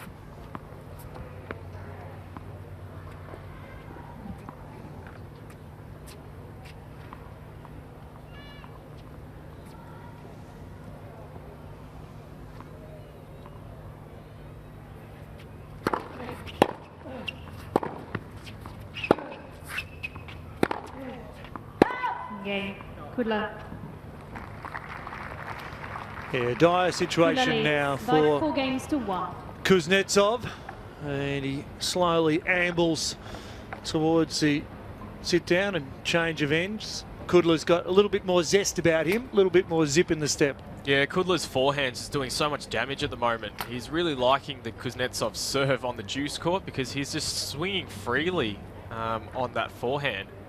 Going down the line, going cross court. And then even when Kuznetsov is trying to change things up, move to the net and do all the right things, Kudla's just got the answers at the moment. He has a former junior world number 3, Denis Kudla, and for his efforts here, he looks like he might be securing himself a spot in the Australian Open main draw. Starting Monday, of course. Tickets available at Ticketek. Get a hold of them if you'd like to come here to Melbourne Park, and some of those ground passes are outstanding value, especially in the first week when you can see some of the world's best talent on some of these outer courts. So plenty of crowd here. Great day, obviously, Sean, to be along here, the Nickelodeon Kids Tennis Day. Did you catch your favourite Nickelodeon character? Yeah, I'm a big SpongeBob SquarePants fan myself, so... I hope you got a photo. Yeah, SpongeBob and I just spent some time chewing the fat. Not big on conversation, old SpongeBob, but it worked out okay. 15 left. Well, the Teenage Mutant Ninja Turtles were out there as well, so... Did you have a favourite? Donatello? Raphael? Oh, Raphael. Raphael, okay.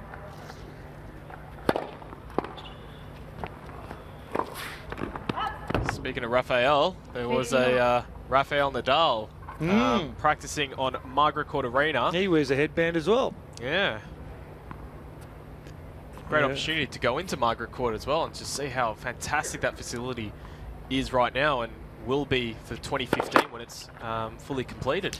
Absolutely awesome. The big copper roof really dominating where we can see from Show Court 3, and really looking forward to Margaret Court as part of the ongoing development of Melbourne Park. Tennis Australia at the forefront of that, along with the government bodies and the stakeholders involved. So, yeah, and Rafa Nadal, great to have him back after a knee injury last year, and he's going to put plenty of spice into this men's side of things. Oh, absolutely. If we can get anything of like what we saw in 2012, we're in for an absolutely spectacular Australian Open 2014.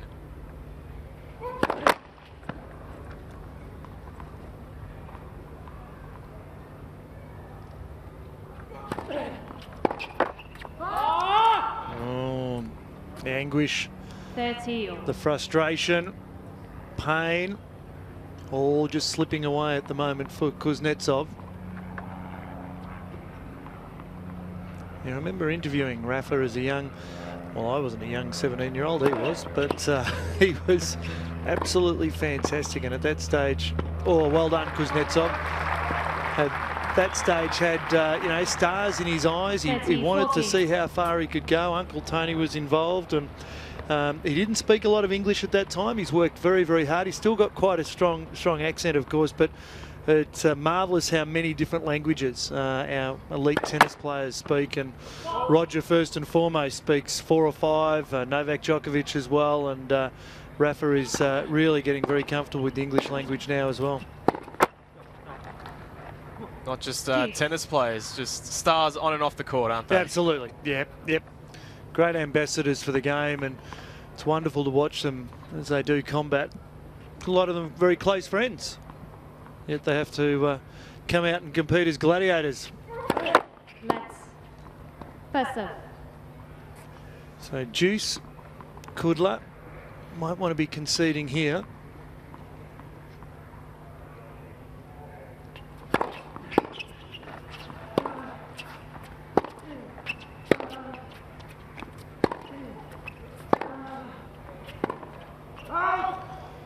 backhand again. Advantage, Kudla. When he misses big, doesn't he, Kuznetsov? Yeah, he's just swinging, and it's either, absolutely missed the tram tracks before, and then this one, well and truly in the middle of the tram tracks, and I think even he just can't believe it. He's just really mistiming it. Yeah, if he was on a court that wouldn't be troubling Hawkeye all that often, because they're not even close calls.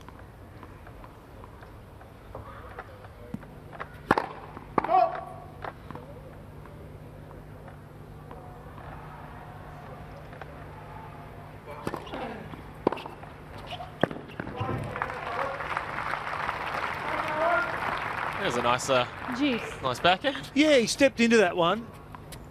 Had more of the court to work with and made the most of it.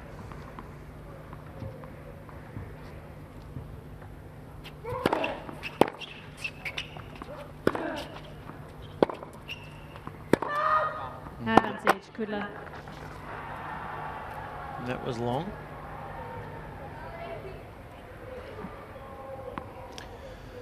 Dan and Joe, court 7, plenty of action there. There certainly is.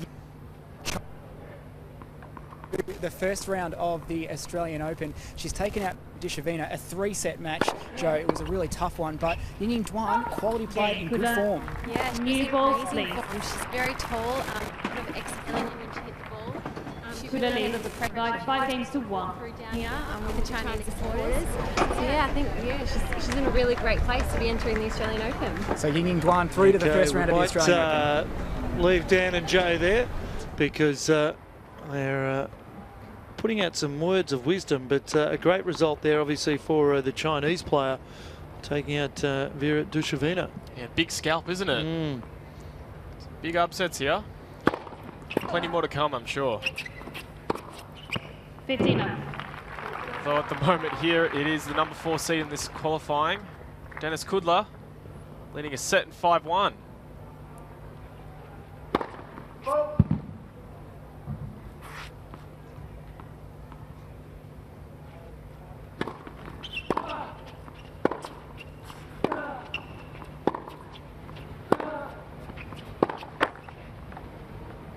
Fifteen.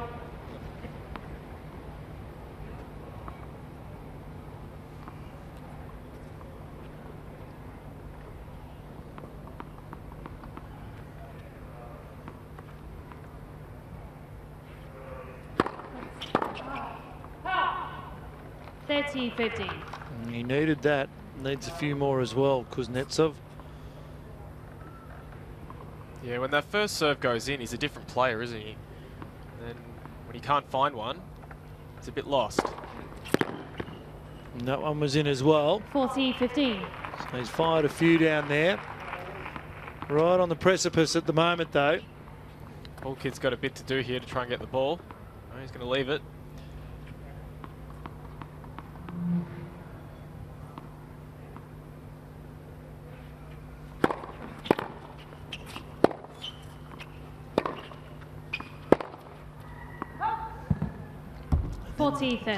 The big hitting just lets him down, Sean. Meters behind the baseline.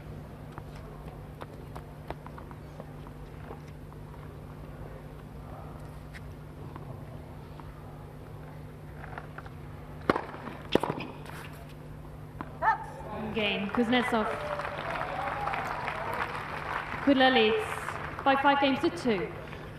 That will do him, though, because he's at least in there at the moment. So he lives and breathes, survives another game. Does Alex Kuznetsov, the 20th seed from the USA. And Kudla at the moment is only 1 game away from his berth in the Australian Open 2014. And when you talk about some of the journeymen and women that travel the qualifying circuit trying to break through, it's not only a big payday, but it also just helps with their ambition to lower the ranking, try and get inside, for most of these guys, inside the top 100 and all the good things that come along with that. Absolutely. Like you say, it's a big payday, and if you can get your ranking down, try and get into that top 100, and you get that automatic entry into the Grand Slams, and you're just guaranteed that like $30,000 or somewhere around that mark for first round exits. And it's just a great way to, as you say, kickstart the year in Australia.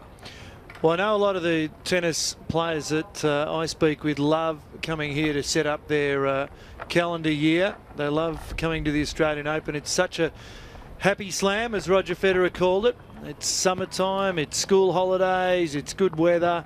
Obviously, it's going to be fairly hot weather come day 1, 2 and 3 next week. 41 degrees expected on Tuesday. Here's Kudla serving for the whole box and dice.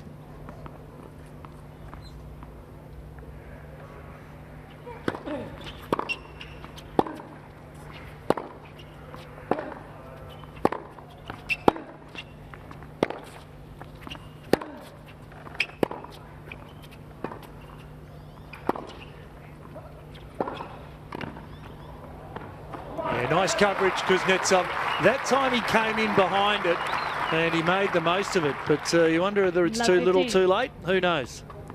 Well, he came on a very good shot, and yeah, your opponent's so far behind the baseline, and to play a shot like that, it did loop up a bit, but yeah, Kudla was so far behind he wasn't going to get there. He was a long way out.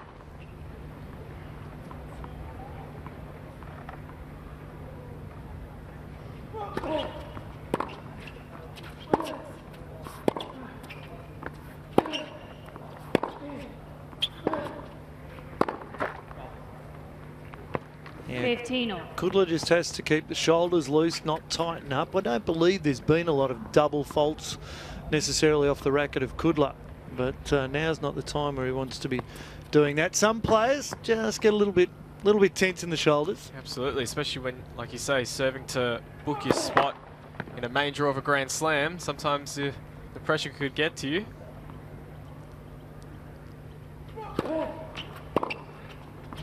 Done well to centre that second ball. Well, he only rolled that in at 133 Ks. Just centred it really, didn't he? You don't want him to get into that situation as well where he expects his opponent to make the mistake. He needs to just keep the foot on the pedal, end this match, and not give Kuznetsov any sniff.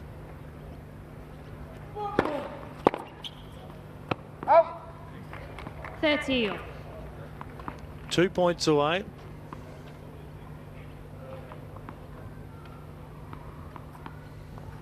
(21-year-old) Denis Kudla.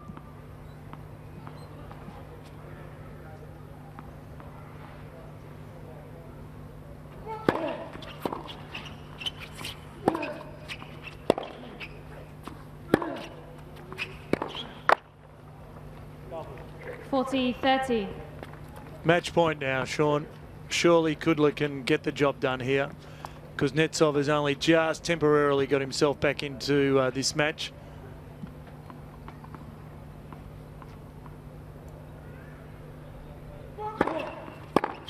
Game, set match, Kudla. And there it is. 6-4, 6-2. 21-year-old Denis Kudla makes his way into the Australian Open main draw after dispatching his opponent Kuznetsov, the 20th seed, 6-4 and 6-2. So disappointment for Alex Kuznetsov. So close yet so far. It is absolutely all or nothing come qualifying final time on the Saturday. And Denis Kudla now, he waits to find out who he will be playing on either the first or second day of the Australian Open. So well done to Denis Kudla. He's the winner here on Show Court 3, 6-4, 6-2.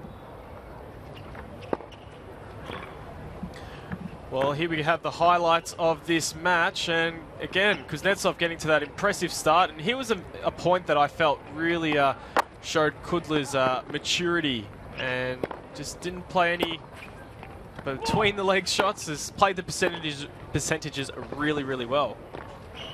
He certainly did that for most of the match. He was smart with the way he played. He had plenty of ground strokes to match Kuznetsov.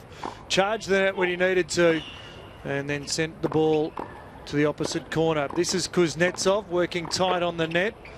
He had plenty of work to do there. Wasn't often that we saw them in there, but that was some good volleying work from Kuznetsov. Kudla in the end was too good, and he manages to get through to a spot in the Australian Open main draw. There's the fist pump from Denis Kudla. 6-4, 6-2. And well deserved. Absolutely, just identified his opponent's weaknesses. So Kuznetsov there with most of the winners, 23 there. Only the one double fault. We hadn't seen a lot of those. So well done to Dennis Kudla. And we can head back out to Melbourne Park and Dan and Joe. Thank you very much, Ian. Well, here we are sitting in show court number 3 in the beautiful sunshine. Great place to be. Joe Morrison, of course, you've been a talented junior player yourself. Qualifiers for these players is really tough. You kind of take it for granted when you're sitting here watching the tennis. But can you give us an insight as to how tough it is for these players to come out and play in qualifying tournaments? Yeah, for sure. Like, to the public eye, you know, when you come to the Australian Open, it's this amazing venue. You've got great players on the court, but a lot of people don't actually realise that throughout the year it is a hard slog for these players. There's a really big difference between your top players like Roger Federer, you know, Leighton Hewitt, Rafa Nadal, compared to these players, because it is very difficult to try and make it that jump into the top, you know, on the men's tour. So for these guys, it's a massive achievement getting through to main draw of the Australian Open, and I'm sure they're really excited along with their families. Absolutely. Playing in these qualifying events, a lot of these players are either trying to save their careers or start their careers as young players. When they come out, how much pressure do they find themselves under in these matches? Well, I think it's, you know, tennis is a high pressure sport, not only because, you know, well, pretty much you're out there by yourself, you're an individual. It's not like a soccer team where you've got your teammates to back you up.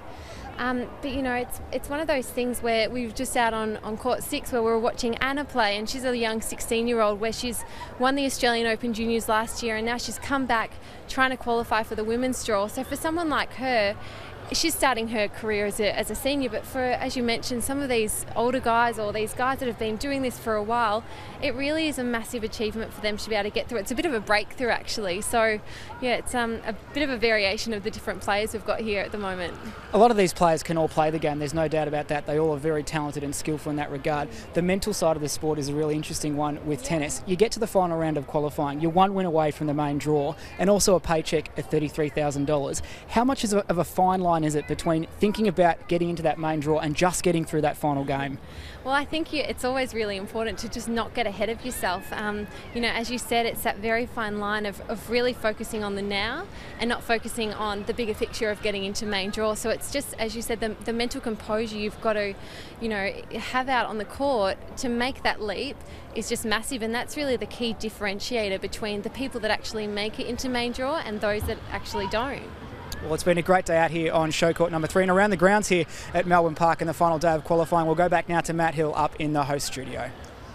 Good work, Dan. Thank you very much indeed to Dan Ryan and Joe Morrison, and also Sean Manawira there in commentary along with our very own Ian Cohen. We've had a good day of tennis here on court 3.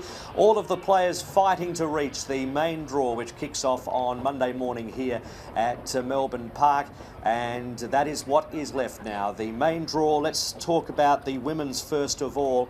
They decided that the top half of the women's draw, which you're seeing here, will be played out on day 1.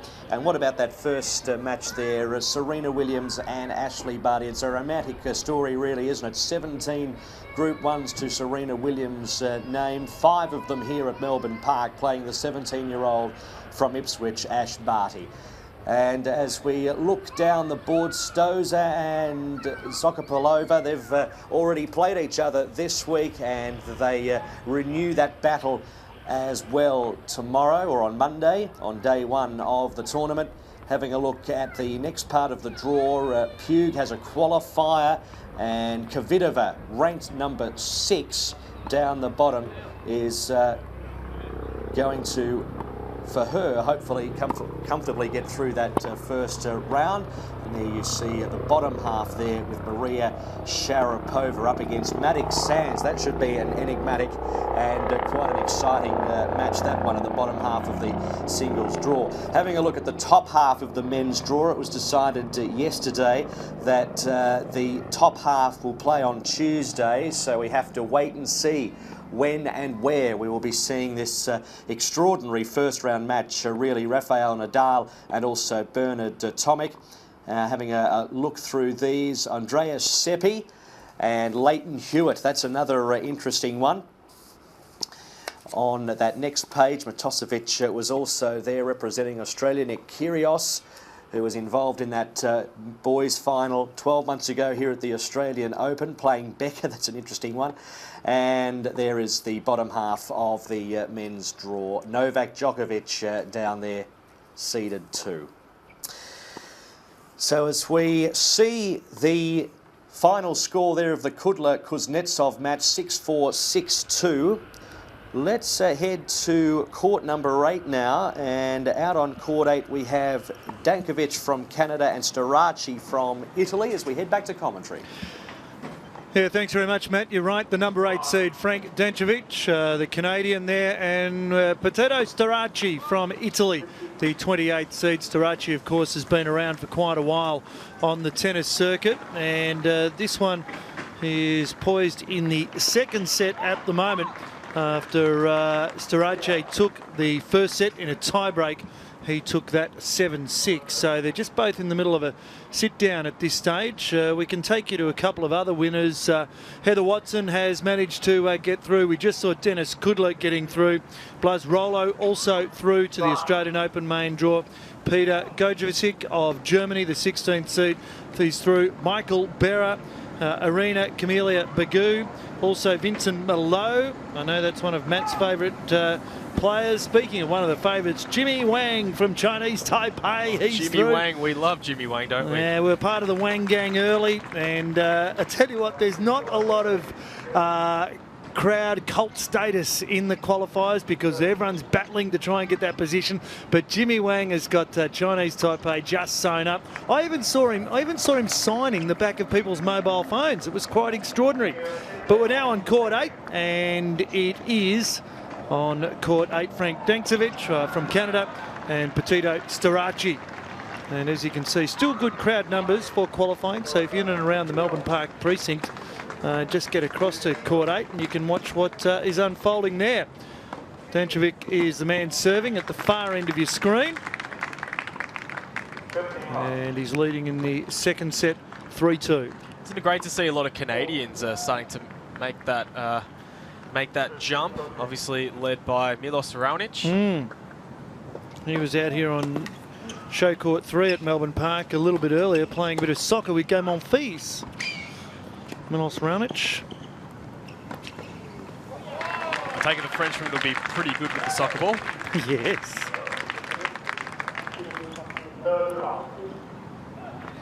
Dankovic with the ascendancy. And the serve, 30 love. Serbian background, Dankovic.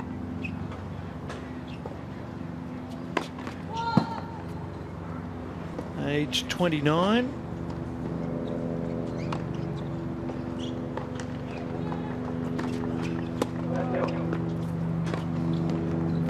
So a couple of the veterans battling on court 8. Dankovic will go to 40 love there.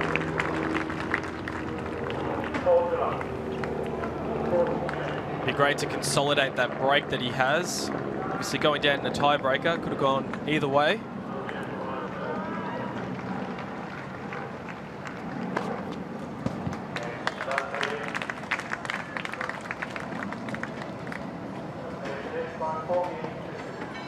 So there you go, he's wrapped up that service game and goes to now a 4-2 lead. So he's looking to level it up after Storace took the opening set 7-6.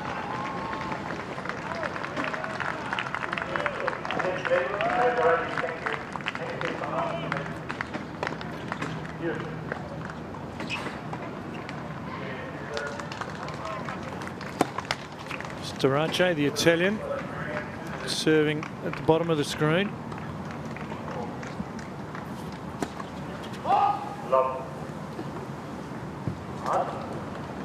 Not the way you want to start any service game, is it, with a double fault, already trailing 4-2. Yeah, not pretty.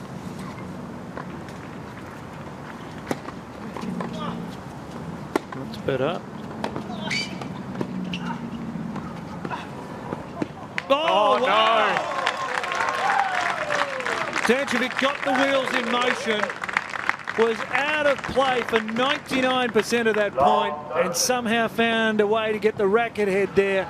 The cross-court And really, disappointment from Starace. He was flat-footed. He thought he'd done enough. We thought he almost done enough as well, but what a great point there by Dancevic. He just looked puzzled, didn't he, when the ball just started flying past him. He did. He was very much a spectator, Starace.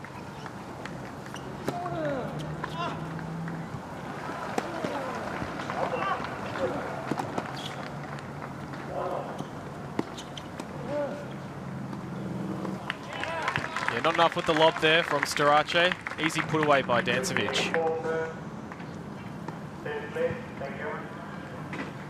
Couple of break points to the Canadian.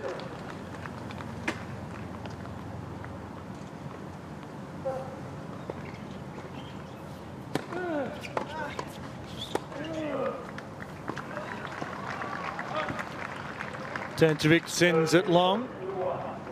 So one break point saved by Starace. Dancevic has progressed to the second round of the Australian Open back in 2007.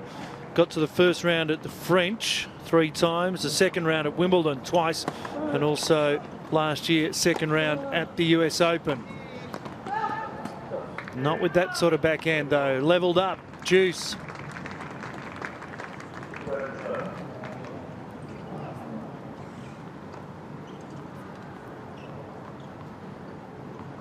Competed for Canada in the Davis Cup.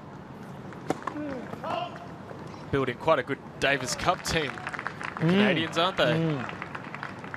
Milos Raonic, certainly the centre pin of that.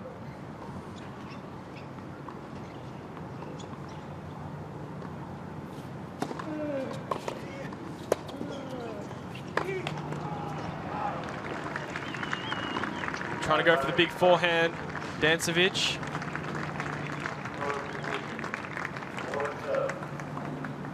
This is good work by Starace. 2 break points down. He's managed to get it back to his advantage. Dancevic will be disappointed with that. He had a couple of break points, and Starace is back in now because he's got it back to a 3-4 deficit. But after taking the first set 7-6, he'll be feeling confident with his work. And of course, in the main draw, we have got some genuine global superstars, including this young lady. Her name is Maria Sharapova. Yeah, in control.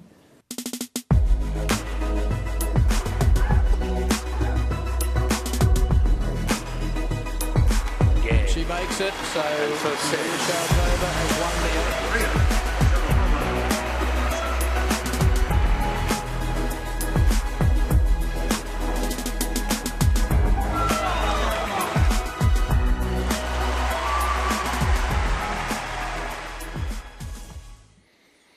Maria Sharapova, certainly a crowd attraction here at the Australian Open. Plenty of crowd still here too, Sean, with the Nickelodeon Kids Tennis Day. People finding themselves maybe a little spot in the shade just to be able to watch some quality tennis from our qualifiers who are all vying for a spot in the Australian Open main draw, including the pair we've currently got on court 8. Frank Dancevic of Canada, the 8th seed, and Petito Starace of Italy, the 28th seed. Both big, long drinks of water. 188 and so about 6'3" and 6'2" in the old. Whack came back with interest from Starace. Love 15.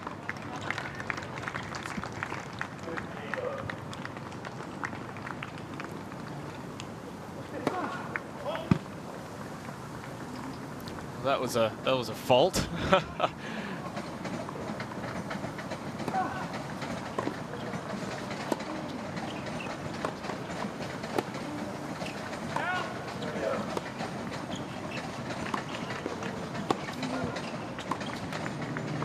So while this game and match has got a little bit to play out before we find an eventual winner between Dancevic and Starace, we can have a look at some of the other results from the final qualifying day here at Melbourne Park.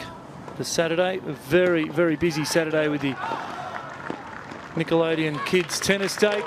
And we'll start at the top, Sean. Heather Watson, in the end, managed to regroup, was too good for Arani Falconi.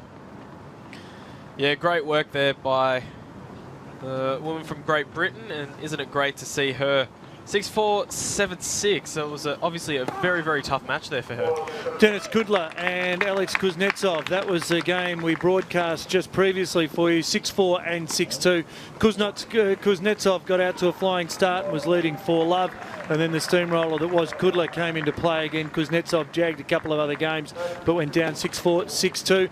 And terrific result for Blas Roller from Slovakia. Yeah, look at that first set, 6-1. Obviously got out to a flyer, but it was quite a tight second set. And unfortunately, Herbert from France wasn't able to get the job done. Okay, and you can see the German getting over the top of the Italian Peter Gojicic, over the top of Flavio Sapolo. Okay, let's head back to court 8 now. And this is the Storace Dancevic encounter. And I'll wait for that score.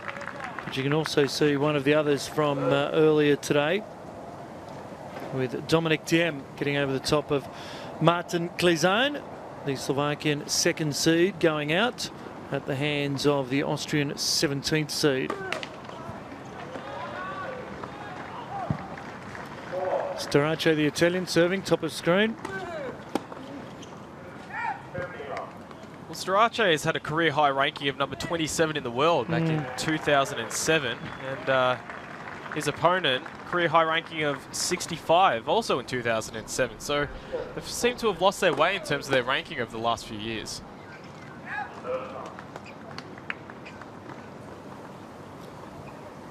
That's where they have to do it the hard way, don't they? Getting into qualifying to try and get into those Grand Slams. Absolutely.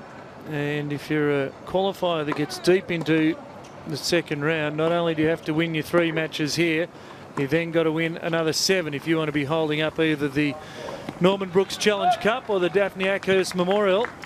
Well, being at the main draw yesterday and seeing Novak Djokovic and Victoria Azarenka getting off the tram, they were holding it very close to their hearts, and I don't think they want to let it go anytime soon. No, and the two of them really have had a little mortgage on it over the last 12, 24, 36 months. And they'll be looking to continue that sort of form. Bit superstitious sometimes, the players. They like to do things that they did last year that reaped success. So maybe the two of them believe that by posing for photos together with the trophies, there might be a chance to be holding it in 2 weeks' time. I'm sure those two are pretty good friends now. I mean, the last 2 years they've been holding the trophy together. They've been doing a few photo shoots together.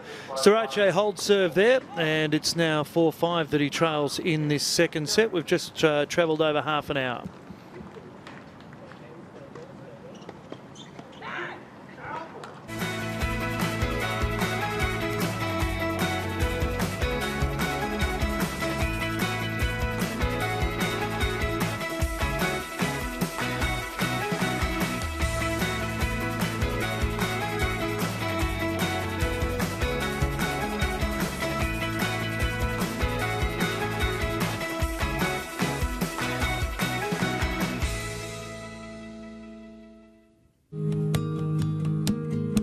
I feel like I've had an incredible journey and very lucky to have the parents I have. People from the club were so friendly straight away. I remember doing working bees. All I wanted to do was play tennis, so I couldn't wait till the working bee was over so we could get out on the court. Those days were fantastic. If it wasn't for Wellington Tennis Club, I wouldn't be sitting here right now, that's for sure. It's amazing, isn't it, to think, well, she's absolutely amazed, I can tell you that young lady is. But Peter Luchak, such a great warrior for Australian tennis, good mate of Leighton Hewitt, obviously, and everyone's got to start somewhere. Absolutely. That's the first thing, and that's been a big part of the AO Blitz, just getting people involved in tennis, getting them to tennis clubs, getting involved in tennis activities, and Peter Luchak just unveiling some of his feelings there, and beautifully shot as well, because you just get an insight into some of those clubs, be they suburban, country tennis clubs, ones in the outback, ones that really are at the junction of crossroads out in the middle of nowhere. So tennis clubs sprinkled all out throughout Australia and throughout the world too. So wonderful initiative, the AO Blitz, and good on Peter Luchak.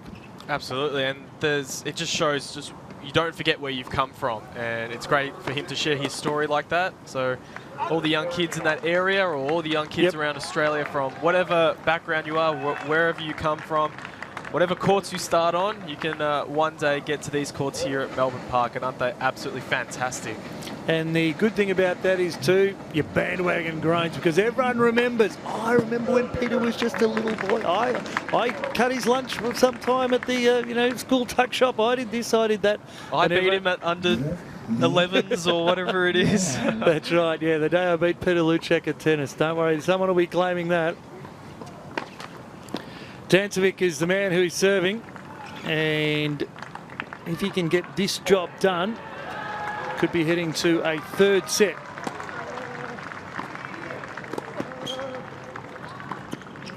No, Starace beautifully wrong-footed there. Dancevic made the most of that. So set point coming up for the Canadian. Well, Dancevic himself describes his serve as his biggest weapon, and obviously he is showing it here by 2 points to close out the second set, 6-4 to take it into a decider. See if he can pull it off here.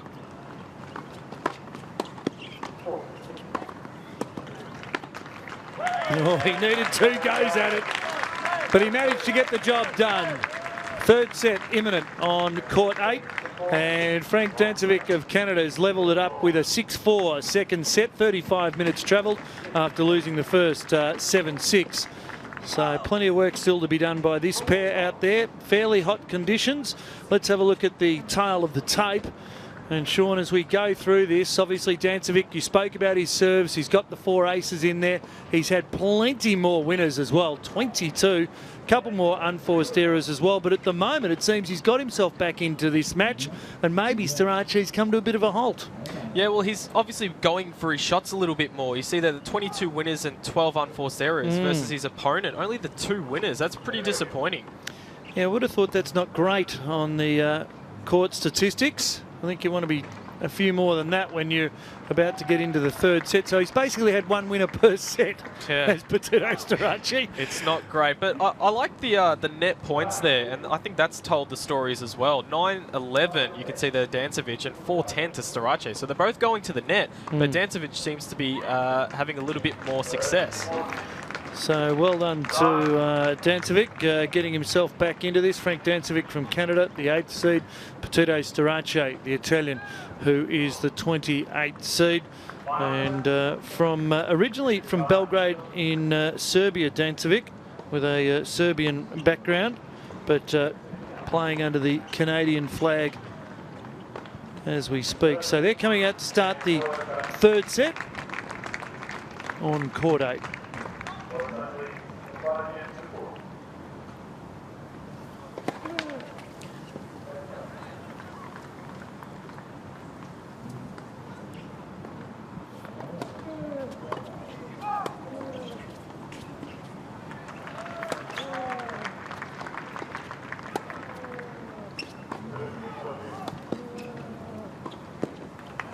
Yeah, that's great movement there. Knew the floater was coming and just charged at the net, Dancevic. Really smart point there.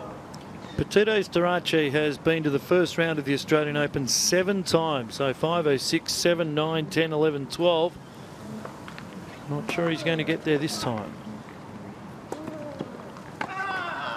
Whack!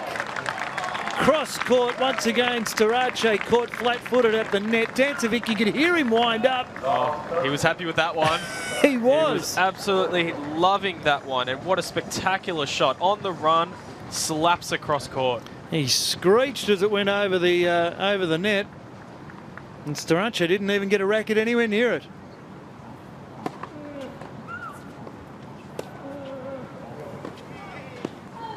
Oh. Gee, Starace looks leaden-footed at the moment. He just can't seem to get himself agile around. You wonder whether... Well, it's a couple of points in a row that he's just charged at the net, so he's really trying to keep him short. I'm sure fatigue is starting to set in for the Italian. Fatigue, maybe a slight injury, possibly just a little bit subpar at the moment.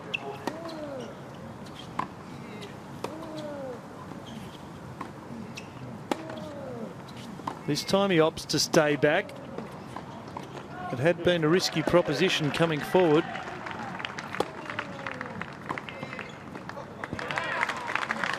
No matter though, because Dancevic still managed to secure it. Oh, Starace screams from the bottom of his lungs to the top of his throat. Just frustration for the Italian. Yeah, it's always really frustrating when you take the first set, have your opportunities, and it's not looking good at the start of the third.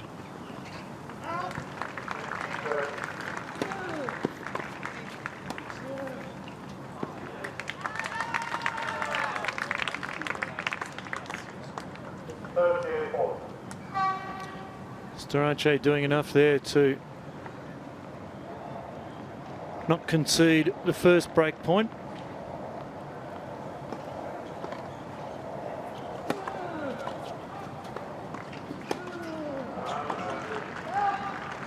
Wasted opportunity from Dancevic. Back to Juice now. And that was a telling statistic in the second set as well. 1 break point from 6 that Dancevic had. So he had a lot of opportunities, and it's not something that you want to see. You want to take your opportunities as they come, because you don't know when you're going to get another one.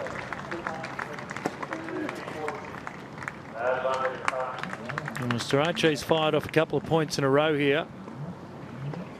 Dancevic had his opponent yelling, screaming at the top of his lungs, really frustrated, but now Starace has the chance to go ahead, and he does.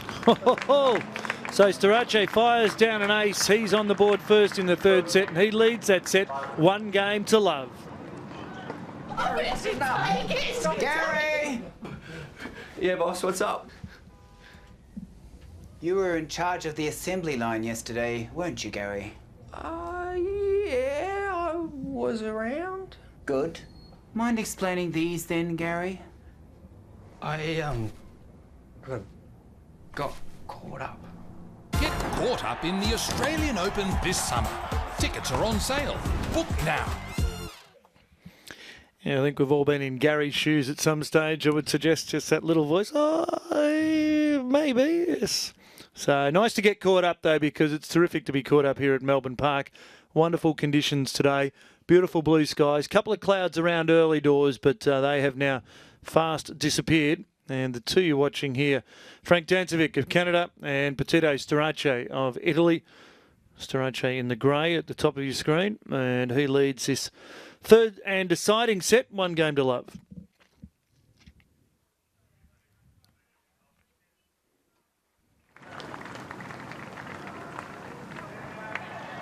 Dancevic again. We were saying he had the breakpoint opportunities in that first game, and he let them slip, and now Starace winning the first point of this game. Could this be a turning point?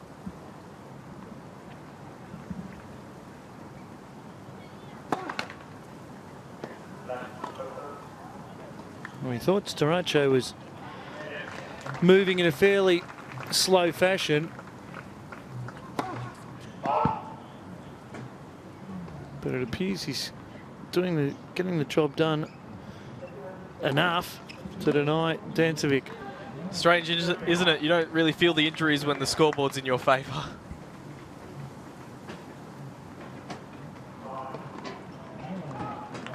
Starace took the first set 7-6, conceded the next one to Dancevic 6-4. And at that stage it looked like the Canadian was on top of his game and Starace's game as well.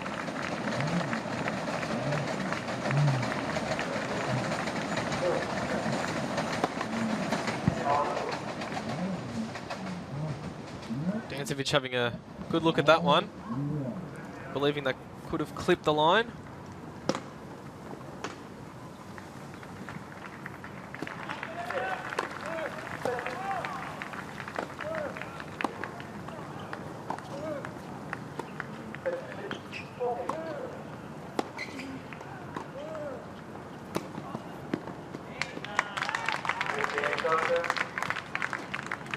Great movement there towards the net from Starace. Great approach shot, putting his opponent on the back foot. Taking his time though, isn't he? Just wandering back to the baseline. In no hurry, the Italian.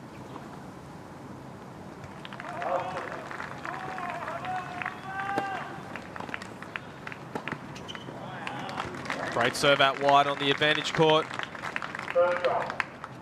Scores back at 30 all.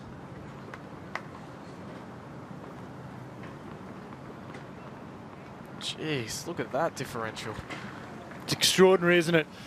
Dancevic's had 47 winners. Starace has had 13, of which a great majority, I think, have come in this third set.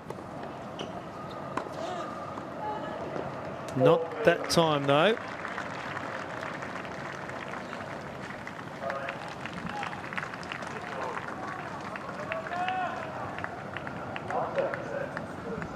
It's interesting to see how the scores are so close when you've got such a big winner differential there. Again, a lot of them cancelled out by the unforced errors, 24 to 17. Starace not able to get those big feet in motion there.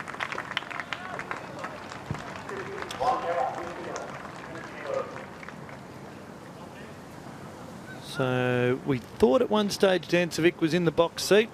Starace certainly hit back, and now it appears to be stride for stride again. Well, there'll be another Italian in action. Andrea Seppi taking on Leighton Hewitt. How do you see that one going? Yeah, Hewitt coming in obviously on the back of a good win over Roger Federer. The lead-up tournament's very important.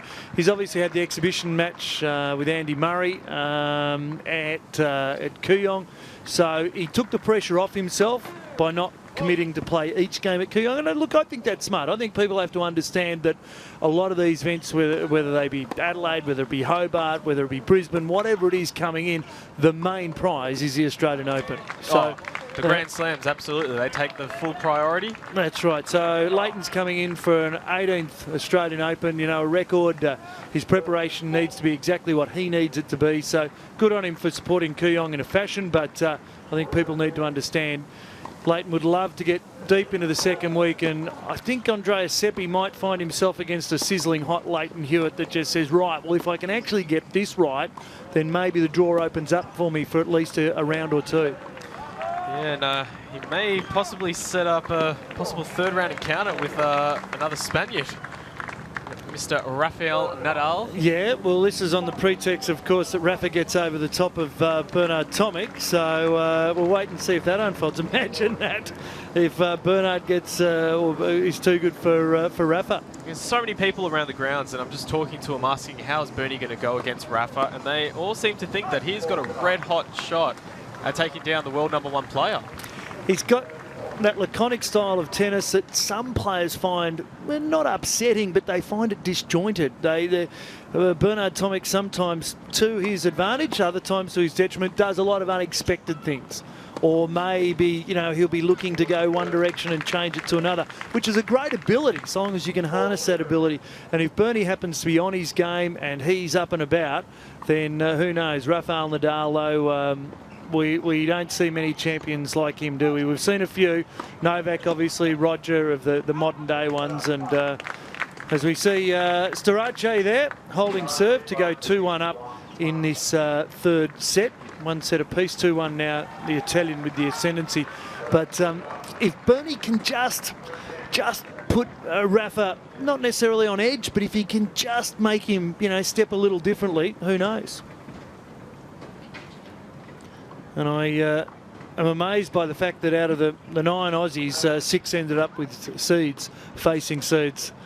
Dan and Joe are out and enjoying the sunshine around Melbourne Park. Yeah, the very warm sunshine indeed out here on show court number 8. Joe, it's an interesting court because of where it's surrounded. Obviously, we're right near the train line here. We're also surrounded by courts left, right and centre. A lot of people moving in and around the court too, so it is a little bit of a distraction for the players. What kind of a challenge is it out there? Well, having all the distractions, as you said, of all the surrounding courts is a really big challenge to overcome as a player. You've really got to focus on your personal routine. You've really got to make sure you stay calm and just stay focused and try not to let the outside distractions really get to you. So, yeah, it's routine's #1, I think. Let's have a quick chat about Dancevic, the Canadian. He's been in a lot of qualifying tournaments trying to make it into Grand Slams before. He hasn't had a lot of success, so he's close here, but he knows what it's like to lose these, so it's tough for him. He does. He's unfortunately not made it through the last 3 Grand Slam he's tried qualifying for. So no doubt today's a really big match for him, and I'm sure he's feeling the pressure out there. But again, let's hope he goes back to that routine of, you know, taking his time and really trying to stay focused. So here he is serving here 2-1. in the third set. Joe, I'll just ask you one more question, of course. The final day of qualifying for these guys, they know they're close. How much are they thinking about the matches to hopefully in that first round of the Open? Well, I think it's really important that they just focus on right now what's happening and taking every single point as it comes. In tennis, you can't even think about the game ahead. You've got to just focus on, you know, each and every point and just make sure you stay focused, because if they start thinking about making it into main draw, they're totally going to lose their focus. Nicely said, Joe. Well done. Well, Koza, it's back to you for now. Thanks very much, Dan and Joe, out there just enjoying the sunshine. And don't forget, if you are around Melbourne Park, slip, slop and slap, pop the hat on the head, get nicely covered up, because the sun, especially next week, is going to be absolutely penetrating. As Dancevic goes to a 40-love advantage on this service game. Now, the order of play for Monday has been released, and we'll run through that for you in just a moment. But Yamila Gaidusova and Angelique Kerber are going to be the first match up on Rod Laver Arena. So maybe when we have the change here, I can run through a couple of the other names. Plenty of Aussies prominent, though, as Dancevic takes that one out. And we are 2 games all. So we'll hold fire on that. We'll get it to you, but we'll let you know that no surprise. Serena Williams and Ash Barty, the second game up, Rod Laver Arena at night. And that will be an amazing encounter for Ash Barty, who's done so well with Casey Dellacqua in the doubles. And she comes up against an absolute powerhouse of women's tennis. One of the best players we've seen on the women's side in Serena Williams. And well, Ash Barty's got, it's a cliche, literally nothing to lose. No one's expecting her to beat Serena. If she can go out and match her game against the American #1 seed, just be extraordinary, Sean. Yeah, no doubt. The young star, just whatever matches you can get, you got to take it. You're going to harness it, and hopefully, just imagine if she could topple the world's best in Serena Williams, who's just getting better with age. But Ash Barty having a little bit of success, and not a little bit, a lot of success in the doubles, making those 3 Grand Slam finals last year. So she does have a little bit of experience on the Grand Slam stage, so maybe that could play into her favour as well. Storace serving here. Again, he looks a little hobbled. You can see he's got no enthusiasm to get up much of a gate, and he's just biding his time. 2-all, 1 set apiece. Storace, the man serving, the Italian veteran, and that was a fairly lazy shot just into the net. One thing for sure, though, Rod Laver Arena will be absolutely rocking on Monday night, and while Serena is popular here, she's not going to be as popular as Ash Barty.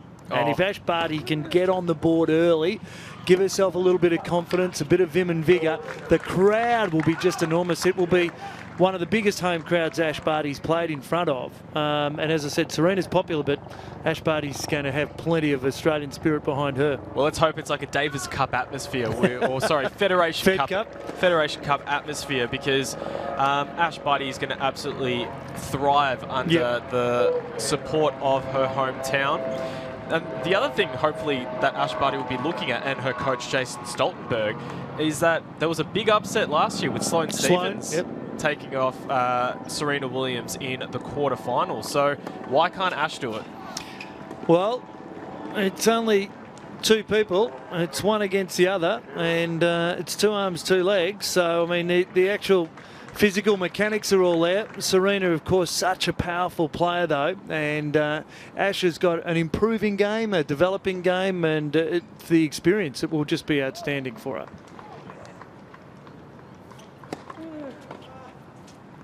So we'll get you those details about the first day here at Melbourne Park. Don't forget Ticketek. You can buy your tickets online now if you're watching us online. That's one of the points, I reckon, of this match.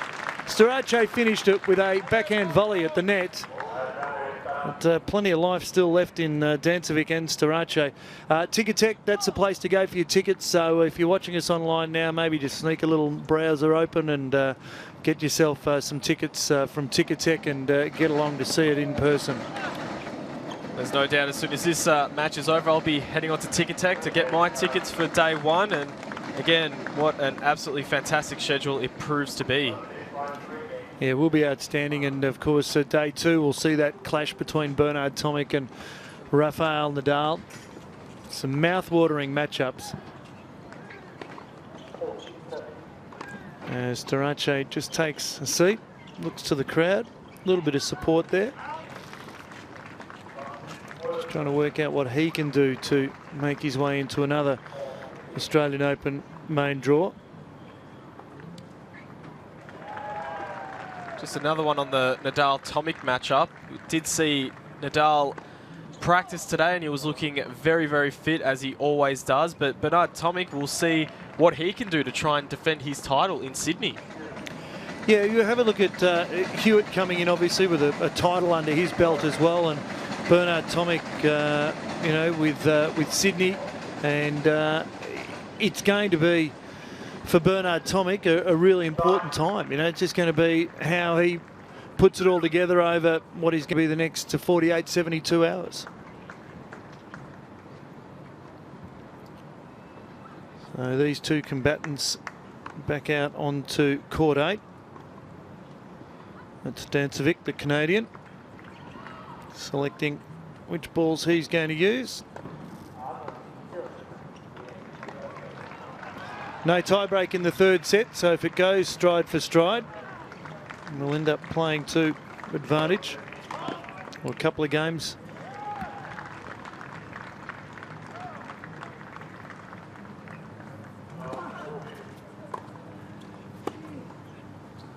Starace climbed high to take that serve.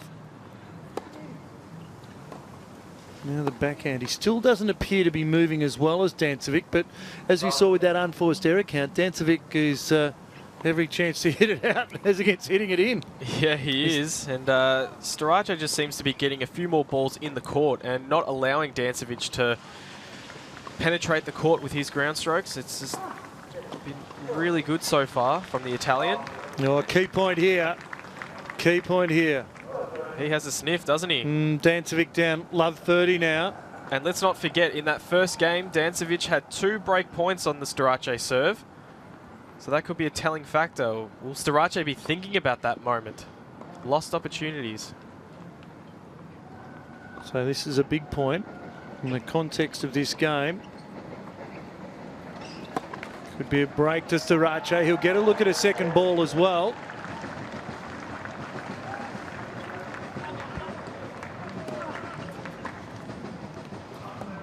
The 501 heading into Flinders Street in the background. Oh, Dancevic had a fairly easy shot at that. Gutsy, wasn't it, though, to move into the net? Yeah, it was. Well, he had to make the play. He had to do something to mix it up. Thought it was a poor return on a second serve. The slice from Starace. Would have liked to have seen a bit more pace, maybe just down the middle of the court. Yeah, he could have climbed into it a bit more aggressively. No, that's not the way to go, Frank.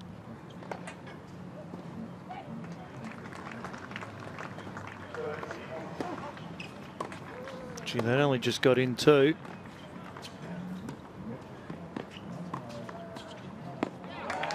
Oh, wow. Lovely control of the racket head. A tense moment. He pulls out a very spectacular shot. It's twice he's gone to the net in a very interesting situation that we have at 3-2. Now 30 all.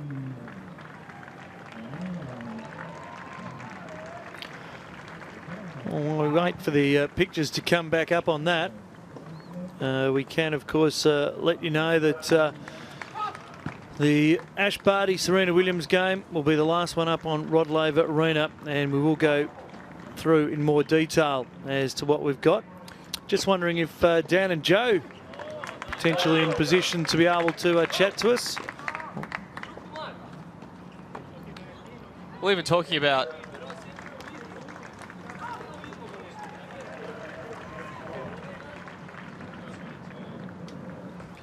just talking about Ash Barty, her doubles partner Casey Dellacqua takes on Vera Zvonareva, former world number 3 and a Grand Slam finalist, and she seems to have lost her way a little bit, but I feel that Dellacqua has had such a good preparation, winning the wildcards here at Melbourne Park. She went on a 15-match winning streak. She had a couple of tournaments in Bendigo that she had won coming into the wildcards, and had a tough match against Azarenka recently, but I think that she could possibly cause an upset there. Well, it's certainly going to be a gettable one for Casey Dellacqua. Dan and Joe still enjoying the sunshine on court 8. Yes, we are, mate. It's certainly very warm out here, Joe. This game's getting to a pretty interesting point here in the third set. What are your thoughts on this opening part of the third set? Well, it's pretty touch and go at the moment. I think both players are extremely tight. You know, they know that if they win this, they're into the Australian Open. We've just had Staras. He's just questioned a service of Dancevic. He didn't like the call. Made a bit of a commotion about it, but he seems like he's composed himself again. So 3 games all here in the third set. Starace serving, the Italian. Big game. Dancevic just letting out a bit of emotion as he has the last couple of points. Yeah, he didn't like that line call either. Unfortunately, he had it on the racket and he just missed it because I think he thought the ball was actually out and it was not called out at all. Biggest game of the match right here. 3 games all 1 set apiece. We're deep in the third. This is a really crucial game for both players. Yep, the 7th game of every set is always the most crucial, purely because you're either at the 3-all stage or you're at the 4-2, so it's the make or break of the set really, this game. So that's a better shot there from Dancevic, a good confidence boosting one. So back to 15 all here.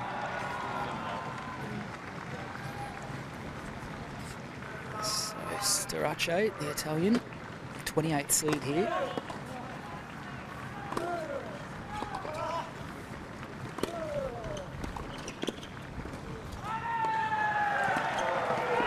Well, some good work at the net from the Italian. Dancevic just a little too slow coming in. And so a mini break here on serve, 30-15. yeah, really important to just not try and do anything too fancy at this stage of the set and of the game, just to play it safe and keep things simple.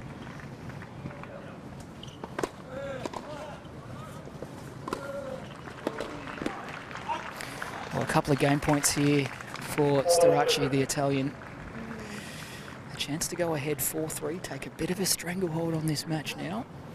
Big point.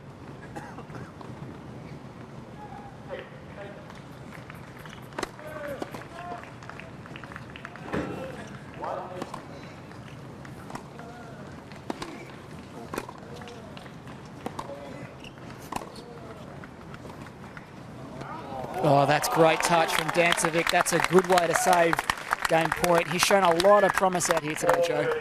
Yeah, he has. He's been playing the big points well. Let's just hope that he can keep great consistency on this one, because yeah, he needs to really get back to juice in this game. Dancevic, of course, the number 8 seed here from Canada, Frank Dancevic. Starace still with one more game point remaining.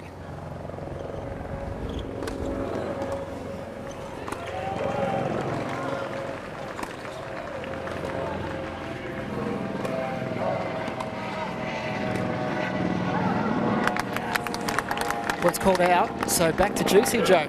Yep, Dancevic, he played that one safe. He knew that he just had to be consistent and make Staras make the error on that, so well played by Dancevic. Plenty happening around here on show court number 8. Still a really good crowd in watching this game. So we're at juice here.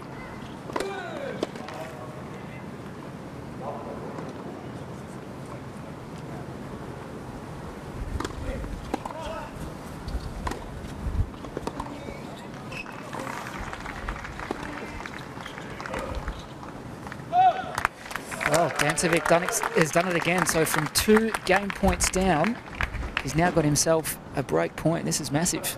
Yeah, Dancevic is really forcing the error by Staras, and there's a bit of a crosswind across the court. So yeah, he's just being very smart in this game. He knows how crucial it is to the set. So break point here for the Canadian.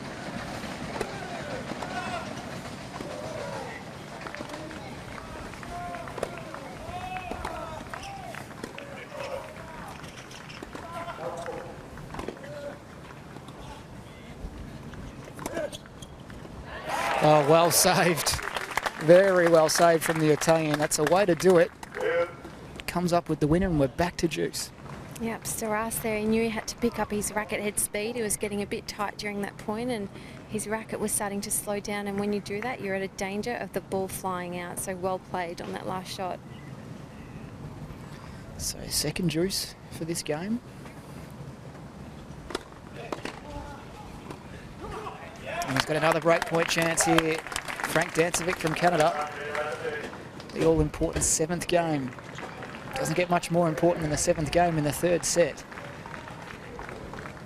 for a place in the main draw of the Australian Open 2014.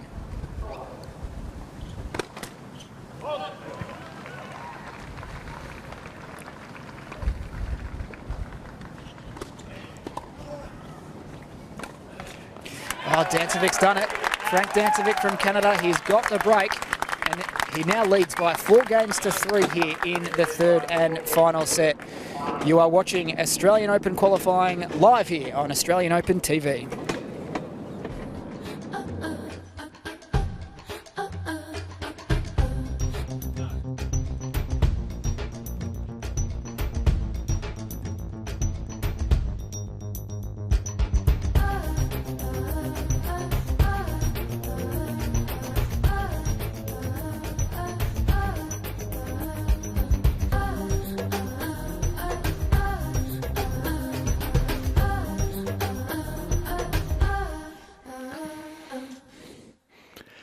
Oz Open qualifying, and it's amazing to think that we had 200 people trying for a spot in the Australian Open main draw, and now we're down to qualifying Saturday and only a couple of matches left. So for a lot of people, it's pack the bags up and then try and move on, maybe get into the Challenger events, the Futures, all those sort of things, and then regroup, retry, and potentially have a chance at further Grand Slam later in 2014. Well, no doubt, 128 players in both the men's and women's singles draws, and it just shows that it is the best of the best. We are going to see so many spectacular matches on day one, and we are really looking forward to it.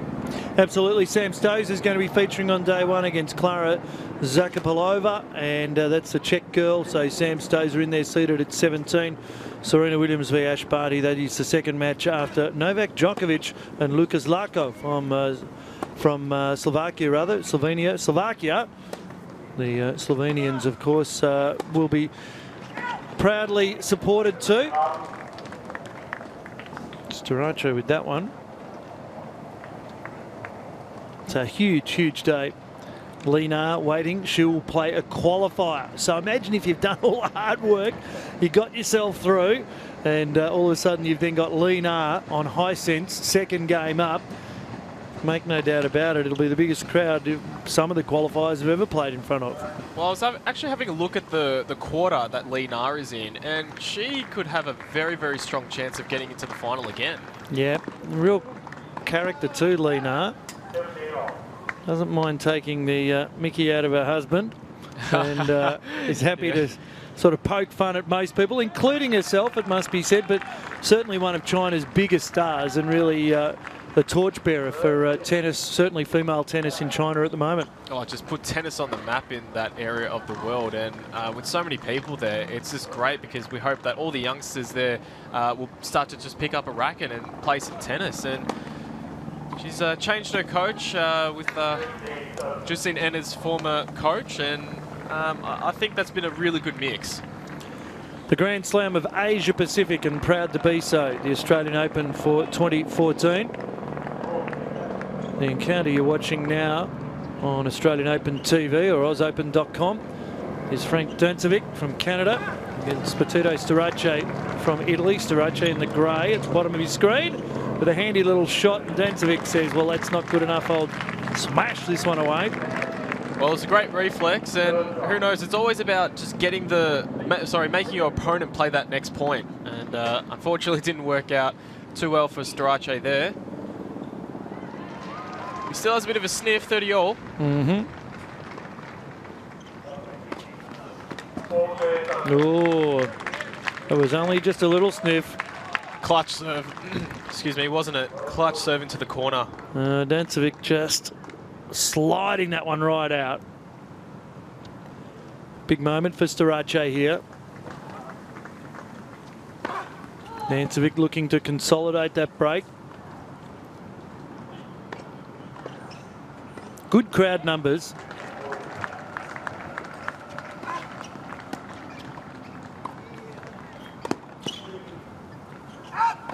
Oh, key point there. Dancevic holds serve. Making it hard for the Italian now. Well, you were saying good crowd numbers, and what a better... Is there any other way to spend your Saturday afternoon? Coming here for free. Kids Tennis Day with all the Nickelodeon characters that were here before. And all the top players as well practicing on the courts. Fantastic day here at Melbourne Park. Yeah, brilliant day. The weather guide shining as well.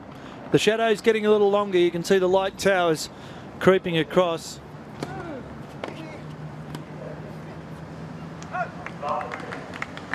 Just wasn't great there. Poor footwork from Storace.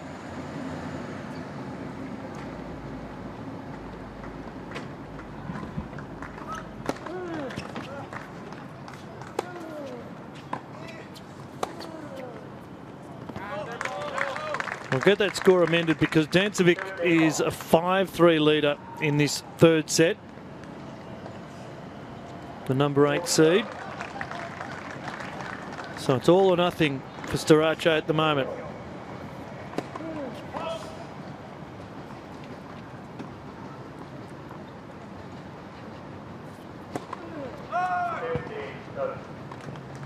He's thrown in a double there to gift his opponent another point. Serving to stay in the match. There's no room for double faults. Yeah, otherwise he's packing the boxer shorts into the kit bag and moving out of the hotel. Fairly vital time.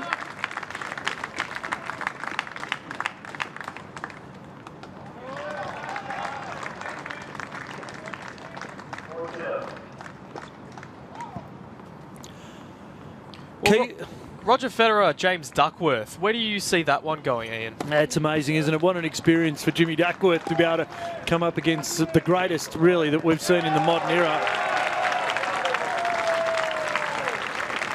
Okay, Joe and Dan, courtside, plenty of applause.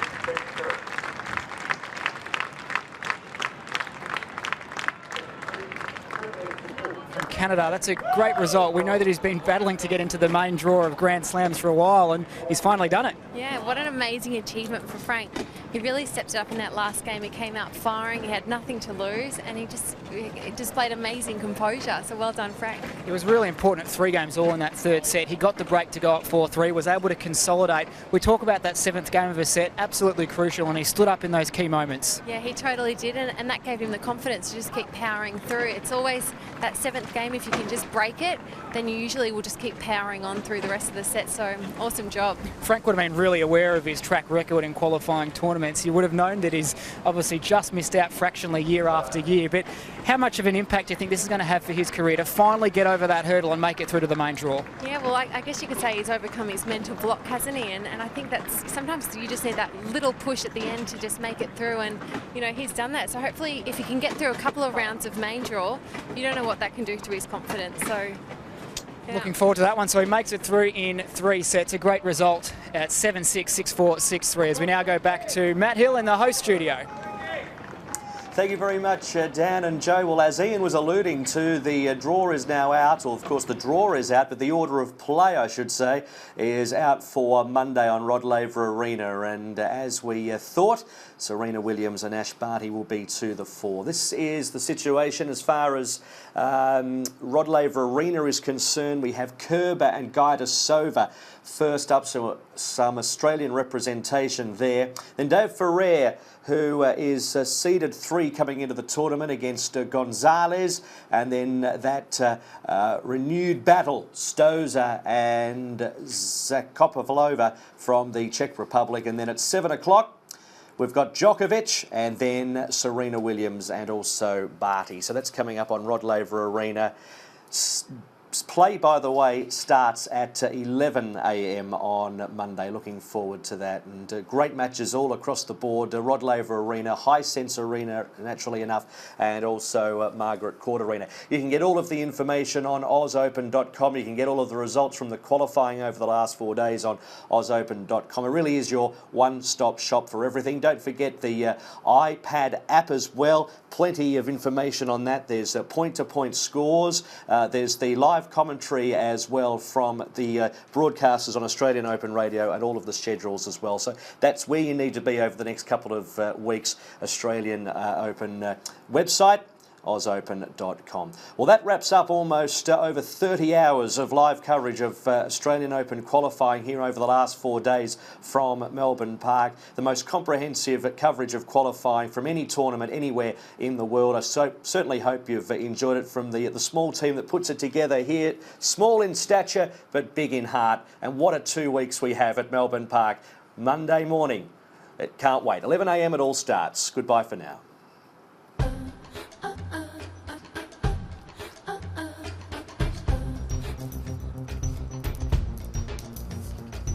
Great, thank you.